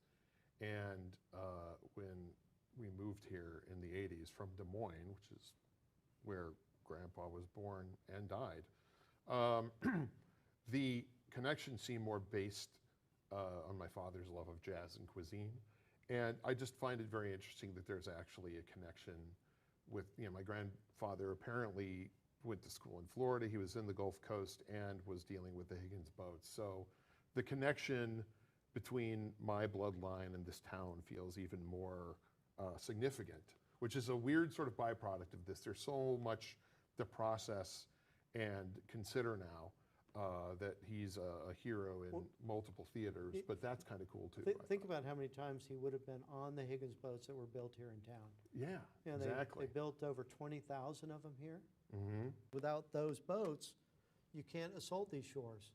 Yeah. And, so you probably think of the hundreds of Higgins boats built in New Orleans that he oversaw, supervised, managed, loaded, and just to find somebody who's in the Philippines, Okinawa, and Normandy is a pretty incredible piece.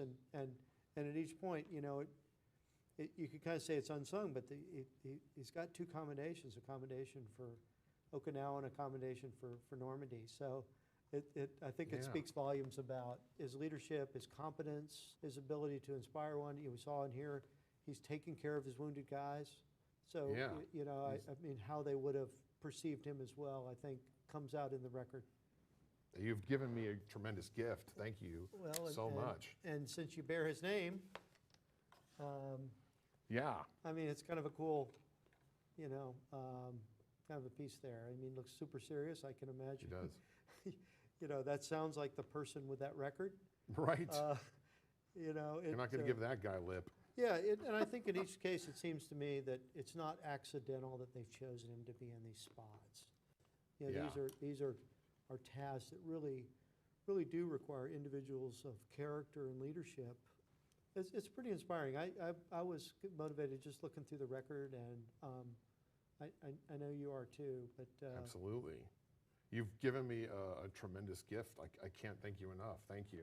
Yeah, you're most welcome. Appreciate it. Pleasure to meet you. Likewise.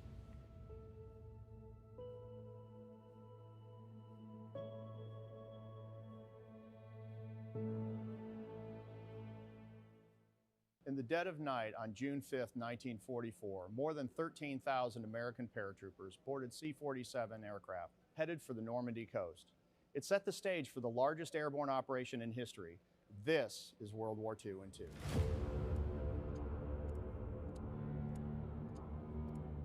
I'm Pete Crane at the National World War II Museum in New Orleans. The plan for the invasion of Normandy of June 6, 1944 was unprecedented in scale and complexity. 3 airborne divisions, 2 American and 1 British, would drop in the early hours before the Allied soldiers stormed the D-Day beaches. The paratroopers were tasked to seize the exits behind Utah Beach, capture key causeways, and if successful, protect the flanks of the Allied invasion from German counterattacks. This would set up the perfect conditions for a larger Allied breakout across the Cotentin Peninsula. But problems started shortly after the planes crossed the English Channel. A thick layer of clouds and anti-aircraft fire caused chaos among the American Air Armada. Many planes dropped their men far from their planned landing zones, and most of the paratroopers landed with little idea of where they were. But the Germans were just as confused, and this disrupted their counterattacks. In the dark, little groups of paratroopers from different divisions intermixed, and many small battles erupted across the French countryside. Despite the chaos, the paratroopers and their leaders got organized, took the initiative, and pressed on to their objectives. Within 2 hours of landing, the 82nd Airborne Division captured Saint-Mary-Église, the first French town to be liberated. By 1 p.m., the 101st Airborne Division captured the 4 causeways behind Utah Beach, securing an exit route for the 4th Infantry Division, who landed earlier that morning. In all, 2,499 American paratroopers were killed, wounded, or missing by the end of D-Day.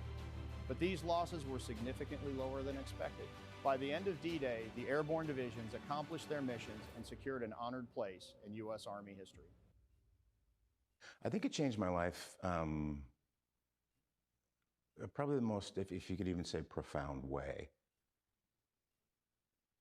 It would be the fact that it it showed me that entertainment could be much more than just entertainment. It could touch people's lives. It was life-changing and career-changing. So the career change is one thing. You're in this great gig and wins every award. That's one thing. But you had contact with the real men. You were talking to major winners, and to have them as friends now.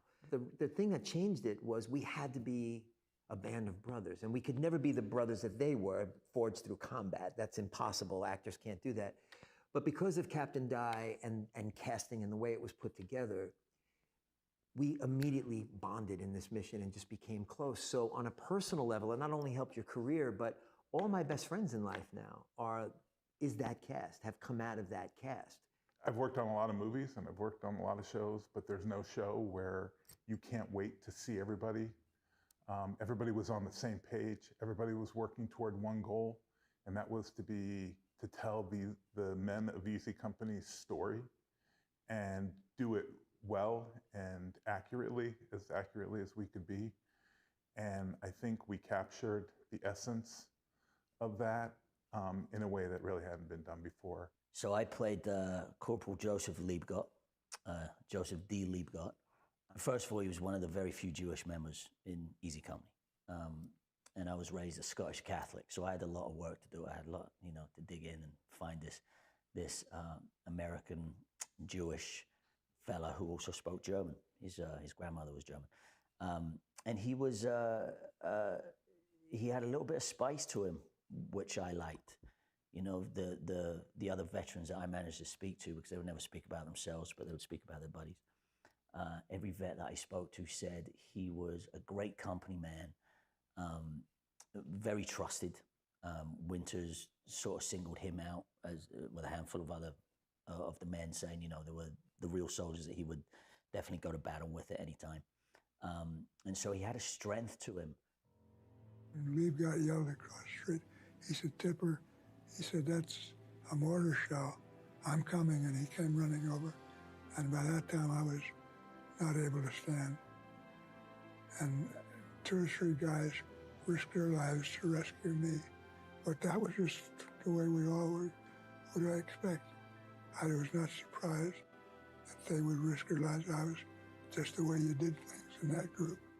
The highest honor you can ever be given is to have a person's legacy put in your hands. So when you're talking to these people and when you know they are going to be at that premiere, these aren't people from the Civil War that have been dead 100 years. They're going to see this. You're going to have to answer to them. You empty. You give it everything he's got. And it changes you as an actor. It changes you as a man. It changes you as a citizen. It changes you in every way.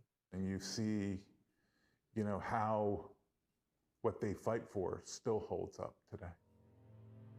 We dropped on a Sunday afternoon, and I spoke on air, I'll tell you. They called us the Angels, because of being Sunday, they were all in Mass, coming out of church, and, the crowds didn't know we were there. People really have to come down here. It's a noble place. It's noble work what everyone's doing here to keep these stories alive, and the commitment that you all have to it. People need to come here and see it. It's fantastic. This is absolutely an incredible destination. The program to go through the museum, you take a dog tag and you can literally go on someone's campaign. Some of these men were prolific letter writers, so they've lifted that and they narrate, and you can sort of go and have 50 different experiences going through the same exhibit, following different vets, through their journey. So that alone, just to be able to tell that story or to hear that story from a different, personal perspective is just, it's fantastic.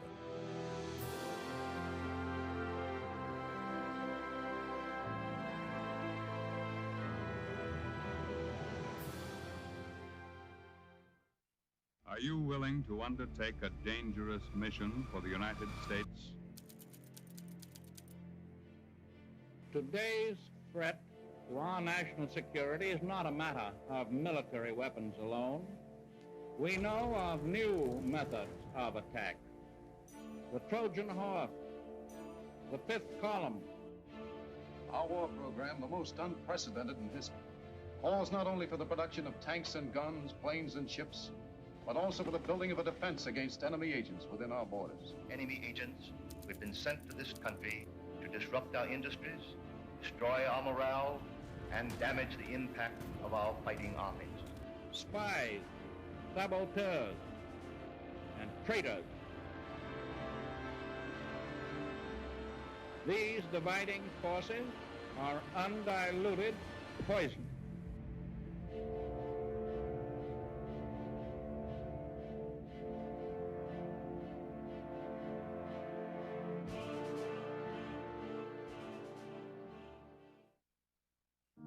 People come to me and say, I've never met a World War II veteran before. Can I shake your hand?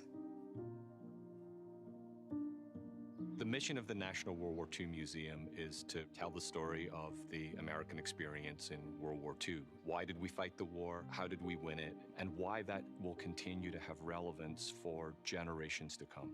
I hope people take away a real feeling of appreciation for the sacrifices that were made. It's something that everybody should see, and it gives them an idea of what the war was like. Thousands and thousands of people know a little bit more about our history, and that's a good thing. They constantly are even adding more and more, which is just amazing. They were there. It was their war. To see the joy on their face when they come through the doors, that never gets old. The History Channel is proud to support the work of the National World War II Museum.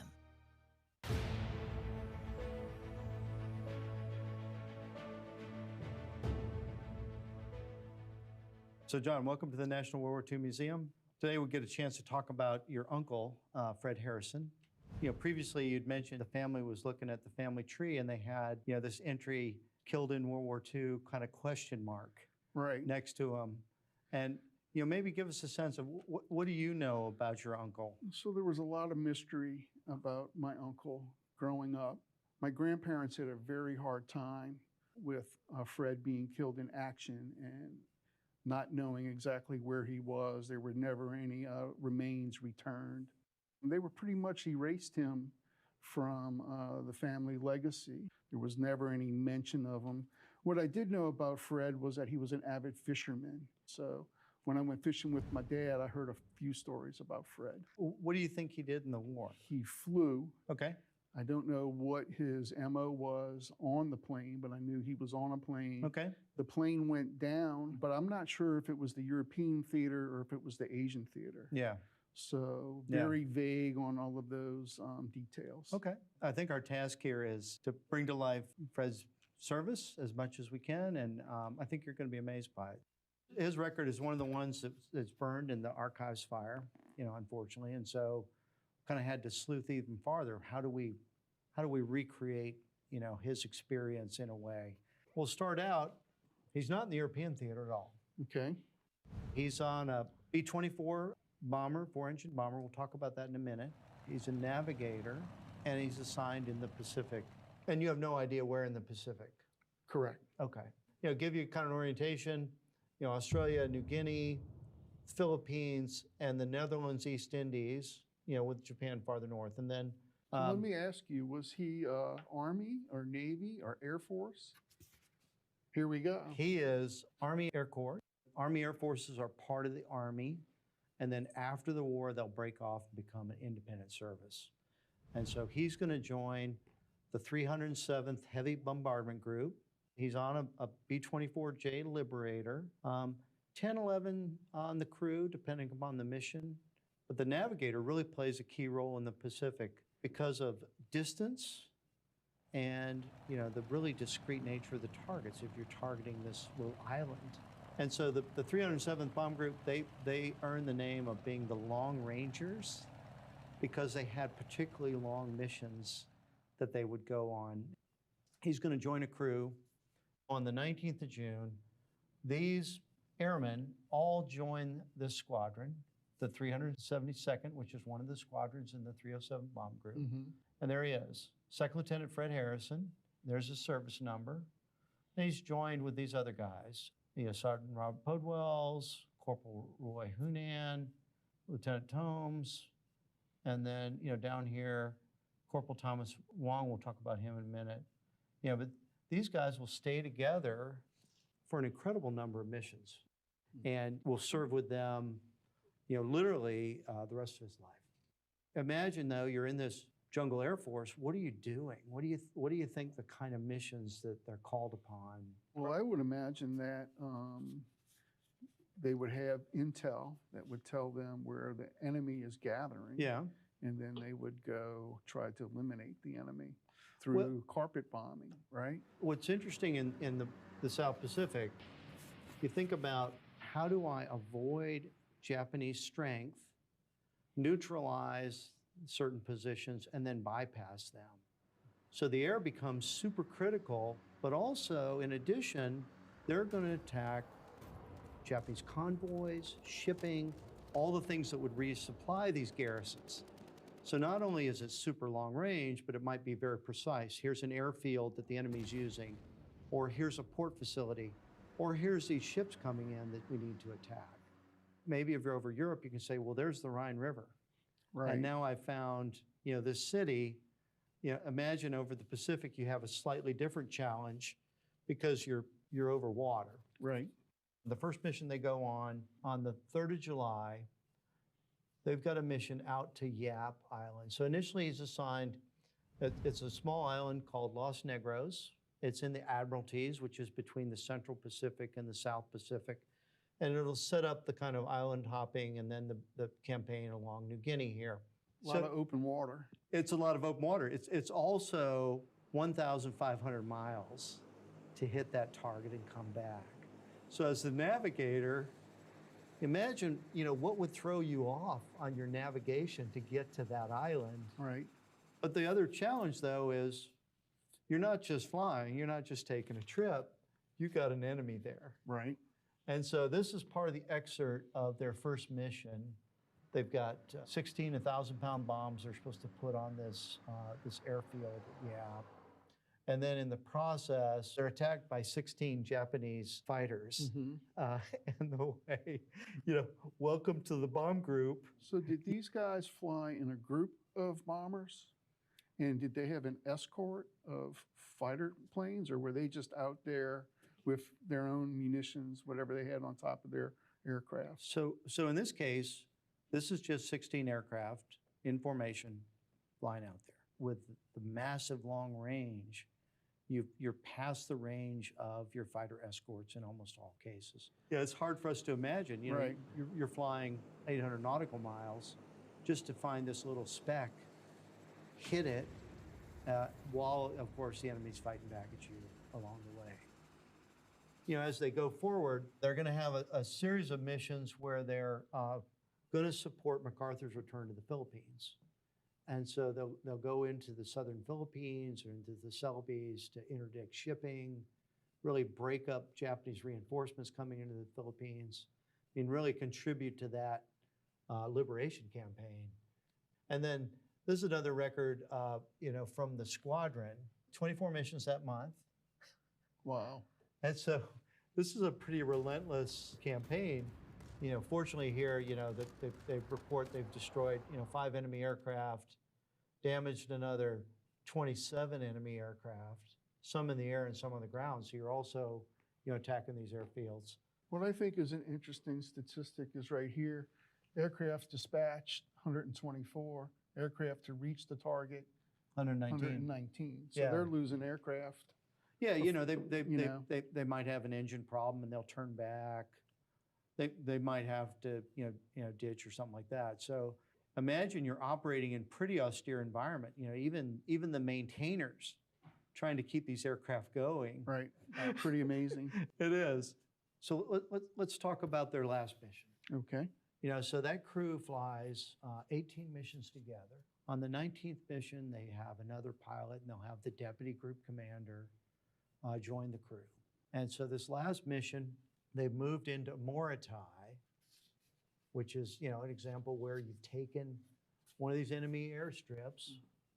It's pretty heavily contested, but Moritai is ultimately where MacArthur's advanced headquarters will move in as they move up to the Philippines.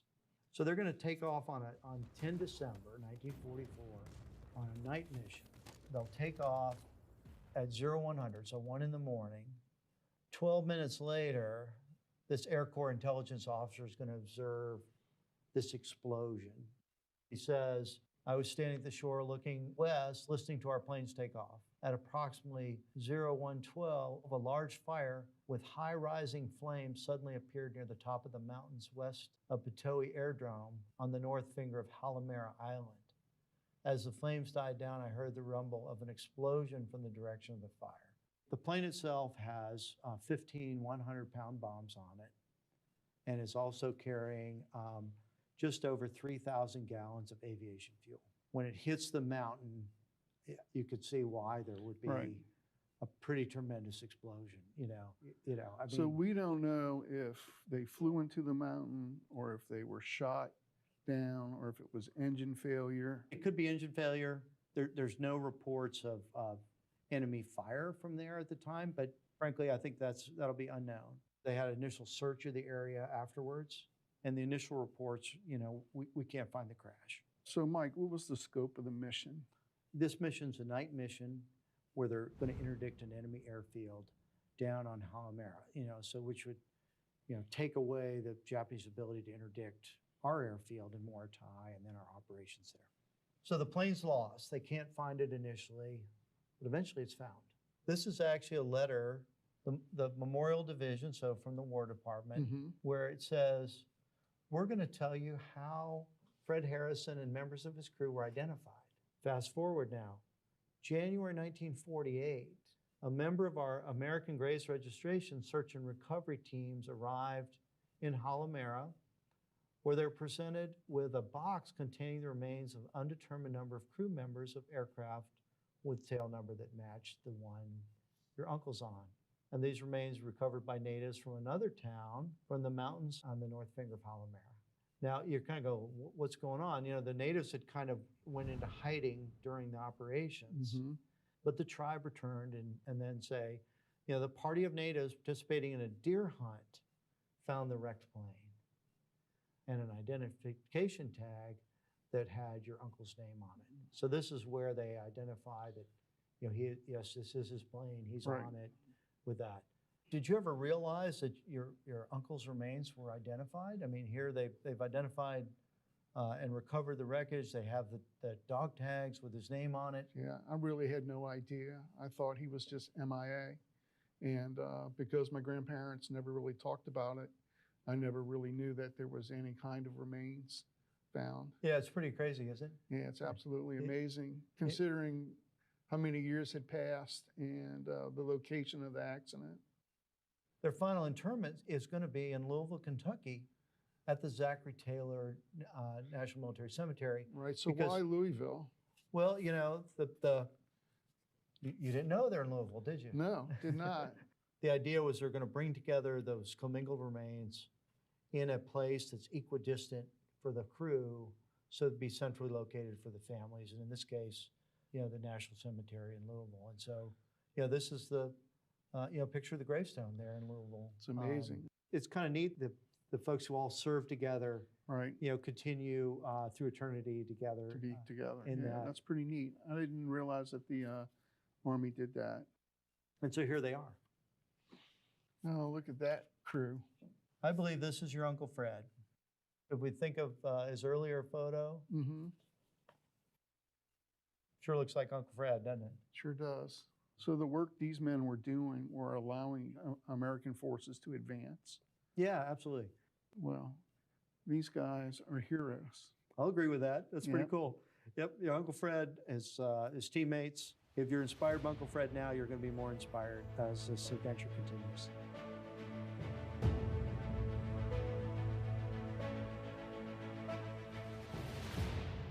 So, we left the archival reading room. Now we're over in the museum. Busy day here at the museum. We've got school field trips. We've got some amazing stuff for them to see and also the public. But, we're here with our B-24. And I know you said you've been to the museum before, but I don't think you've ever really appreciated that, this is what your uncle was in. Right. I got a chance to look at this while we were setting up, and it's pretty amazing how small the area is and the level of technology that they were dealing with to complete the missions that they were able to do.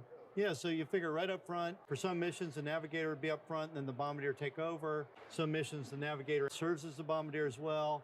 He could also be up top. There's a little window up there if he has to do celestial navigation. If you're going 900 miles over water at night, you don't have a lot to refer to and might be looking for the stars and other things like that. So his navigation skills really come into play.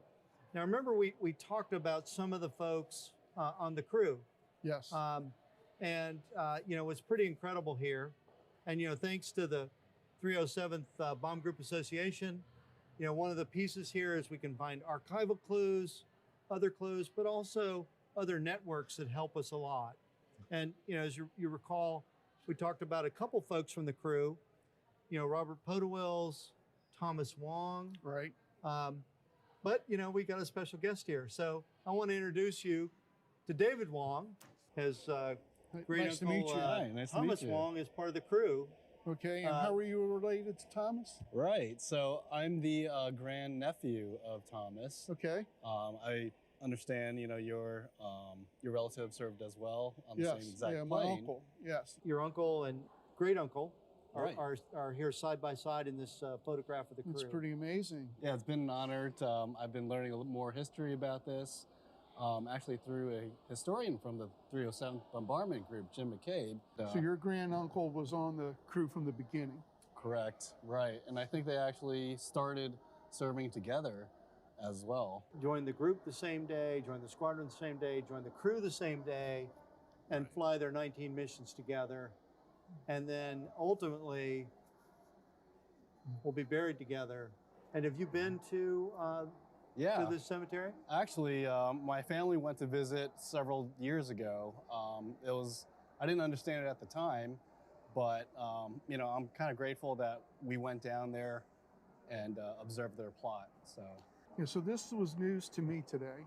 Did Right. not know that they had a separate burial place in Louisville where they were, where the whole team was put together. I think that's rather special. Yes, definitely. I really also want to give a shout out too to the 307th Bomb Group Association, Right. because I think some of these clues out there, the connections wouldn't be possible. And there's another one. I want to invite Tony Kaiser over.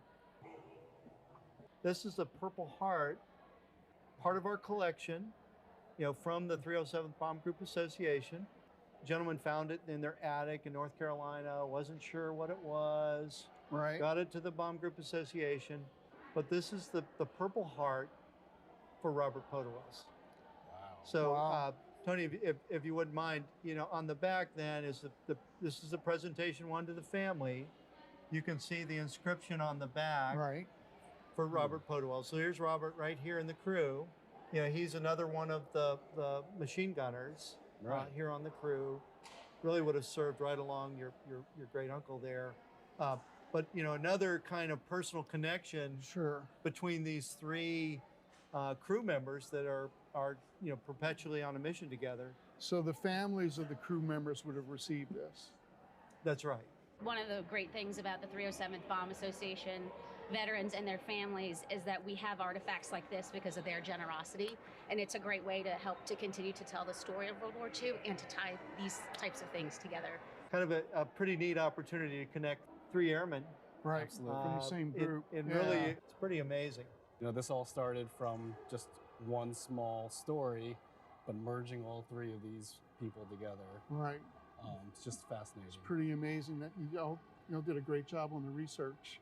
I know a lot more today than I did at the beginning of the day, for sure. Well, it's an opportunity to honor their service and their sacrifice before they're forgotten. And, this is now something for your families to take forward, to honor that. I think the appreciation of the teamwork that must have been involved with these members. Mm-hmm.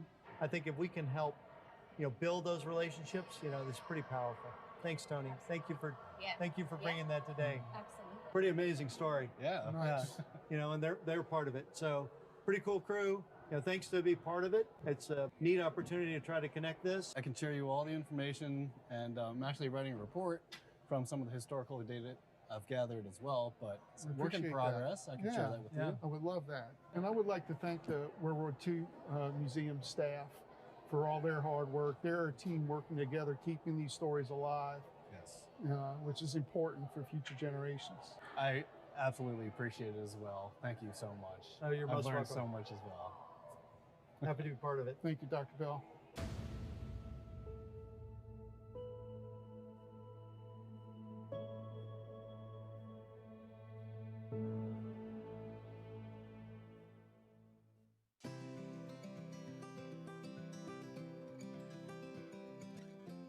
Hi, I'm Lisa Clapp with the National World War II Museum in New Orleans. The museum offers the highest quality in educational travel. We're so pleased to share with you our most popular tour, Easy Company, from England to the Eagle's Nest. And I am Sarah Kirksey, Director of Travel Operations at the National World War II Museum.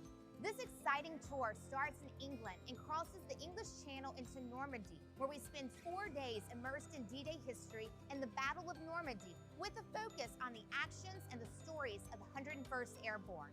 The tour then travels to the Netherlands for Operation Market Garden, Belgium and Luxembourg for the Battle of the Bulge, goes into Germany, and ends in Austria at Zell am See with a visit to Hitler's Eagle's Nest. Experience the beaches, bridges, cities, and villages where crucial battles took place and history-making decisions were made. The tour is guided by the top experts in World War II history, and it features an original cast member from the HBO hit miniseries Band of Brothers. Let's hear it from Ross McCall, who portrayed Joseph Liebgott, and on what the actors bring to our tours and what it's like to travel with the National World War II Museum. When I travel with a museum, when it first came about, I think all of us were a little intrigued, but also perhaps confused as to what we would bring to the tour and how that would work out with guests and fans of the show. And literally 3 hours into my first tour, I understood exactly what we were there for and why. To be able to highlight what the show did for an audience. There's also obviously a curator from the museum traveling with us. There's local historians, and they all have their versions and they all have their tales to tell. But there's such an interest in the show to be able to give like behind the scenes ideas of what happened, or the Hollywood version of what happened, is just, and I've heard this from many guests now. I've done maybe 5 tours. And the guests all have that same similar vibe. They're like, at first we were like, great, this actor, I love this guy from this and this and this, but what do we do once we've taken our first photo and he signed the DVD? You know, what next? But you'd be surprised the amount of questions that we get. And so it's really just about being involved with the guests and being an open book and saying, sure, I'll tell you some stories, you know, and they love to hear it. And then you hear reality and you hear the Hollywood version, and they're pretty close, you know. Some, like I say, we have to take liberties for, but we can't go back and reshoot. You know, what's done is done. But it's a magical experience and a real bonding experience, actually. But also for me, secretly, it's a real education. I learn something new every time I do a tour, every time. And I get to Zell am See in Austria, and I'm sort of blown away with how the tour works, and it just runs so smoothly and so beautifully, and everybody's very emotional at the end, and nobody wants to leave. And you know, that last night is always, yeah, I got some great memories. Yeah. We are looking forward to welcoming you on Easy Company, England to the Eagle's Nest. Thank you for traveling with the National World War II Museum.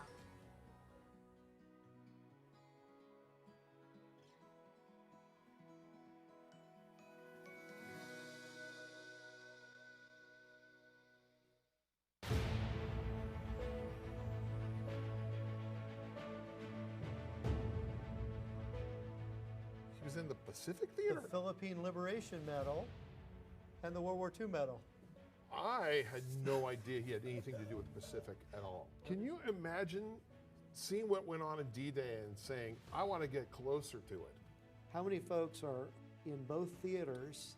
You know, Liberation of the Philippines, right. Okinawa, D-Day, the Battle of the Atlantic. I mean, those are 4 major campaigns that Grandpa is pretty central to. It's like an all-star Axis tour. Yeah. It's pretty inspiring. I was motivated just looking through the record, and I know you are too, but Absolutely. You've given me a tremendous gift. I can't thank you enough. Thank you. Yeah, you're most welcome. Appreciate it. pleasure to meet you.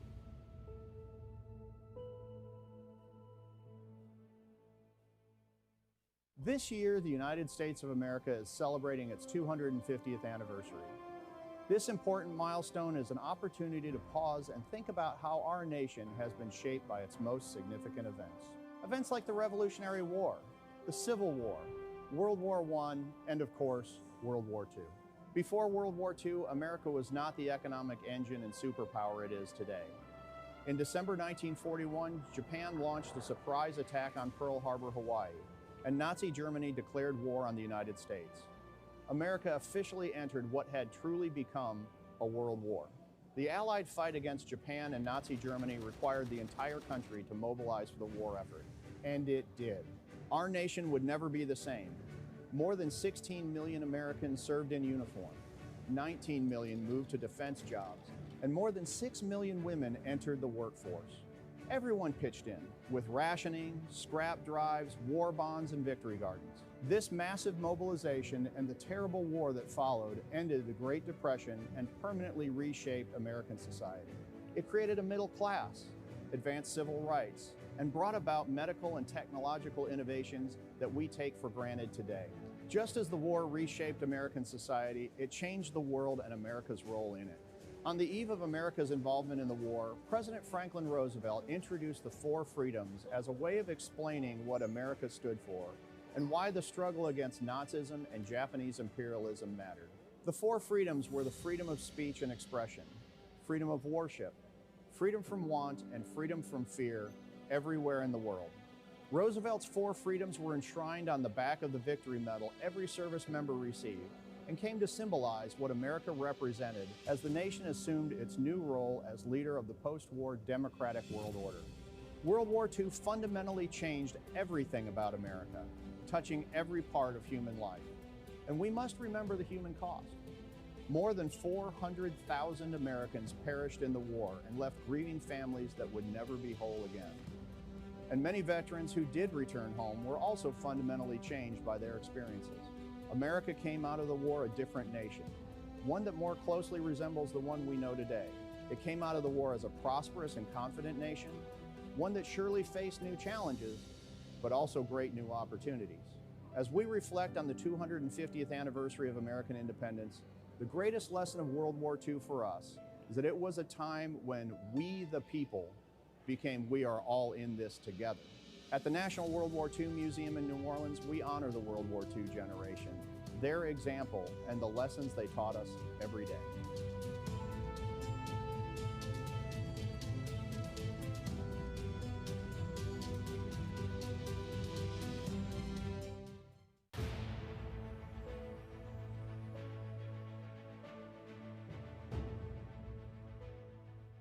Marilyn, good morning. It's a pleasure to meet you. I know you're one of our charter members, but today's an opportunity to learn about your dad. And I know you mentioned he really didn't tell you much about it. No, he didn't, not at all. In fact, most of the things I know about him, we found out at his funeral when somebody else had done a little bit of research. So I knew very little except that he was a flyer in the South Pacific. That's what your dad flew. Oh, that's it. Oh, okay. So this is a TBM Avenger. It's a torpedo bomber. It's the same airplane that George H.W. Bush flew as a 19-year-old pilot. And the same type of missions that first President Bush would have flown. If you can imagine, just the taking off, landing, finding the target, servicing the target. These really become pretty amazing tasks in the world before the technology we're so used to today. Yeah. They must be really skilled. Well, we'll talk about the skills. It's a pretty amazing record. I think when we see pieces of his record, over in the archive that we can show you, and I think it'll kind of bring to life his service, sacrifice, and his leadership, which is pretty amazing. Great. I think you're going to be amazed at all the things he did do. Even if he's humble and, like many World War II veterans, they don't talk about it. He actually signs up before Pearl Harbor. What I understand, he didn't have his birth certificate that day, so had to go back, and then the Navy took him. I guess, it's pretty neat the Navy take you without a birth certificate.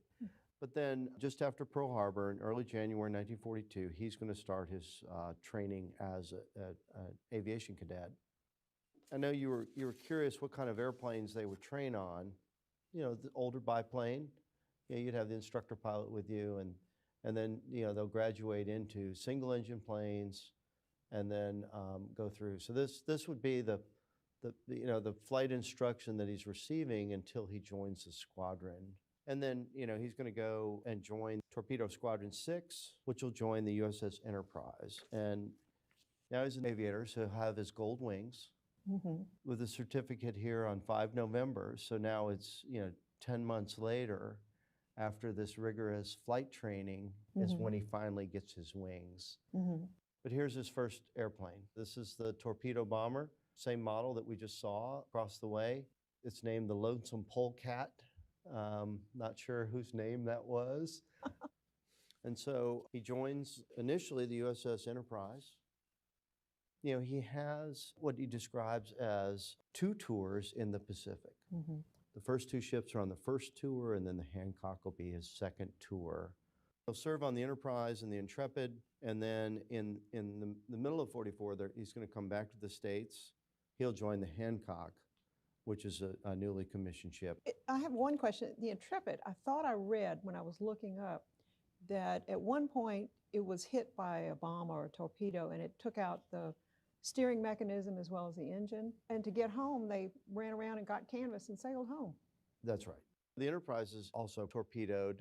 The torpedo hits right by the rudder, and they actually, initially, the ship is kind of just going in a giant circle, and then, they have to figure out how do they correct this so they can get back to Pearl Harbor with enough control. But I think in each case, what you have is people figuring it out. What can we do? How do we make this work as you go through there? And so, ultimately, he's going to be shifted from the Enterprise to the Intrepid because the Enterprise is damaged. One of the other missions he's on is over Truck Lagoon, which is a Japanese base. You can see how intense this operation is. Later, several times he'll mention how the target is obscured by the clouds and by the dust of the bombing. And, imagine you're trying to hit the target here based on this obscuration that's fairly significant, around this target area. Was this a picture he took? Yeah, this was. Yeah, because that looks like his writing. This is from his file. Okay. So he's on this mission over Truck. I believe it's 19 February 1944. This is a heavily defended Japanese area, so they'll have lots of anti-aircraft guns, other defenses that they've got to work against in that process. Pretty incredible when you think through, what they've got to do as they fight through that. What he does have in his file, the citation here for the Air Medal, this is from missions in November 1943. They're supporting the amphibious landings in the Gilbert Islands. This is called the Macon Atoll. I think it's great here. His cool and effective performance of duty under fire and his display of courage were in keeping with the highest traditions of the Navy. This is signed by Admiral Nimitz, the commander of the Central Pacific area. But, to have a citation from Nimitz, I think, is pretty amazing in that. So, that sets up, this is the Air Medal. This one, okay. This one here. The gold stars would be for additional awards of the Air Medal. Oh, okay, okay. This is the Distinguished Flying Cross.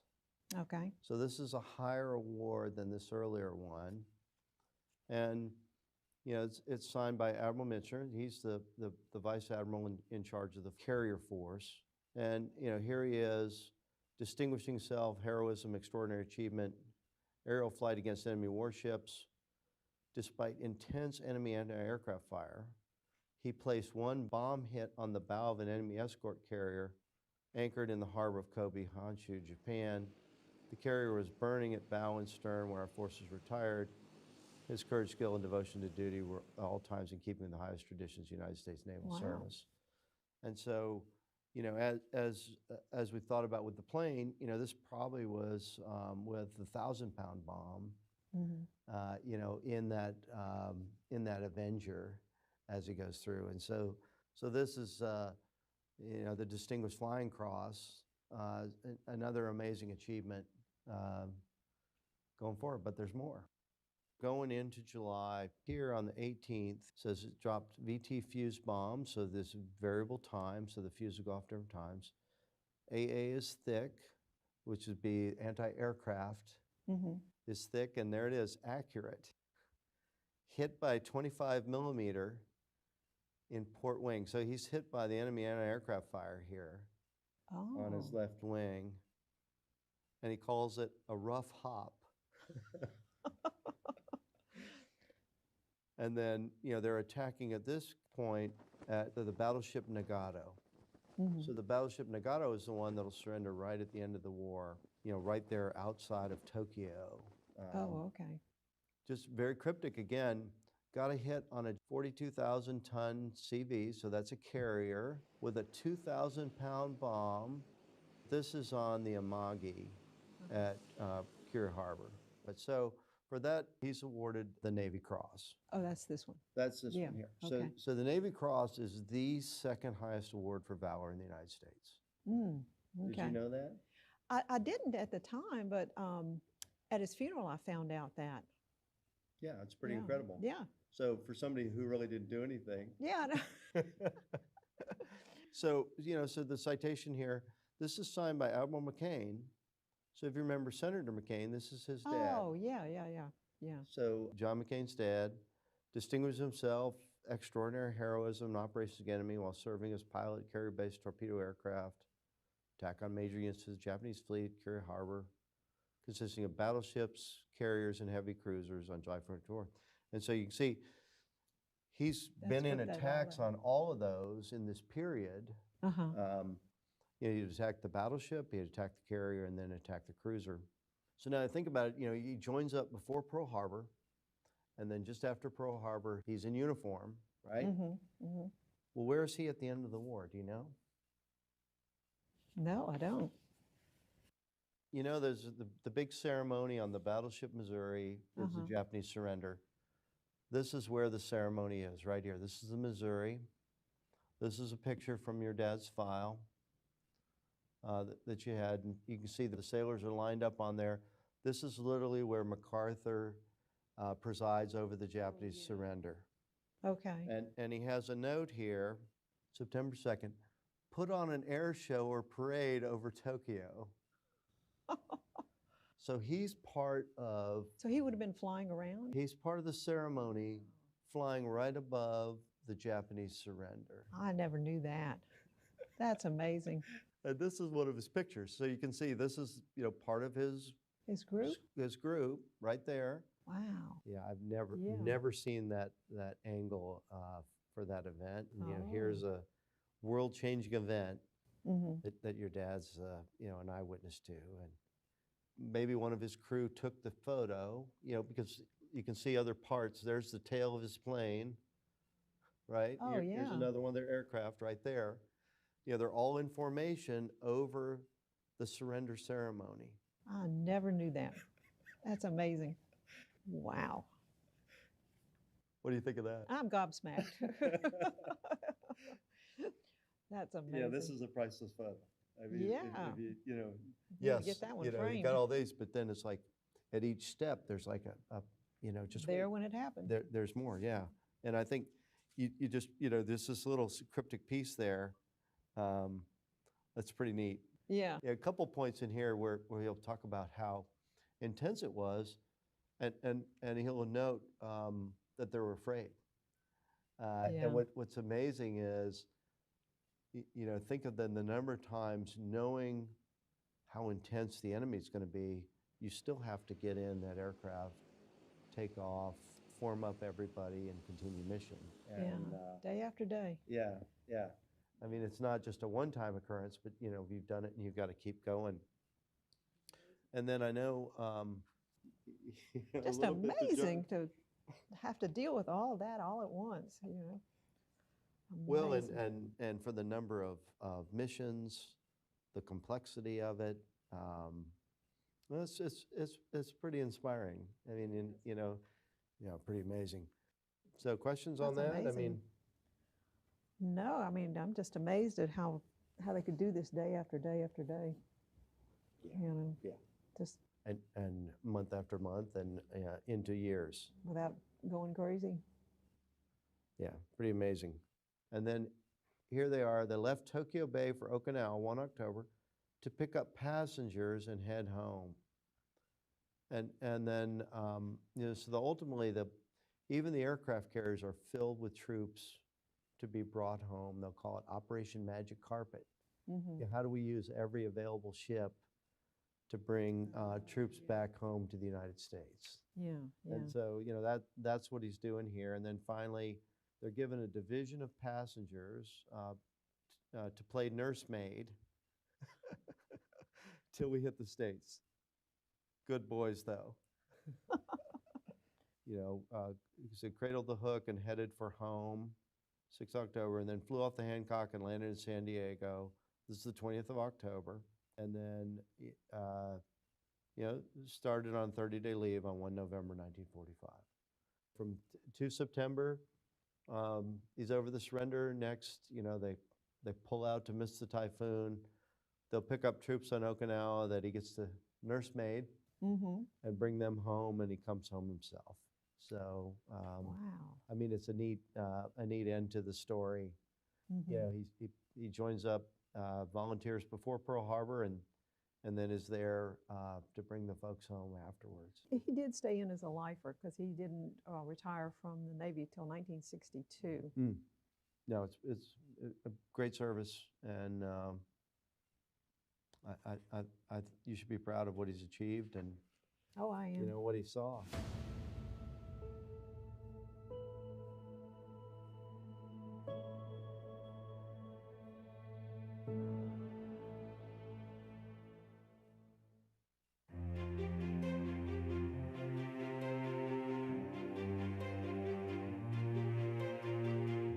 I first participated in the conference in 2006, which was the first of the conferences. I've been to most of them since then. And watching the museum grow into what it has become with a full campus of pavilions and becoming the touchstone for research and an understanding of the most significant event of the 20th century is we're learning about our common heritage. It's supposed to be enlightening and it's supposed to be thrilling, and it has become that. Quality of the presentations. Every year I think they get better. I think the quality of the researchers, the people you bring in, plus now the facilities are second to none. So this year is our first year here, but it is clearly the place to be. I was here at the first conference in 2006, and I was just so enthralled by it. I just fell in love with World War II history and the museum. An extraordinary collection of some of the best minds in the business, and the thing that I'm looking forward to is actually learning from them. Even though I've been working on certain aspects of the Second World War myself, nobody can know everything. And if you bring a couple of dozen world experts together to share what they know about their particular area of expertise, it's like having a living encyclopedia of dozens of people who really do know the answers to some of the most important and complicated questions about the war. It's great for me as a teacher. I'm usually in send mode. I'm usually talking to people. It's great to be in receive mode and hear from all these fantastic people who are here and get new insights, not just the scholars, but the guests who are here as well. And just to be able, like I said, just to shut off the send part of your brain for a little while and sit back and learn about some things maybe you haven't thought about. I just fell in love with it. I've been coming back ever since. It's the right place to be. When you can get with 500 other guys and gals that are interested in history, it's just the place to be. It's just one of those conferences that just keeps on giving to the history of our country.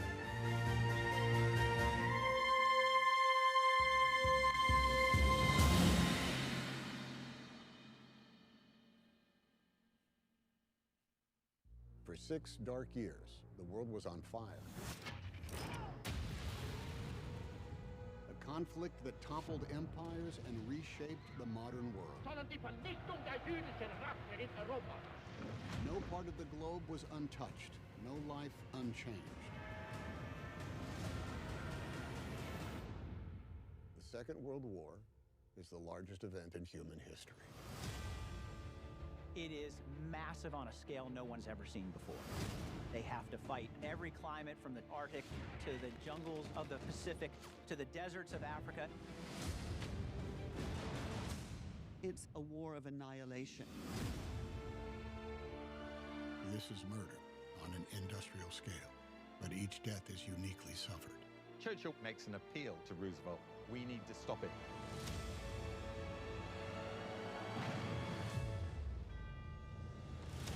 There could be one victor and one vanquish.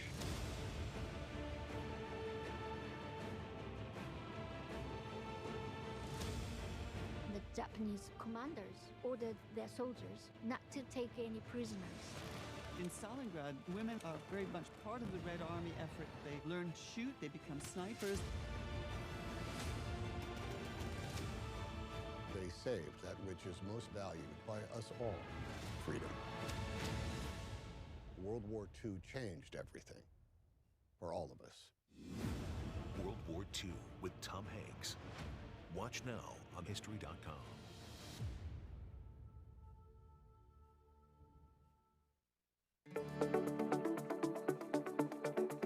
The National World War II Museum, they collect all sorts of things. Some of them are as small as a penny or a compass or a button. The other end of the spectrum is the really huge things. Vessels, aircraft, and vehicles like the ones you see right here behind me. The difference between a macro and a regular artifact is that a macro is something like a vehicle or an engine. My name is Corey Graff. I'm a curator and restoration manager here at the National World War II Museum. One of the amazing things about the macros in the collection is they usually come to us in derelict shape. You know, they've been out in the world for 80 years and been used quite heavily. And so our job is to take those vehicles and aircraft and boats and turn them back to the way they looked during World War II. And it takes a ton of work.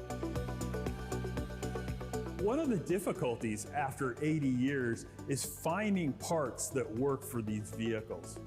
First thing you're going to do is try to restore what's already affixed to the vehicle in some form or another. My name is Terry Arman, and here at the World War II Museum, I am the restoration specialist and volunteer manager for the warehouse.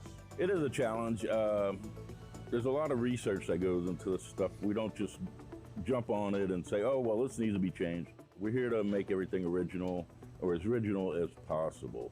And in some cases, you actually build it yourself. You get the plans.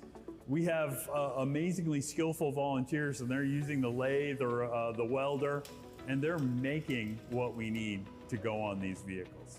These guys play an important role of parts that need to be made that you can't find in the civilian world. Yeah, one of the things that happens with these vehicles is you build them up and then you're able to add some of the equipment that it would have had during World War II. For instance, the Sherman tank has its hedge cutter. That's something that staffers and volunteers, they found the plans, they built it to spec, welded it up. It's big, huge, heavy metal, and they were able to put it on the vehicle, and now it's even more complete than ever.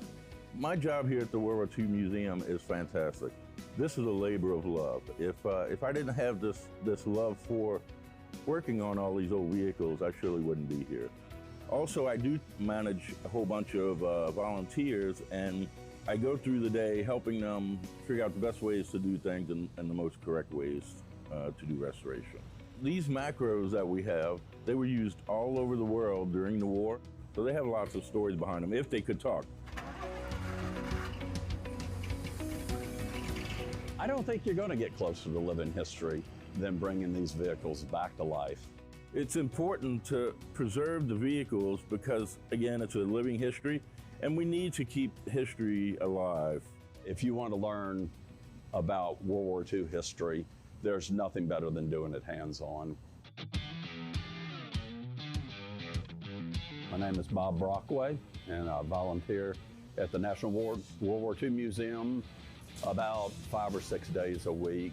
I've always had an interest in World War II because my father was a World War II veteran, and it was a way just to be in touch with him. So I kind of made my pitch to Terry, told him, you know, I've got 20 years experience in marine engineering. I was port engineer, and I listed my whole resume as electrical engineer. He goes, oh, good. Can you hold a paintbrush? I'm like, absolutely. He said, you're hired, so. Without the volunteers at the National World War II Museum, we'd be sunk. These volunteers will do anything when it comes to bringing these machines back to life. The volunteers that I have are very, very loyal to the World War II Museum. They're very talented in what they do. I couldn't do this job by myself. The most rewarding part of working in the restoration department, honestly, is bringing these vehicles back to life. Leaving the machine at the end of the day better than when you arrived in the morning, that's the perfect thing, and it's a lot of fun. And when it finally rolls out, it runs, it drives, it's beautiful, it looks the way it looked in 1944. That's a great feeling.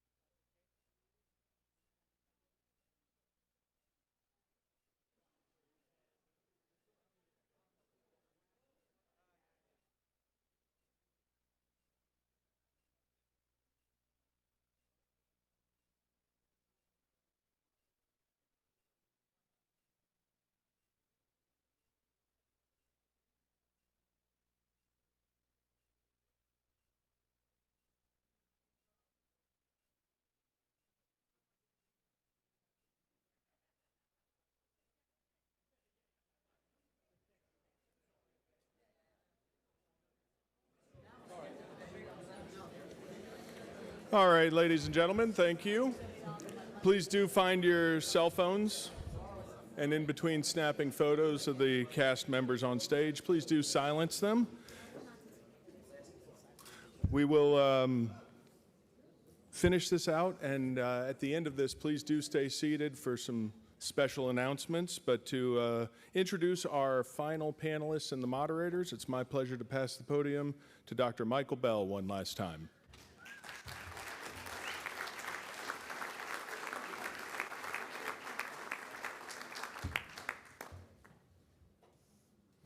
All right, the campaign continues. We're at the point we used to call the last tactical mile. You got to continue this. Actions on the objective here. The final session of the Band of Brothers 25th Anniversary Symposium. We have all our actors on stage, and of course the skipper as well.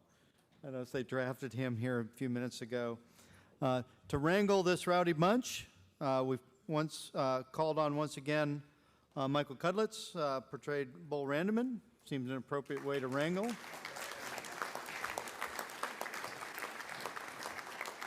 He, of course, has a battle buddy, Frank John Hughes, who portrayed Wild Bill Garnier. A quick shout out to some of Frank's other credits include Bad Boys, Catch Me If You Can, The Sopranos, Law and Order, and recently you may have seen him in the series The Offer and the film The Featherweight. Now the questions this group's going to have are based on the questions the audience has submitted. So some of you will see the questions that you have, or a variation of those, I should say. But before these two take it away, we have another video message from someone who couldn't make it, unfortunately, Scott Grimes, who portrayed Dan Malarkey. So with that. Hello, everybody. Scott Grimes here. And I had the privilege and the honor of portraying Donald Malarkey in Band of Brothers. I am so sorry that I cannot be there with you, but except for Matthew Settle, all of these guys here in front of you right now are a perfect representation of this wonderful miniseries. You know, except for Ross McCall, we all worked really hard on this. And in spite of Ian Bailey, I think it was a big success, because I still have people coming up to me 25 years later, young and old, and saying that except for Dexter Fletcher, it's changed their life. And Band of Brothers meant that much to them. So I just want to thank Tom and Stephen and Tony and Meg and all the writers and directors and producers of Band of Brothers for giving me this amazing opportunity to play such an amazing man. And I'll leave you with a story that I don't think I've told anybody, but right before we started filming, I overheard a phone conversation that Meg Lieberman had with someone. I don't know who was on the other end of the line, and she said, and I'll never forget it, she said, except for Scott Grimes, I think we have a perfect cast here. Love all you guys.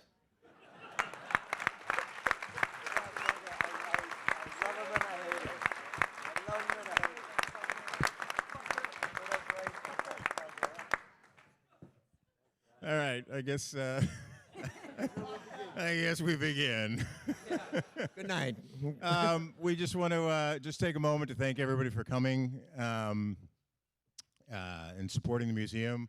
Want to thank everybody at the museum for continuing to support us and our newly formed or 25 years ago formed Band of Brothers. We appreciate you guys coming out. We appreciate the sponsors supporting these events. We know that you guys take a lot of time out. We know you love doing this, but it's always a pleasure to meet everyone and your families and spend this time with you. So thank you guys for truly keeping the memory of the men and their families alive.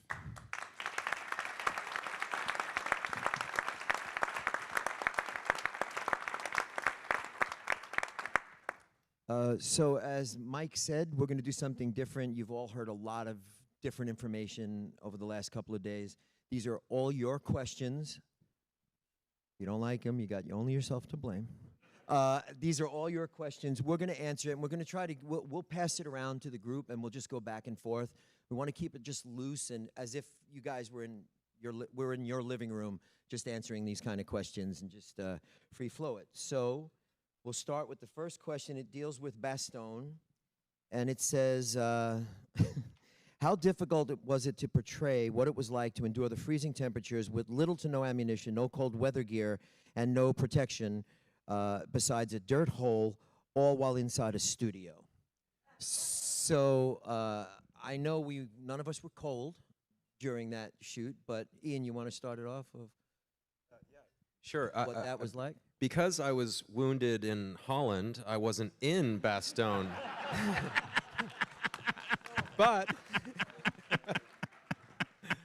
I figured I had to do these guys a service. So it's either because I knew that come episode 8, I'm gonna Webster's gonna come back and he's gonna be looked at by the guys as, where were you? You should have been here. You missed out. You took your sweet time, didn't you, to come back? And he's meant to be the odd man out. So I figured I can either go to be really method and go and stay in a hospital for a while, or I know I need to piss these guys off. So I just decided I think I'll just tour Europe while they're filming in the studio. And then I can come back and say, guys, Amsterdam was really amazing. Rome at this time of year, wow, you guys should have been there. Yep. Ross?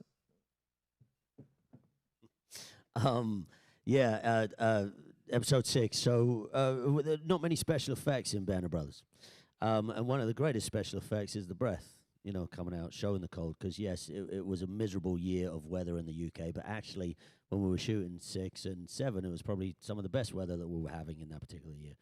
We were going at this hangar every morning. It was spoken about earlier, but they had diggers dig up real earth, real trees, bring it in, put it into this hangar. It was about 10 foot high. We'd have to go up scale these ladders to get up to set every day. But much the same as we've spoken about with the level that Mr. Pratt had gotten this set to look just like the Borjaks, it was incredibly easy to get into that world of what these men were going through. And we had the big wool coats on, and we were stuck in our foxholes. But the truth was, we'd done so much research on Bastogne and Foix, and digging in and being in that set for a good month. Each episode was around about a month. For me personally, it was relatively easy to really get into the feel of it, because you're in darkness pretty much the whole time. The reason it was obviously in that hangar is we could control weather, we can control night and day, so the timings weren't getting pushed into crazy times. So yeah, for me, it was all there. It was set up. Foxholes were there. We redug some of the foxholes ourselves. There were real trees within this set. There were fake trees within this set. We didn't know which was which. There was some wildlife on this set, because when they dig up all that earth, guess what? They dig up a couple of squirrels and badgers. So we had some roommates that, and those who know me, I love an animal. So I miss old Charlie and Kev. But we got used to it pretty quickly. And obviously, yes, as David mentioned earlier, snow business, what a name for a snow company. They were there cementing the place in snow. So for me personally, found it relatively easy. Let's move it around. Robin, what was it like for you shooting that location? If you're asking about the set itself, yeah, it was hot. I remember it being hot. I remember vividly a director shouting, "Cut!" and thinking, "Oh, what have I done?" And he's like, "Can someone make up?" He's sweating. People visibly sweat running down people's noses, because we're basically in a large metal box. The sun is out finally. Wearing wool in England. We're wearing wool. We're all shivering to look cold, but that's just making us warmer. And I remember some days it was hot in that shed. But I think someone touched on it earlier. I think it was Tim. The scale of it was phenomenal. And I remember visiting the Bois Jacques for the first time, and really realizing how brilliant a job Tony Pratt had done. Because I remember standing there and thinking, this is identical. This is phenomenal. I think, did Babe and Bill visit that set? He did not. They did not. No. No. But I had the same thing. I mean, to push the tour again, but when you go on the tour, one of the great things that you experience is how close to reality those sets were built, the job that Anthony did. And first of all, how small some of the combat, what these guys were killing themselves to fight, to take a parcel of land that was so, you see that in Breakcourt, how small it is. When they run back to HQ, it's literally 15 feet, like behind the lines. It's amazing. And you get that kind of intimacy. And I had the same experience when we got to the Beau Jacques. You really feel like you've been there a bunch of times. Can I just say there's one thing, though, that... Set's so real. Sorry, Frank. There was one thing that occasionally did break reality, because we were making a TV show, making a movie. And there was one day, I don't know if Ben remembers this, when we're sitting in foxholes and, you know, we're doing our best to act cold and hunkered down and starving and low on ammo and up against it. I looked over and there was a Spice Girl standing at the side of the stage. It was Baby Spice. You remember? Yeah. So there was strange things. Yeah, seriously. Baby Spice did a set visit. Yeah. Ben, you remember? Yeah, you remember. So I wasn't imagining it. I wasn't going like stir crazy. I love that he knows who Baby Spice is. You know who Baby Spice is. No, I don't. You do. No, The Spice Girls. The Spice The Girl. small one. I don't know. Okay, well. Anyway, so there were things like that as well. So, you know, I just never told anybody that. Thank you. Right. Oh, so that explains it. Hey, Baby Spice is here. Don't worry about it. She's with Ivan.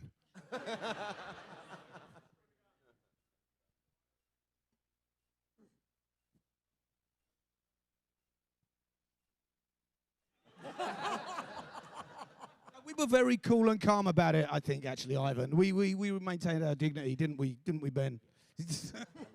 So Ivan was dating Baby Spice during the shooting of Band of Brothers.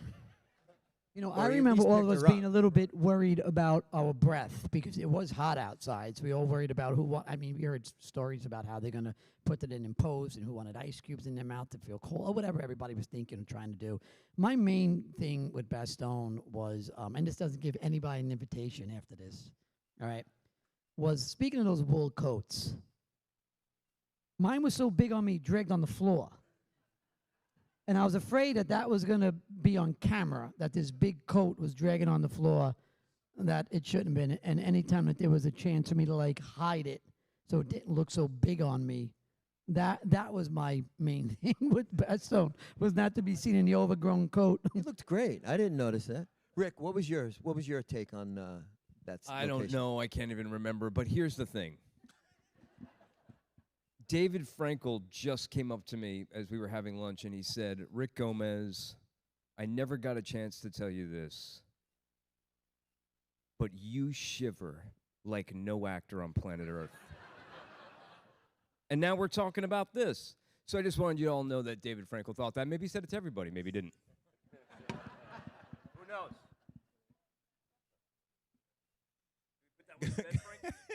Perfect. Thank you. Okay, this is a question that was actually asked to specifically Frank, but I'm going to twist it to the group. Frank, your character had several great quips throughout the series. Were those lines scripted or ad-lib? That's from Bill Bill S. from Texas. Thank you, Bill. Long-time listener, first-time caller. But Frank, answer the question first, and then open up to the group anyone who something that sticks out to you, memorable, that you either talked to your vet and brought in the next day, or something that you completely ad-libbed because of the situation that was happening. Frank? Yeah, I was talking to Bill a lot each day and would go over, how would you say this, how would you, and most of it he signed off on, but there were some things. And the one thing I really remember, and I would always go to the writers and say, can I do this? Bill said, and they were so great about just, if he said it, you can say it. They were very good about that. It was so collaborative that way. But the one that I remember most was, I don't know whether to slap you, kiss you, or salute you. when you're returning, and that was it. I was really interested in how worried Bill was about you being gone, and I said, what was that like when you reunited with him? I mean, what do you say to him? You thought he was dead, and he said, I don't know whether to slap you, kiss you, or salute you. I said, all right, not as loving as I thought it was going to be, but we can use it. It's a good line. And Bull said, I'm no Meg Lieberman, so you better smack me and salute me. So that was my line that I remember. Who else has anybody? Yeah. How about when you got chastised by Winters for getting a little excitable with your gun on those Germans? Whoa, weapon, sir, weapon, sir. Oh, Jesus, how many? No. Na, na, na, na, na. When you you said to somebody like, he's a Quaker. Those were written. So they must have talked to Bill, because he had that, and he would recall that to me later in life. That he really believed he was, but those were his lines. But that's the only one I can really remember. Maybe you can answer this for me. Joe Toy's line, "Who shit in my foxhole?" Is that ad lib? Because that sticks with me so much. I can't imagine being in a cold foxhole. Yeah. And it's your home, and somebody doesn't want to shit in their home. Right. So they come and shit in your home. But that just was so poignant. I would bet that's written just because it was so singularly pointed out. And I will use this opportunity to say on behalf of Kirk Acevedo that he really wanted to be here, and up until the last minute thought he was going to make it. And fortunately, he is working. But he definitely wanted to be here, and he sends his love to all of you for showing up, and specifically to you guys. There was definitely a scene that the three of us ad-libbed some of that made it. You talked to was it Graham? Was it mostly Graham? Hold on. We had the scene in the foxhole where Muck talks about swimming the Niagara River was not officially in the script. That was a letter written to me by Ruth, Skip Muck's sister.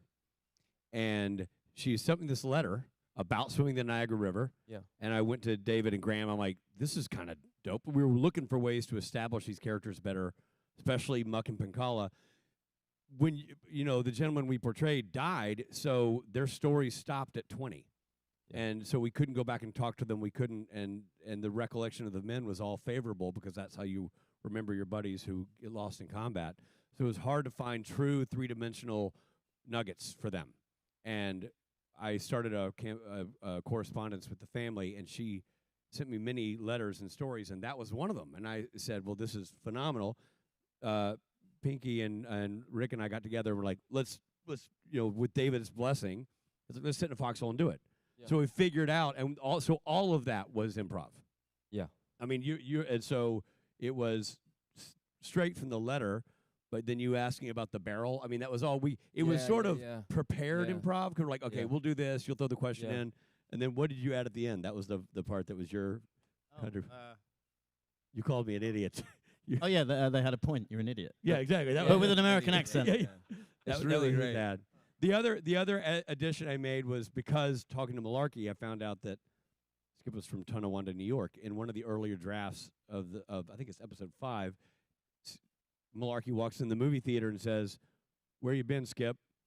And in the script it says, "Well, I was in Florida, but now I'm here." And I said I had found out that I was not from Florida. I was from Tonawanda, New York. So I went to Tom Hanks, which never was not intimidating to me. Was always intimidating to go, Mr. Hanks, I'd like to make a change. But I said, look, Skip is from Tonawanda. Can I change it? And he's like, yeah, sure. So he was a Muppet at the time, for those who don't know. A lot of people, Tom directed using a sock puppet. It was a little sock puppet, yeah. Oh, Hand of Brothers. We had the Hand. Yeah, Hand of Brothers. That was the whole thing we did.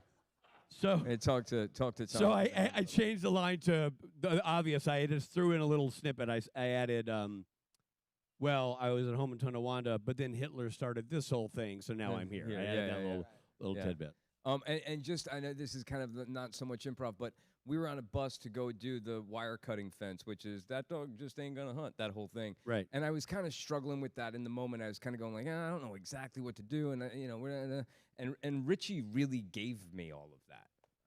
I never get. Yeah, because that dog ain't gonna hunt wasn't in the script. That wasn't in the script. Yeah, that was we the added line that in the van. Yeah, that's right. Yeah.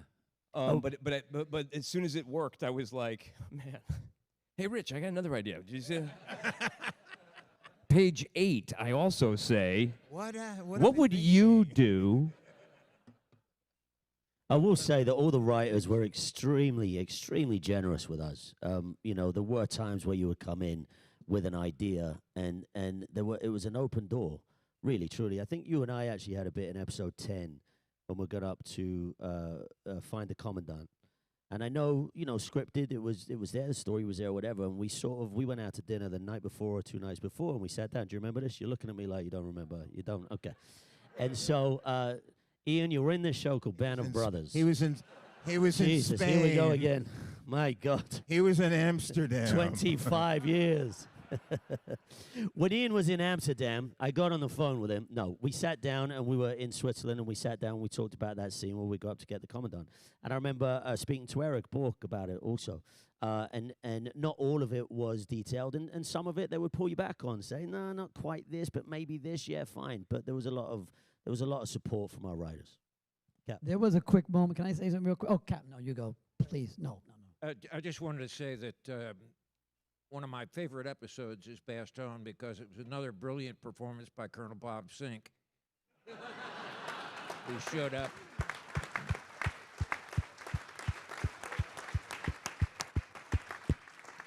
But unlike these guys, the character I played was dead, and he died with a 2-star general, and I had no idea. I'd read a few things in his bio and that sort of thing, but I finally got a call through to his family, and they sent me some recordings of speeches that he had made.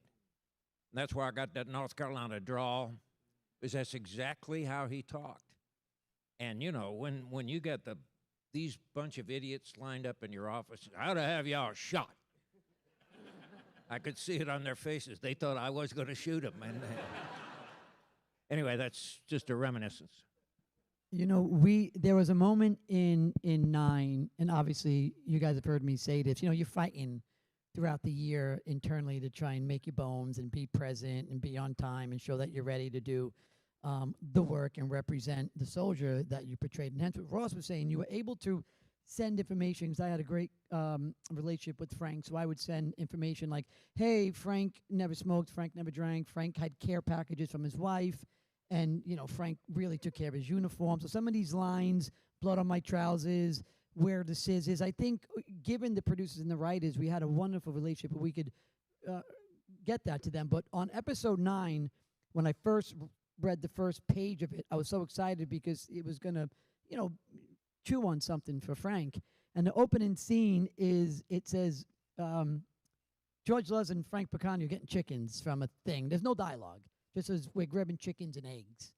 And we get to set, and there's like these 2 stacks to stand on, and the chickens are up high, and the eggs are up there. And David Frankel's like, all right, guys, I'm going to go do all this. You guys just go and improvise when you get on there. But whatever you guys do, make sure someone gets a chicken, someone gets an egg. But just you guys do you. I have to go do this. And now I'm with Rick Gomez, the best at improvising. You ain't going to beat him. There's a few on here who could stand up to him, but he's good, as you could tell. And I'm thinking, all right, you got Rick Gomez from Bayonne, New Jersey. He's never touched a chicken, been near a chicken, seen a chicken, whatever a chicken. You got James Mattier from the Bronx. I've never touched a chicken, seen a chicken.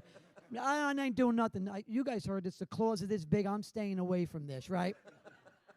David comes over, and we're going to roll cameras. Okay, and now I'm thinking, what am I going to do? We're both on this thing, and he goes, and action.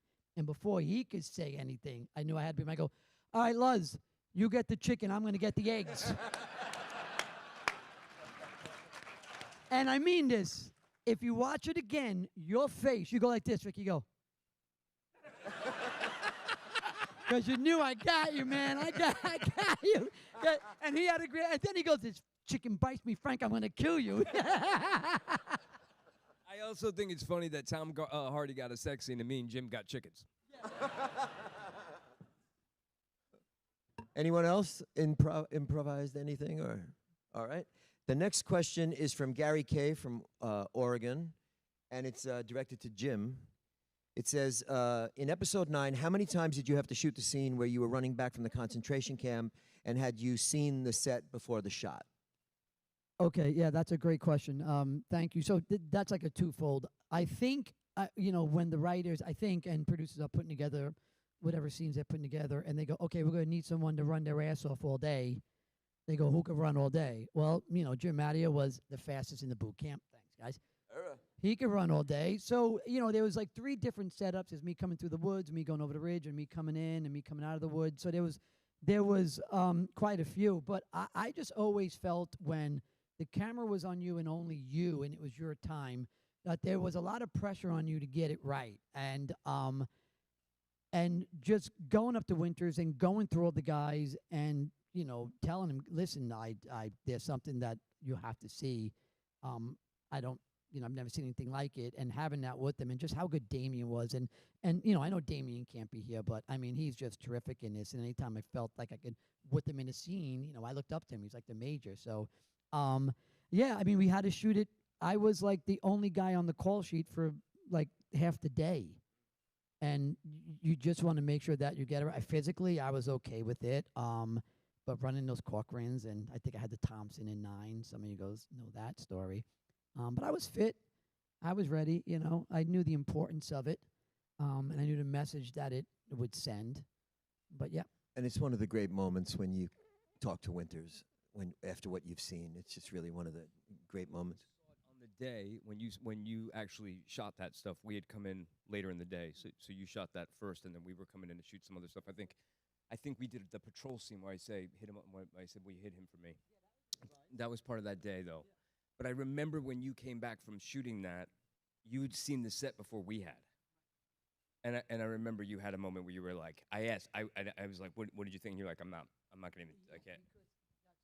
What happened was, again, anytime you had something, at least for me, I know it sounds silly, because I was one of the younger ones, but anytime you had a scene with some of the top brass, like, being in a Jeep with Spears and Nixon and Major Winters and me going to find these camps, I was like, I'm in a cool scene right now. This is going to be great. We had to rehearse that earlier, getting out, cutting the bolts. So us 4 had seen the set in prior because we shot it earlier and seen that. So, when I did get back, and some of the men were asking me about the set, I was like, it's scary, it's vivid, and it's incredible, and just be prepared. And there's the one moment when they get off the deuce, and Bull is already there, just like in his own little world, just sitting down and just not moving. And I find that one moment that you have, I find a lot of moments. That moment just really affects me when I see you, because you're such a big stoic man. And to watch you like on your knees and just fiddling with whatever you feel like you need to fiddle with, your back turned to them, like you not even facing the camp. Just those little moments. It was just, just an amazing set,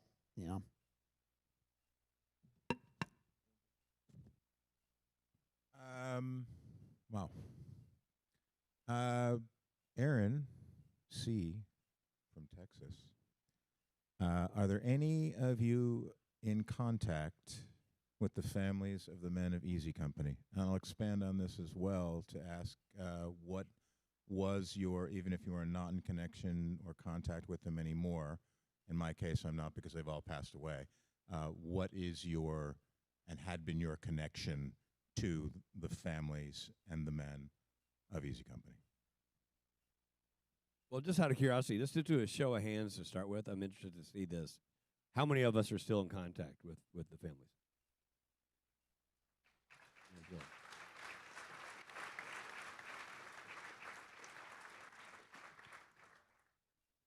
You want to share a little bit about that? You don't have to go into details. No, Some of it's obviously very personal, but just generally speaking, so they get a sense of. I never knew Joe, right? I've never. He passed away in '88, but in the past year and a half, I came to know his daughter, granddaughter. So my granddaughter, I met Sarah Ramirez a year and a half ago, and she didn't know that Joe was part of Easy Company. She knew that he was a paratrooper, but that was it. She didn't know of the book. She didn't know. She really didn't watch the miniseries. She had no idea that her grandfather was a badass, and she now becomes part of the family, right? And it's amazing to finally get to meet her. You know, she showed me grandfather's scrapbook and what he wrote. He was a he was a poet. He was an artist. He was a romantic. It was just an amazing, eye-opening experience getting to know who Joe was after the fact. Because all we knew was quiet soldier, did his job, didn't care for it too much, but he did a good job. He was always there, had your back. But in reality, he was just like this amazing, outgoing kind of guy, and it's just nice to finally get to know who he was. So yeah, Sarah.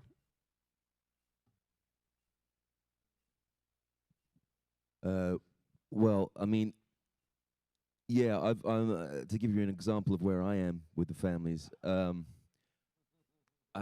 I'm still getting my chops busted for not picking up my WhatsApp messages from Doc Rowe's grandson out there. I will, Chris. I will. But yeah, I think for me, what really hit home was the premiere in Paris. I think when we all went down there on the buses, and I hadn't met anybody from the family up to that point, and Chris Langlois, Doc Rowe's grandson, was there, but a whole host of them were there, including all three kids, so Eugene Jr., Marlene, and Maxine. And I think it was Maxine that, I think it may have been you, Rick. I was looking for a place to sit on the bus, and you were like, Doc, like this. And as I turned around, Maxine happened to be standing up in the aisle. And so we just locked eyes, and I just knew. Obviously, she knew you'd called my name, and then it was probably the best, most profound hug I've ever experienced. I mean, and it kind of made sense, even more what we did. Yeah.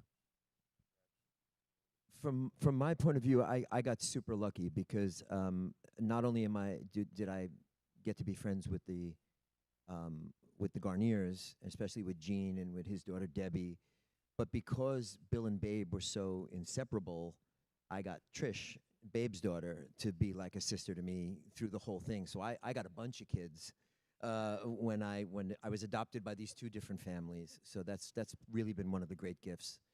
Her friendship and the Garniers' friendship, it's really been special. Yeah, here. I'm the same. I got that, the double whammy, which was such a privilege, And Trish is here today, and we're really close. And I've visited with her in the United States. Her and her husband have visited with my family, and Trisha's good pals with my wife.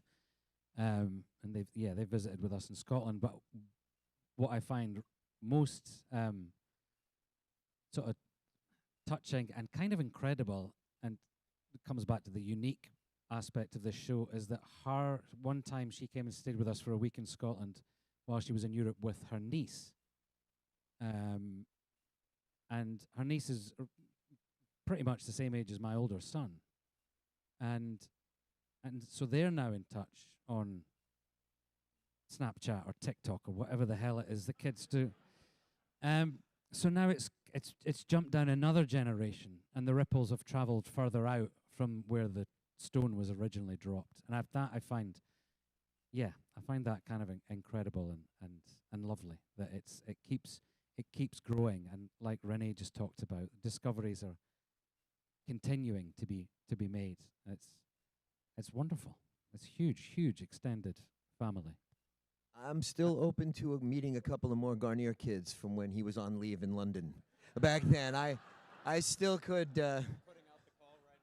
When I picked him up at the airport and he landed, he went outside the airport for a cigarette. He was leaning against the wall. He had his hat all cocky. He was smoking a Pall Mall, leaning against the wall, and he was going to the women, "Hiya, sweetheart, I may be your father." He was saying- On that note, I just wanted. Can I say about Shifty's daughter? I basically obviously still involved with them. You can't not be, but I don't know if any of you all know that Shifty's daughter Margot taught me how to drive, and so if you have any problem with my driving, talk to her. So it was kind of like she basically. She was living in the neighboring town for my mother. I didn't know how to drive because I was brought up in London. And so it was kind of like going around the parking lot. And then Margaret's like, well, let's go up and see Dad. And I was like, okay. And she's like, well, why don't you drive? And I was like, well, I've never done this before, but let's go. And so we, she basically coaches me, driving me to Clinchco, Virginia, and get there. Lo and behold, get there. Her dad obviously has got macular degeneration at that point, blind as a bat, but still drives. So I didn't get too much time with my driving because my driver's blind. And he said, enough of that because you don't know how to drive. So I'm taking the wheel. So I was like, well, anyway, after all that, got back home, and then I went to L.A., and then I was like, well, what do I do here? And but I kept on driving, I guess. And luckily I didn't get into the accident. But right now, we're, after all these years, we're still in contact. And she's been through some tragedies, but she's hanging in there. And she's got a granddaughter, Skylar, and she's kind of really, I think, getting to grips with everything. Perhaps her responsibility, bringing up all of this, what she can learn and carrying it forward. Great. Thanks, Pete. Pete, I'm sorry. You're in like my blind spot back there. Thank you for jumping in. Can I just say a real quick thing? Sorry. Yeah. Can I just say hi to Tim and Rudy, hopefully, who are watching live, the Pankala family, who I've been put in touch with quite late in proceedings here, so kind of working on it still. But hopefully they're watching. I think the beauty of Banner Brothers too was the extended family that we all got. There were some of us that didn't have our veterans or their family around. We did extensive research to try and find the Liebgott family. Didn't get hold of anyone until way after the show. But I was taken under the wings of Bill and Babe. I had a great relationship with Ed Tipper. There was a big moment between Liebgott and Tipper in Carentan, and to be able to sit with Mr. Tipper on all these panels that we ended up doing over the years, it was so gracefully accepted. You were in amongst all the families. Frank, we spent a lot of time in Phoenix, and we were down at Johnny Martin's place, and we just got to know the families, and they were all just so inclusive, and that's the beauty of Band. Cool. The next question is from Ed from California. It says, who didn't you have scenes with that you wish you did? I'm going to start. I think the Garnier Spears scene should have happened. We had a lot in common. About the same kill count. I think that would have been a cool scene to have had. And also Hubler. How great is Peter McCabe? How great is Peter McCabe? Yeah, you should applaud Peter McCabe. Peter, I wish he could be here. Just a great actor. Someone said to me last night, I was out last night, and someone in the cast who shall remain nameless, or do they? Someone in the cast. Anyway, he turned to me and he said, do you know who I think's really, really great and underrated in the show? Was it underrated? Was that the word you used? And I said, Pete McCabe? And he went, exactly. And yeah, I totally agree. So does Richard. Somebody. Let's go around. Who else? I wish I had just a little more time with Baby Spice. But Ivan would not have that. So just one more scene. I think James Marsden also was on set. Is that true? It wasn't James Marsden on visiting? Yeah, I don't know. Idea. I think Matthew Settle's friend. I want to say. No idea. That was surprising to me. Was that not true? Well, you said that's a great. You had I said, didn't see it. Jimmy. You said that was a great question. Who would you have loved to have had a scene with? You know, I feel like I've had there's nobody I haven't had a scene with on this. Well, especially when we're like, like I was in the wondering- fuselage of a plane, we're with a lot of dudes and yeah, scenes. well, like, I mean, if I think maybe probably would have liked to. I know have a scene with maybe one of the bigger. I wouldn't call them guest stars, but like the actors that came in for 1 or 2 episodes, maybe spend some more time with them. But I felt like I had an equal. I was blessed enough to have an equal time with all of them because I was sort of that grunt soldier. So maybe I would have liked to punch Tom Hardy in the face. And then put it on your. I mean, reel not now, Tom, not now. I know what you do. I've seen you. Not now. I rode to. Yeah, he'll tear me apart. I rode to set with Jimmy Fallon one day. And back then, before the congestion changes, just like they've done in New York City, they would tell you as you're crawling your way through afternoon traffic to Hertfordshire that the carriage used to move faster than being in a lorry. And so that was a scene, riding with Jimmy Fallon. hey, you were talking about Baby Spice being on set. Do you guys remember who Tom brought to set on the Jimmy Fallon night? Do you know who it is? He brought a very special guest, and it was actually pretty badass. Sam Phillips? Sam Phillips. Yeah. Founder We got of off a founder bus of Sun in Records. the middle of the woods, and Yeah. Sam Phillips was standing there with. See, and by the way, John X. I'm glad to know you. Like, I'm like, it's Sam Phillips, and it was like crickets are all around me. I'm like, you guys don't know Sam Phillips? But as if to help everybody know who Sam Phillips was, Sam Phillips was wearing a satin Sun Records jacket, like, just to be subtle. But that was pretty cool. Yeah. I just want to give a shout out. I want to say, I, again, like Jimmy, had scenes with lots of people. We all came into contact. But there was a really special relationship between Damian Lewis and Ron Livingston. And neither of them are here. And, of course, they would be if they could. But there was something very special, and dare I use the word magical, about that relationship that they created in the middle of all the kind of craziness that was going on with the rest of us. And that was something, personally, that I really admired, the kind of easy, really important friendship that those two created in their cocoon of leadership, because that's a very lonely place to be. I mean, that's what Band of Brothers really beautifully captures, is the kind of isolation, the loneliness of leadership that the Winters obviously experienced at the same time, caring and being a part of the company, also being very alone. And that's and I always thought that Ron really was a beautiful counterpoint dramatically to what Damien was doing, and I think for all of us when we watched it, it was almost sort of untouchable in a way. We had our camaraderie and our busting each other's balls and all that sort of stuff, but those two, yeah, it just really stood out for me, and especially when you watch back the series as well. There's something really sort of special and important about that, and they're both phenomenal actors. So. Yeah, I echo that. I think Ron as Nixon, as sharp of mind as he is in looks. I mean, he just was a treasure. One of the funniest guys, I think. Absolutely. And I wish I could have had more time. I wish I could have had more time with everybody, even the ones I did have time with. But Ron, I didn't really have much apart from in boot camp. But he would have been the one, I think. I think some of Ron Livingston's best moments in the show are when he doesn't have any lines. And I don't mean that I'm not trying to be a smart ass. I'm not trying to be smart. On days he wasn't there. Ron was best when he was in Amsterdam. I mean, his little looks and facial expressions are devastating at times. Sometimes it's just an eyebrow or a shake of the head.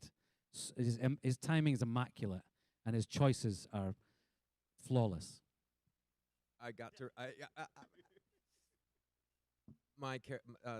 David Webster wrote a book, which I got to read in preparation, and I saw in it that a through line for this man was he was one to always push back on authority. And I thought, okay, I'm going to try that out. So in boot camp, I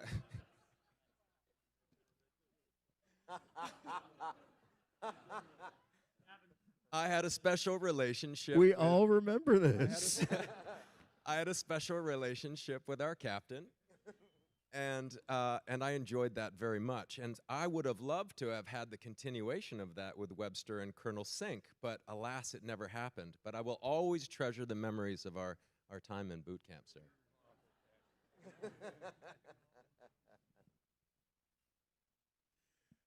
This is. I read this question. I actually think it's a great open question from Tom Castile, Oklahoma City.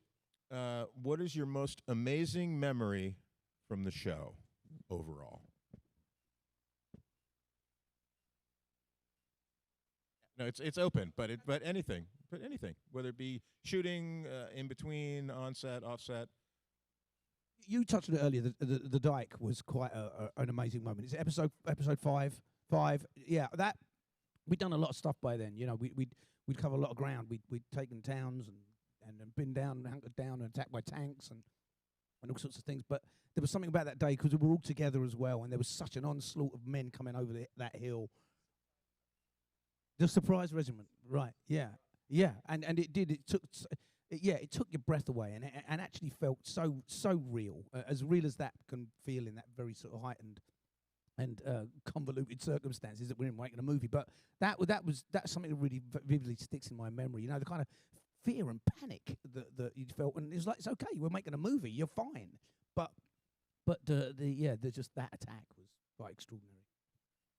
I remember on the day, Tom, there was the front line that was going to move forward after the bombs had dropped, after the air assault happened, and he got really giddy, and he was like, because we had one, and he was kind of walking down our line going like, I've never done this before, and it became like, you know, I realized, I was like, shit, if Tom's never done it, no one's ever done it. But yeah, that was a really cool thing. While the microphone's in my hand, there's a story I never told Cap, but he asked me to come in and be basically an extra, which was what we needed to do in order to fill it out. It was common. On a Friday afternoon, he's like, I want you in the back of the scene. I want you wiring this thing so that people could have comms. And I just want you in the background doing this work. And I looked at Cap as he asked for that, and I went, oh, and he went, what's the matter, son? You see, Perko and Nix and I, we're going to go to Paris on Friday that you're asking me to come in and work for the weekend. And so, all right, listen, don't worry about it. I'll get them wired. Don't worry about it. You go enjoy your time in Paris. I wasn't going to Paris. I just really didn't want to go to work that day. I really didn't want to do it.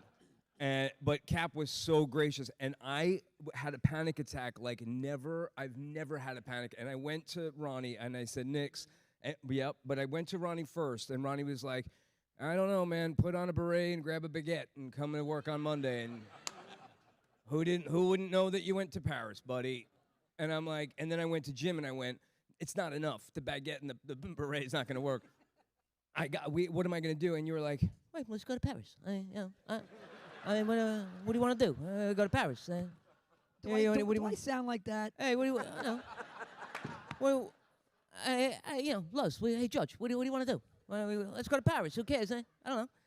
And so Ron was like, hey, you know what? It's not a bad idea. You know, I know a little bit of French. It was the worst weekend. It was a great weekend, but the worst weekend.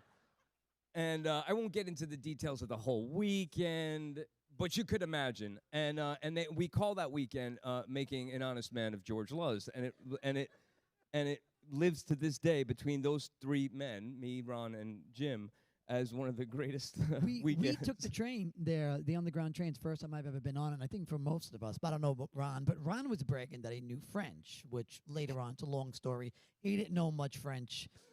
He didn't know any French. We thought he was getting us out of like a big brawl, but he actually, I think, was ordering a tuna fish sandwich. Yeah. I think something went on. But the train, I remember by the time and it wasn't even a long ride, and we would wear our dog tags on days off, and people would look at us who didn't know us. We weren't famous. Well, Ron was, but like, you know, maybe you look familiar, you guys look intimidated, you're in shape, dog tags, and we took the train, and I remember just in that 2-3 hour train ride, maybe 20, 30 beers, and we stacked them up like a pyramid.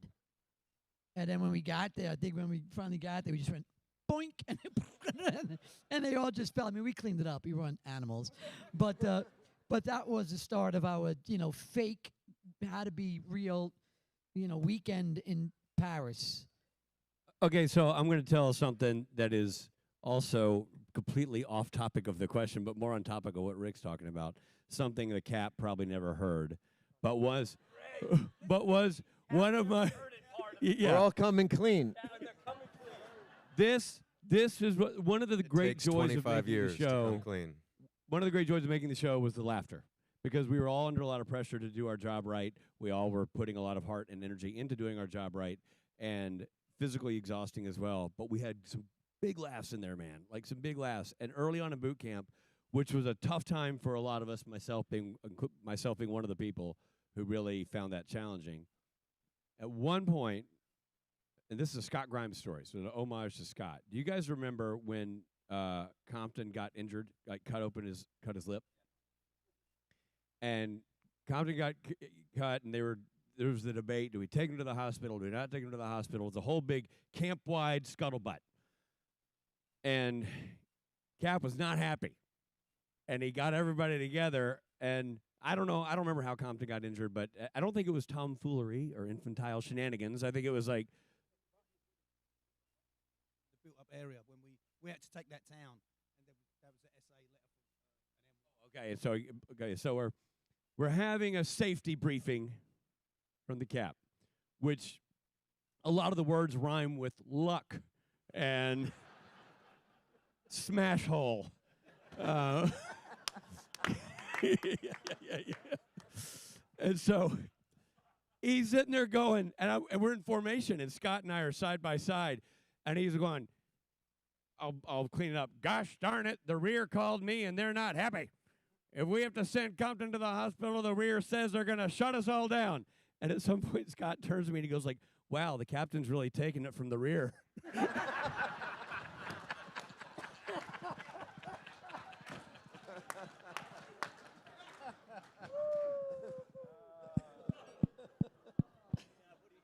A highlight for me. I can. Yeah.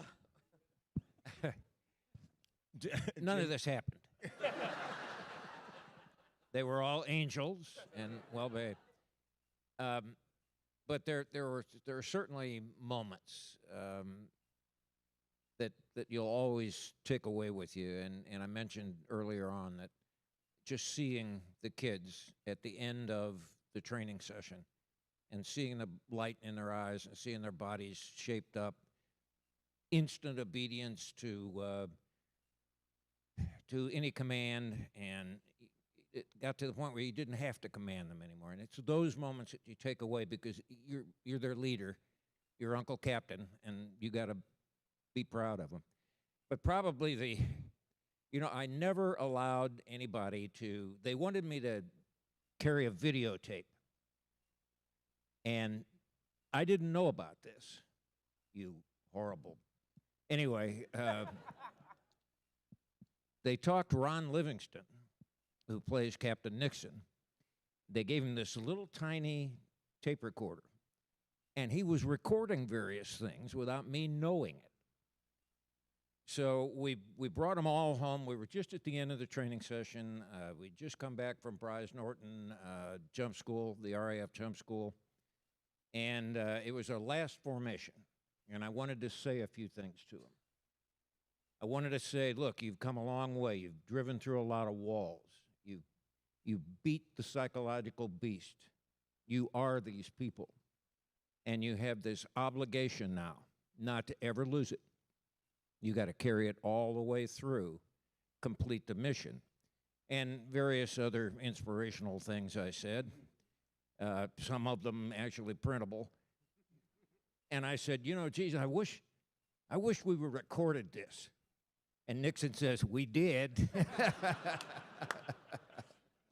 But that was a highlight. That speech that I gave the kids in our mess hall when we came back from Bryce Norton is something I'll never forget. Just marvelous. highlight of a life and a career. Awesome.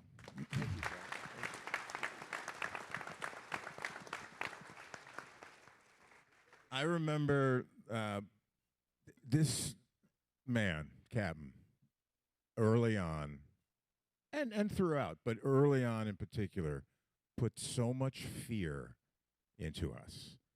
We did this thing where we did an overnight out of the barracks. We call it a sleepover.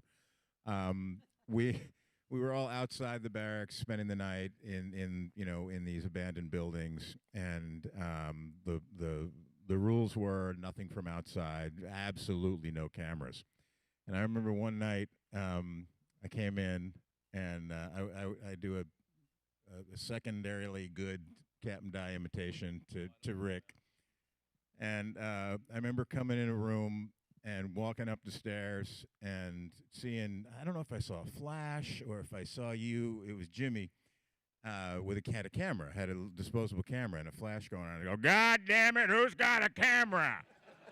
And Jimmy's like, oh shit, it's the cop! And he threw everything out the window.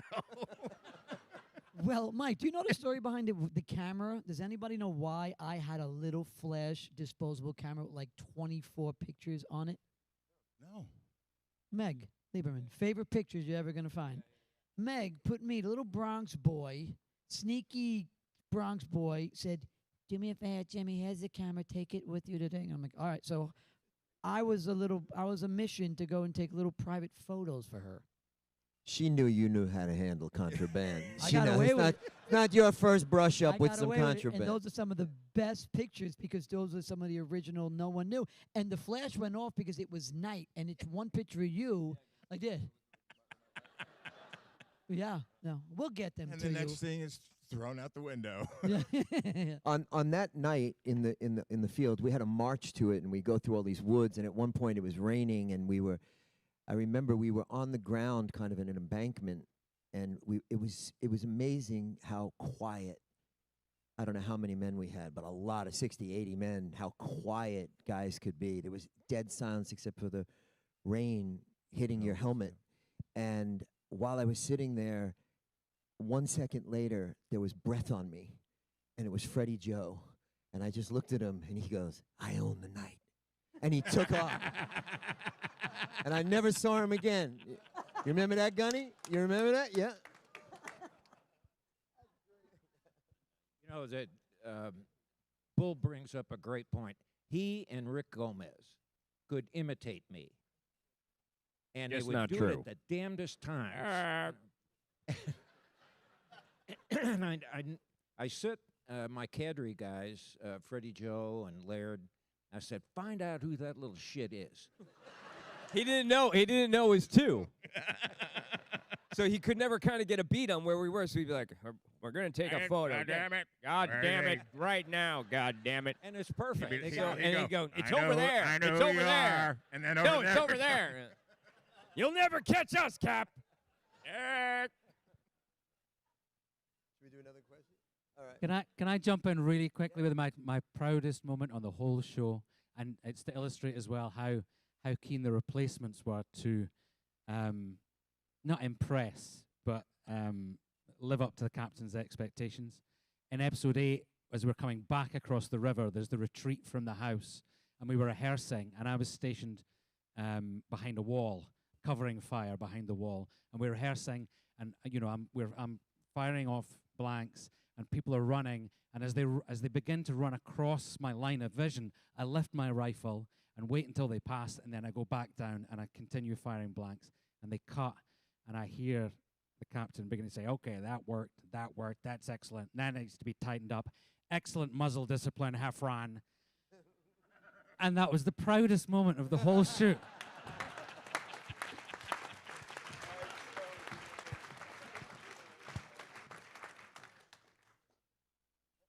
For me, my favorite moment was actually walking in on the first table read because you guys all just got back from boot camp. And I felt so intimidated from everybody just giving each other high fives and whatnot. But walking in, seeing that brotherhood that you guys had already, I was like, holy I'm in for it. And it was amazing to see. So yeah, that was one of my proudest moments walking in on that and going to be part of it. So that was amazing. Renee was new, and we were trying to figure out how to work him into a scene, and it was a scene in the village where we crashed through the. And he walks up. He said, "Sir, there's a fence here." And I said, "Yes." He said, "Yeah, but I said, how would you do it?" He said, "Well, I just hit it." I said, "Hit it."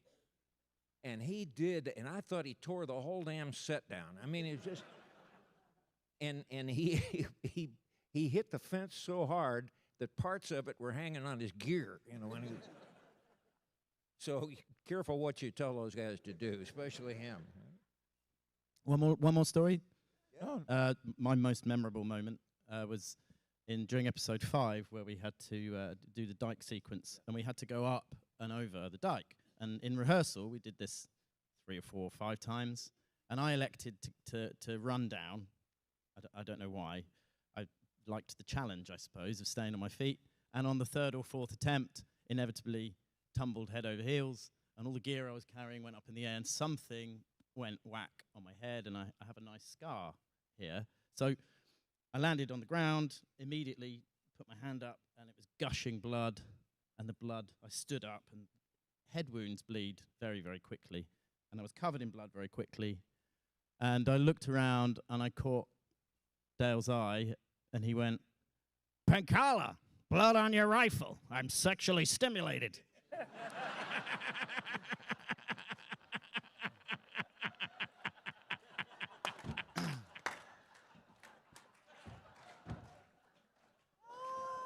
And I had a similar sense of pride to the sense of pride that Robert was. Good night. I mean, that's the one we end on. That's the level of the sympathy I received until I got to the hospital. As a captain, you kind of keep a distance from the men, and that's a theme throughout the series.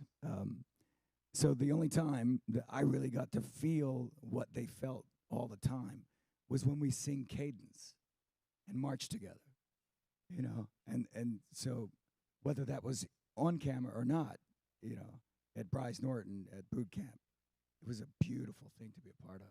Sing the cadence with you guys in unison and march the way we learned to march. So. Matthew was not this way during shooting in boot camp. Just go on record how sweet he is. I don't know if you were method or what you were doing during boot camp, but you were scary. You were a lunatic.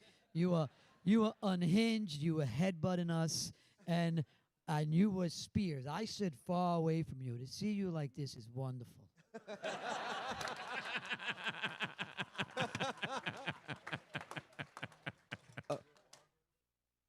Oh, with you, Dale, with Donnie, and yeah, I mean, it's one of the.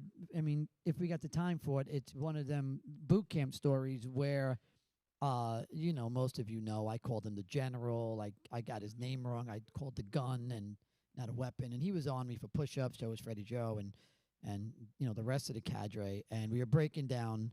Well, there was 2 times. One was I was lonely and tired and bothered and hungry and whatever and dirty during boot camp, and I was with Donnie, and I said I miss my girlfriend, and he goes, "Well, we all do," and I'm like, rephrase that. Oh yeah, sorry, I just got that. Brilliant. That is how the story goes from now on. That is amazing. Yes, Jim, we all do. So we all that's do. funny.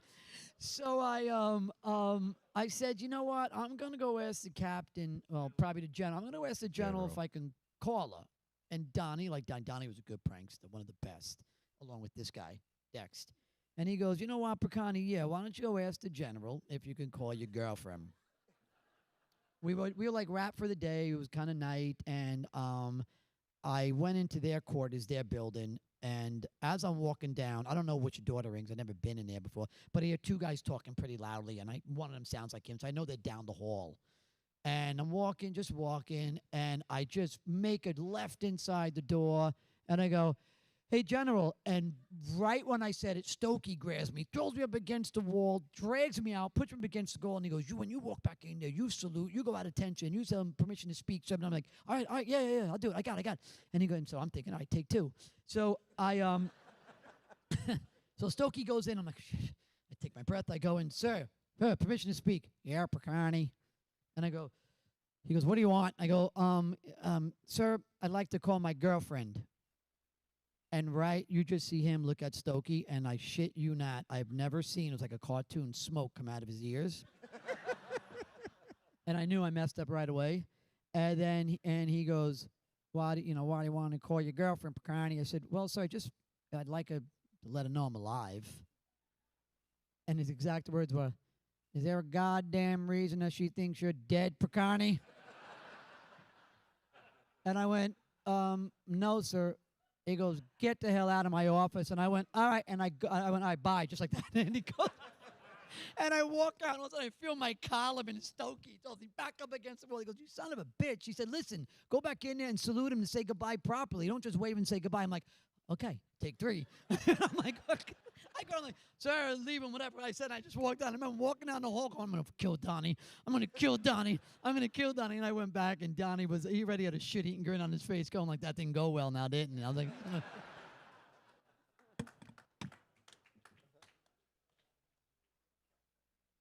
You were talking about Spears, and we all knew the character of Spears. We knew what Maddie was doing with Spears. And one day we had like a big thing to graduate. Like I was moving up to staff sergeant, so we were attacking certain positions in this town, and my squad had to defend a building, and we got ready to defend it. And I said to Freddie, "Who's attacking?" He goes, "Oh, you better have your shit together. Spears is attacking." And I said, "Oh fuck," here he comes. And we did the whole thing. I had machine guns placed in the right place. He got over all the guns that we had to stop. He got into the building, and I was hiding around a corner, and I had my grenade with me. And when he came around the corner, I threw it, and I hit him in the chest, and I said, "You're dead." And he goes, "It's a dud," and he shot me. So, you remember that? You remember? Yeah. That was it.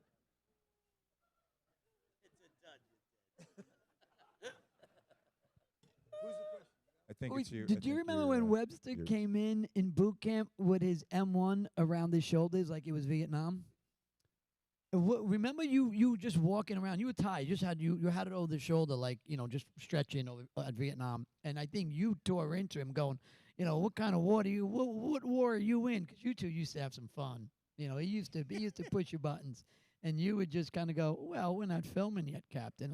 I just want to hold my weapon this way." And you just would rub him. But I remember that. I think I said, how do you know That's what you that said. a guy didn't hold his weapon like this in World War II? I'm sorry, who is the authority on how every single soldier in World War II held their weapon? Rick Gomez, do you remember when he would do that? You and I would start singing "White Rabbit" by Jefferson Airplane. One makes you happy and one makes you sad. I don't know what the lyrics are. Doesn't matter.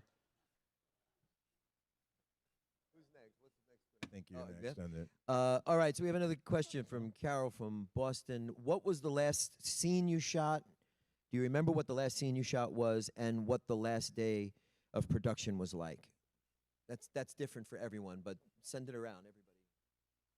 Maddie, what was your last scene that you shot? Do you remember? Yeah, it would have been in Austria, in Interlaken, Switzerland. Sorry, it's supposed to be Austria. And I was gathered with Nixon and Damien next to the Jeep, watching you guys play baseball, and it's like we all died and went to heaven. And there's the slow-mo, the way that it was shot, the way they color timed it, just stunning to see afterwards. But on the day shooting it, I guess I kind of envisioned it the way they were going to color time it. So the way I saw it was the way I saw it on film after. That's a beautiful memory. I'll never forget. I think the last physical scene we shot was episode 8.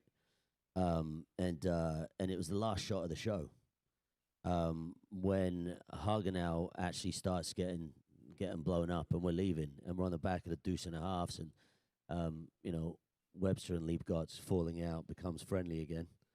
And I reach out, and he grabs me by the hand, and I bring him up, and the brothers are back. But that was the last day of shooting for all of us. I mean, we knew it was over at that point, right? I mean, that was I think we said earlier, Remy was saying we didn't really use cranes at all, but I think, if I might be wrong, Remy, but that last shot, we definitely had a pull away, and the town was, going to be blown to hell and gone. That was it. We were going to get rid of all of Anthony's beautiful work on this last shot, and yeah, that was it. Well, we talked about this in an earlier panel, but it was very similar to what really happened. When, like, my last scene was the day I lost my leg, and when I lost my leg, they carried me away, and within 3 days, I was gone. I was home and having like post-traumatic stress, and like I was like ripped away from these guys. It was really difficult. But Ross, to that, what was it like when they go, "That's a picture wrap" on Band of Brothers? Like, did you guys cheer? Like, what was that last moment like? And how many guys were there? No? No. Going home. It was really Somadex. Yeah, I mean, I don't think, I know there's jokes there about, like, yeah, thank God it's done. I mean, my heart was broken in the sense of I was losing all my boys. I knew we weren't going to see each other for a matter of months. I mean, we were, but you know what I mean? We weren't going to have that in the trenches togetherness that we'd had for a year. I was speaking to somebody earlier, look, movie sets are strange places, and we all get these fancy trailers, and if we're lucky with, beds, and people bring you tea and all that. We didn't do any of that on band. So we were together every single morning, getting dressed together, going into the trenches together, and doing the job, doing the show. So for me, it was at the end of the year, and I remember being really, really sad that it was done. Like, this was it. It's a kind of heartbreaking episode anyway. Yeah. There's so much stuff going on, and then to see it all go up in smoke and flames at the end, it was a spectacular thing, but there was no joy in it. No. I don't know if that's the right word to use, but it was really kind of somber and... Also, I remember we threw a Thanksgiving party on that Thursday because Jenny and Lisa Sheridan found some stuffing and found a turkey, and the Americans had a Thanksgiving on that Thursday, and we kind of threw down hard on that Thanksgiving, and then we shot that Friday. I think was our last day. Is that right, Tony? Yeah, it was Tony's episode. But anyway, I remember it being like we had this big Thanksgiving celebration, and then we said goodbye the next day. And I remember feeling a little. It was all of it all at once. It was like the joy of we could have a family that had a Thanksgiving. Yeah. It was heartbreaking. It was We had our definitely last Thanksgiving, and then we all flew off. Was there a rap party? Yes, there was a rap party. It was actually a really great rap party. All right. No, I You mean, don't rub I'm it in. sorry, I mean, you don't I'm have to rub it sorry. in. I mean, It could have been a lot better, Frank. Could have been a lot better. At the airfield on the last day, it might have been because things were on fire, but some of us decided it might be an interesting idea to take these Corcoran boots, which had, in the beginning, created a lot of misery for feet, and these things we were instructed early on to leave our boots overnight in a bathtub and then wear them around London to break them in and do it daily. And eventually they wore in, but we kind of had like, some of us had like a relationship with these boots, like, thank God we're not going to have to ever wear these again. So somebody suggested, I think it was Matthew Settle, that we should burn them. And we set fire to them and created a Corcoran boot fire pyre on the set the last day, and that had some good, metaphor and symbolism for what was happening. Sounds a little weird, but it felt right because I didn't get to meet Spears until after the everything was shot, and I always sort of doubted, could I fill those boots at all? And so for me, it was like, not burn them. Mission accomplished. I did my job. It is what it is. I don't know what it's going to look like. That went down to Billy Fox and everybody, the editors and the producers. But it just, I don't know. At the moment, it felt right. And Ian was right there, and there was already a fire going. So like, okay, let's do it. Yeah, just to chip in on that, like you, Frank, my very last day on set was when Smokey got hit in Bastogne, and he gets dragged with Lipton and with Doc Rowe, and he's standing there being strapped up, and there's the scene where he looks over to Lipton and says, "Hey, Lip, you're standing on my hand." And it felt very fitting that was the very last line that I spoke on the series. And I remember when we finally finished shooting the scene, I felt a real sense of loss. Not only that this was the end of the journey for me as an actor on the show, and that I wasn't going to complete it with the guys that we've just spent the last however many months, getting to know and working with, but just also that, it was fitting that I was ending with his ending of the war. So a very fitting moment to finish the show for me. I think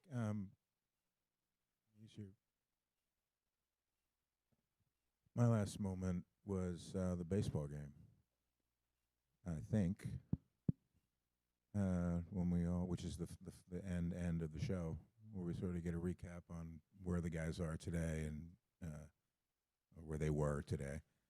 And that was an amazing day because most of us, not everyone, but most of us were there on set together, which was not a very common thing for everybody to be all together. And that was one of those days that we were all together. So, yeah, playing baseball.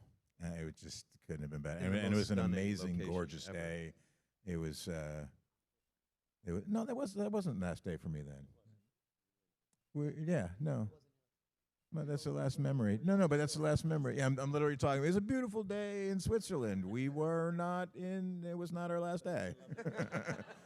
But it was a beautiful day, and some of us are older.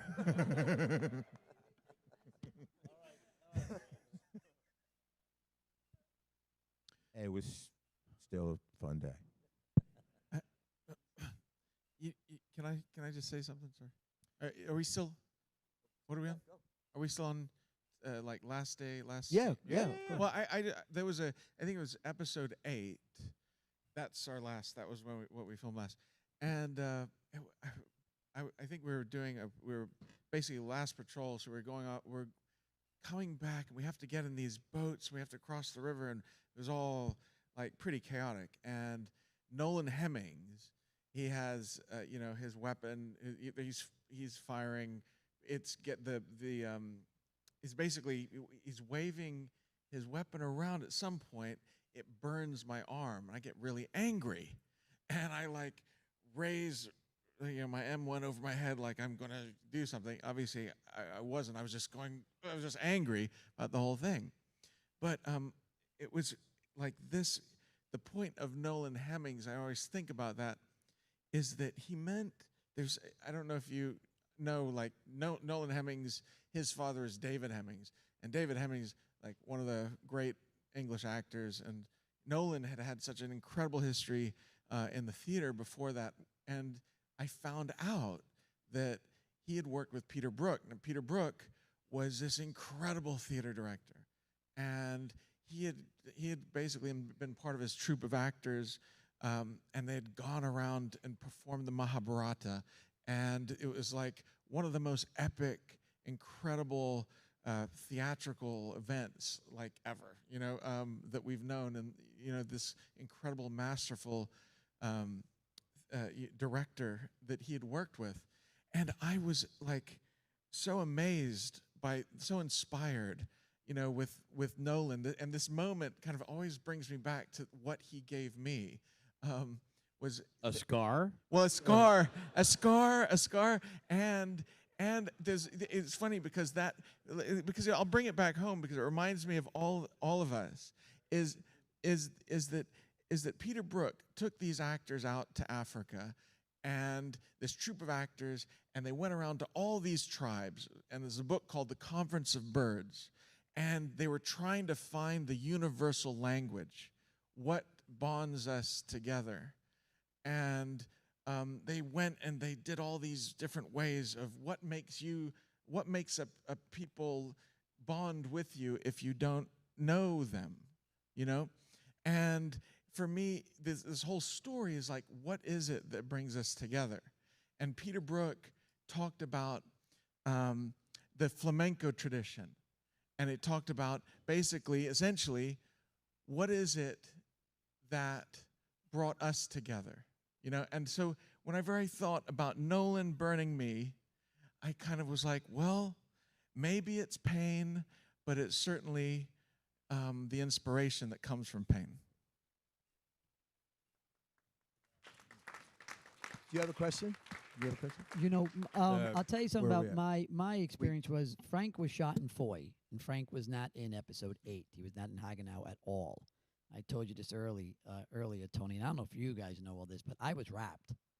I got marching orders to go home. I even had plane tickets, and I panicked because I was living out there, had my girlfriend doing a study abroad. I needed the extra month into November or December there. So I would have to move everything out, get a place for a month, and do all that, and I didn't want to do it. And I went up to Tony, and I said, Tony, I got a problem. Can I stay in a hotel? What am I going to do? I need another month. And he goes, well, what's going on? I said, I'm not in episode 8. It's the last episode. I'm supposed to leave. And he goes, well, I'll write you in. And I went, what? He goes, I'll just write a few scenes and I'll write you in, where Frank came back at the very end. And I'm like, okay, great. He goes, so just stay. But I had to move apartments. I had to go to your apartment, and I almost burned your apartment down.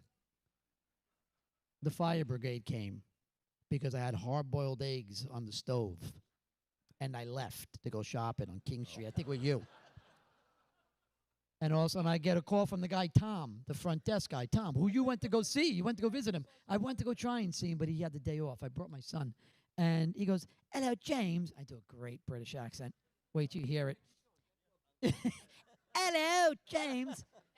He goes, sir, I got the fire brigade here. And I'm like, oh, really? What happened? He goes, well, you may need to want to come back. It seems that your eggs have burst. And so now I got to go back to production and go, because the room stunk. You couldn't live in it. And I had to go back to production and go, hey, Tony and team, I got to move again. So they moved me a third time within like a week of apartments because you kept me there. I almost burnt down the whole hotel.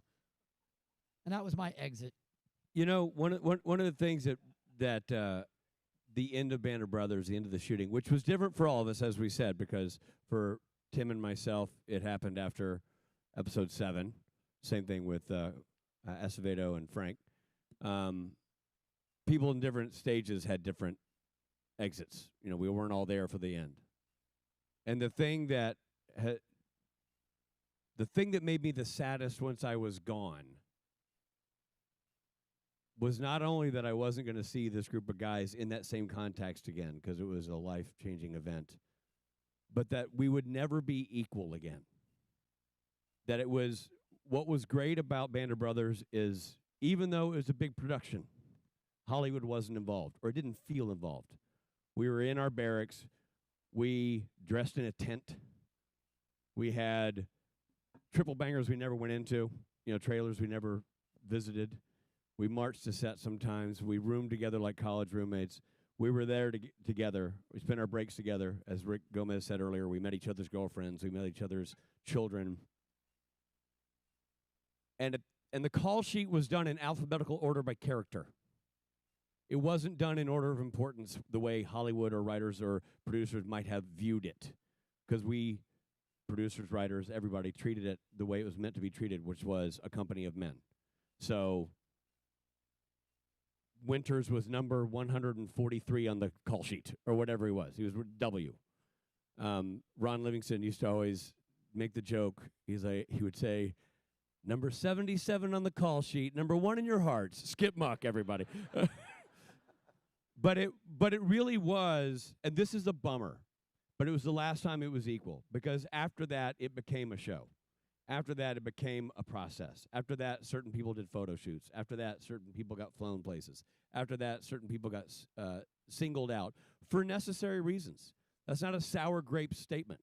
It became a marketing machine that needed to promote a TV show. But for 9 months, it was a group of men who did one thing, one singular thing, which was do their best to represent the veterans they were there to represent. And they did so without ego, without animus, without complaining. And we're led to do so by Cap. We're led to do so by Tony and the whole production team. by all the directors, by all the gracious writers. And what I love about this, and I love that you guys have put this together and the museum has put this together, is this reminds me of what that was. Us on this stage having that conversation. Us remembering that at one point, this was what it was.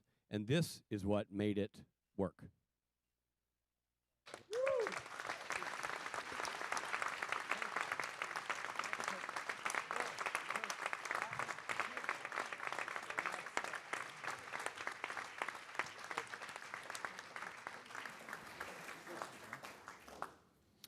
That's a great note to end on, but there's more. Thank you all. Thank you, Frank. Thank you, Michael, not just for moderating this, but working with some other key team members who really have been working with us for the past couple months on this, like you did years before for the 20th delayed anniversary. Speaking of team, I want to thank our team members. We have a wonderful team led by Sarah Kirksey in the Educational Travel Department. That goes for Tyler and Carrie, Jenna, and of course Carl. I want to thank my team at the Jenny Craig Institute, Mikey and Connie in the back, and Dr. Bell, and our historians who participated this weekend.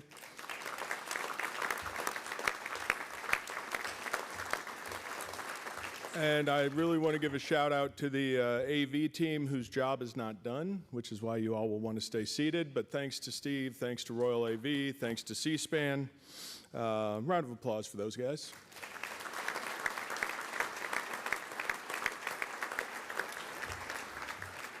And then to close out this, it's probably fitting that it goes to the man who portrayed Easy Company's biggest brother. Steve?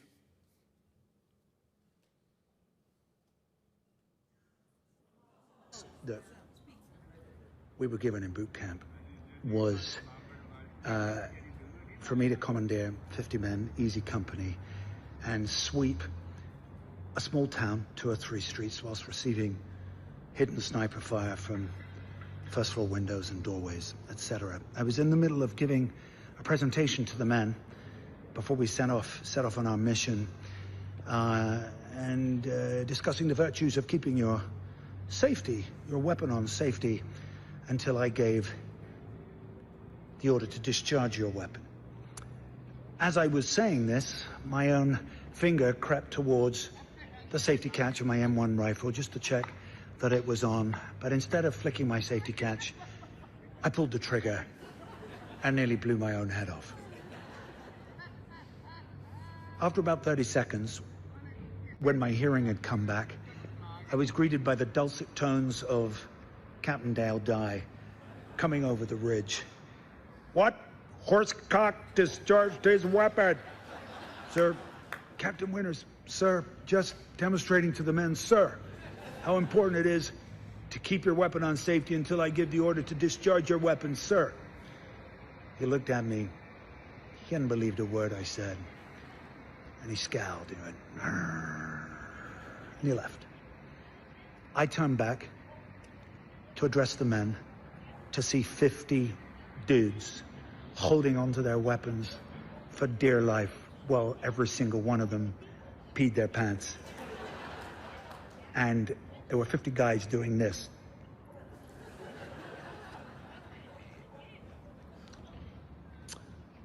We had a lot to learn. And we had to learn it quick. And we did learn it quick because we wanted to get it right. Tom had given us one of his typically inspirational speeches about Band of Brothers being a historical document, a social document. And the fact that we're still here 25 years later, celebrating a TV show that we made in honor of some remarkable men, is no mean feat. There's not a day goes by that I don't think to myself, God, how lucky I was to be invited to tell this story. And I know all the other guys feel the same way. And what an honor and a privilege to have represented these heroic men. So I guess happy birthday, Band of Brothers. I hope you all have an amazing weekend. I'm sorry I can't be with you. Karahi, hang tough, as Dick would have said. And please keep all your weapons on safety until I give the order.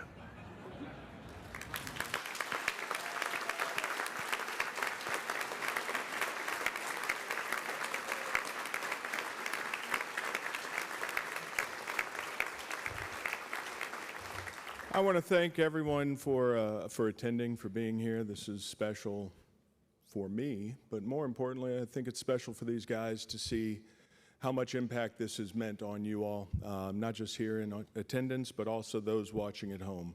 So thank you all very much for attending. Thank you for tuning in on your computers or TVs.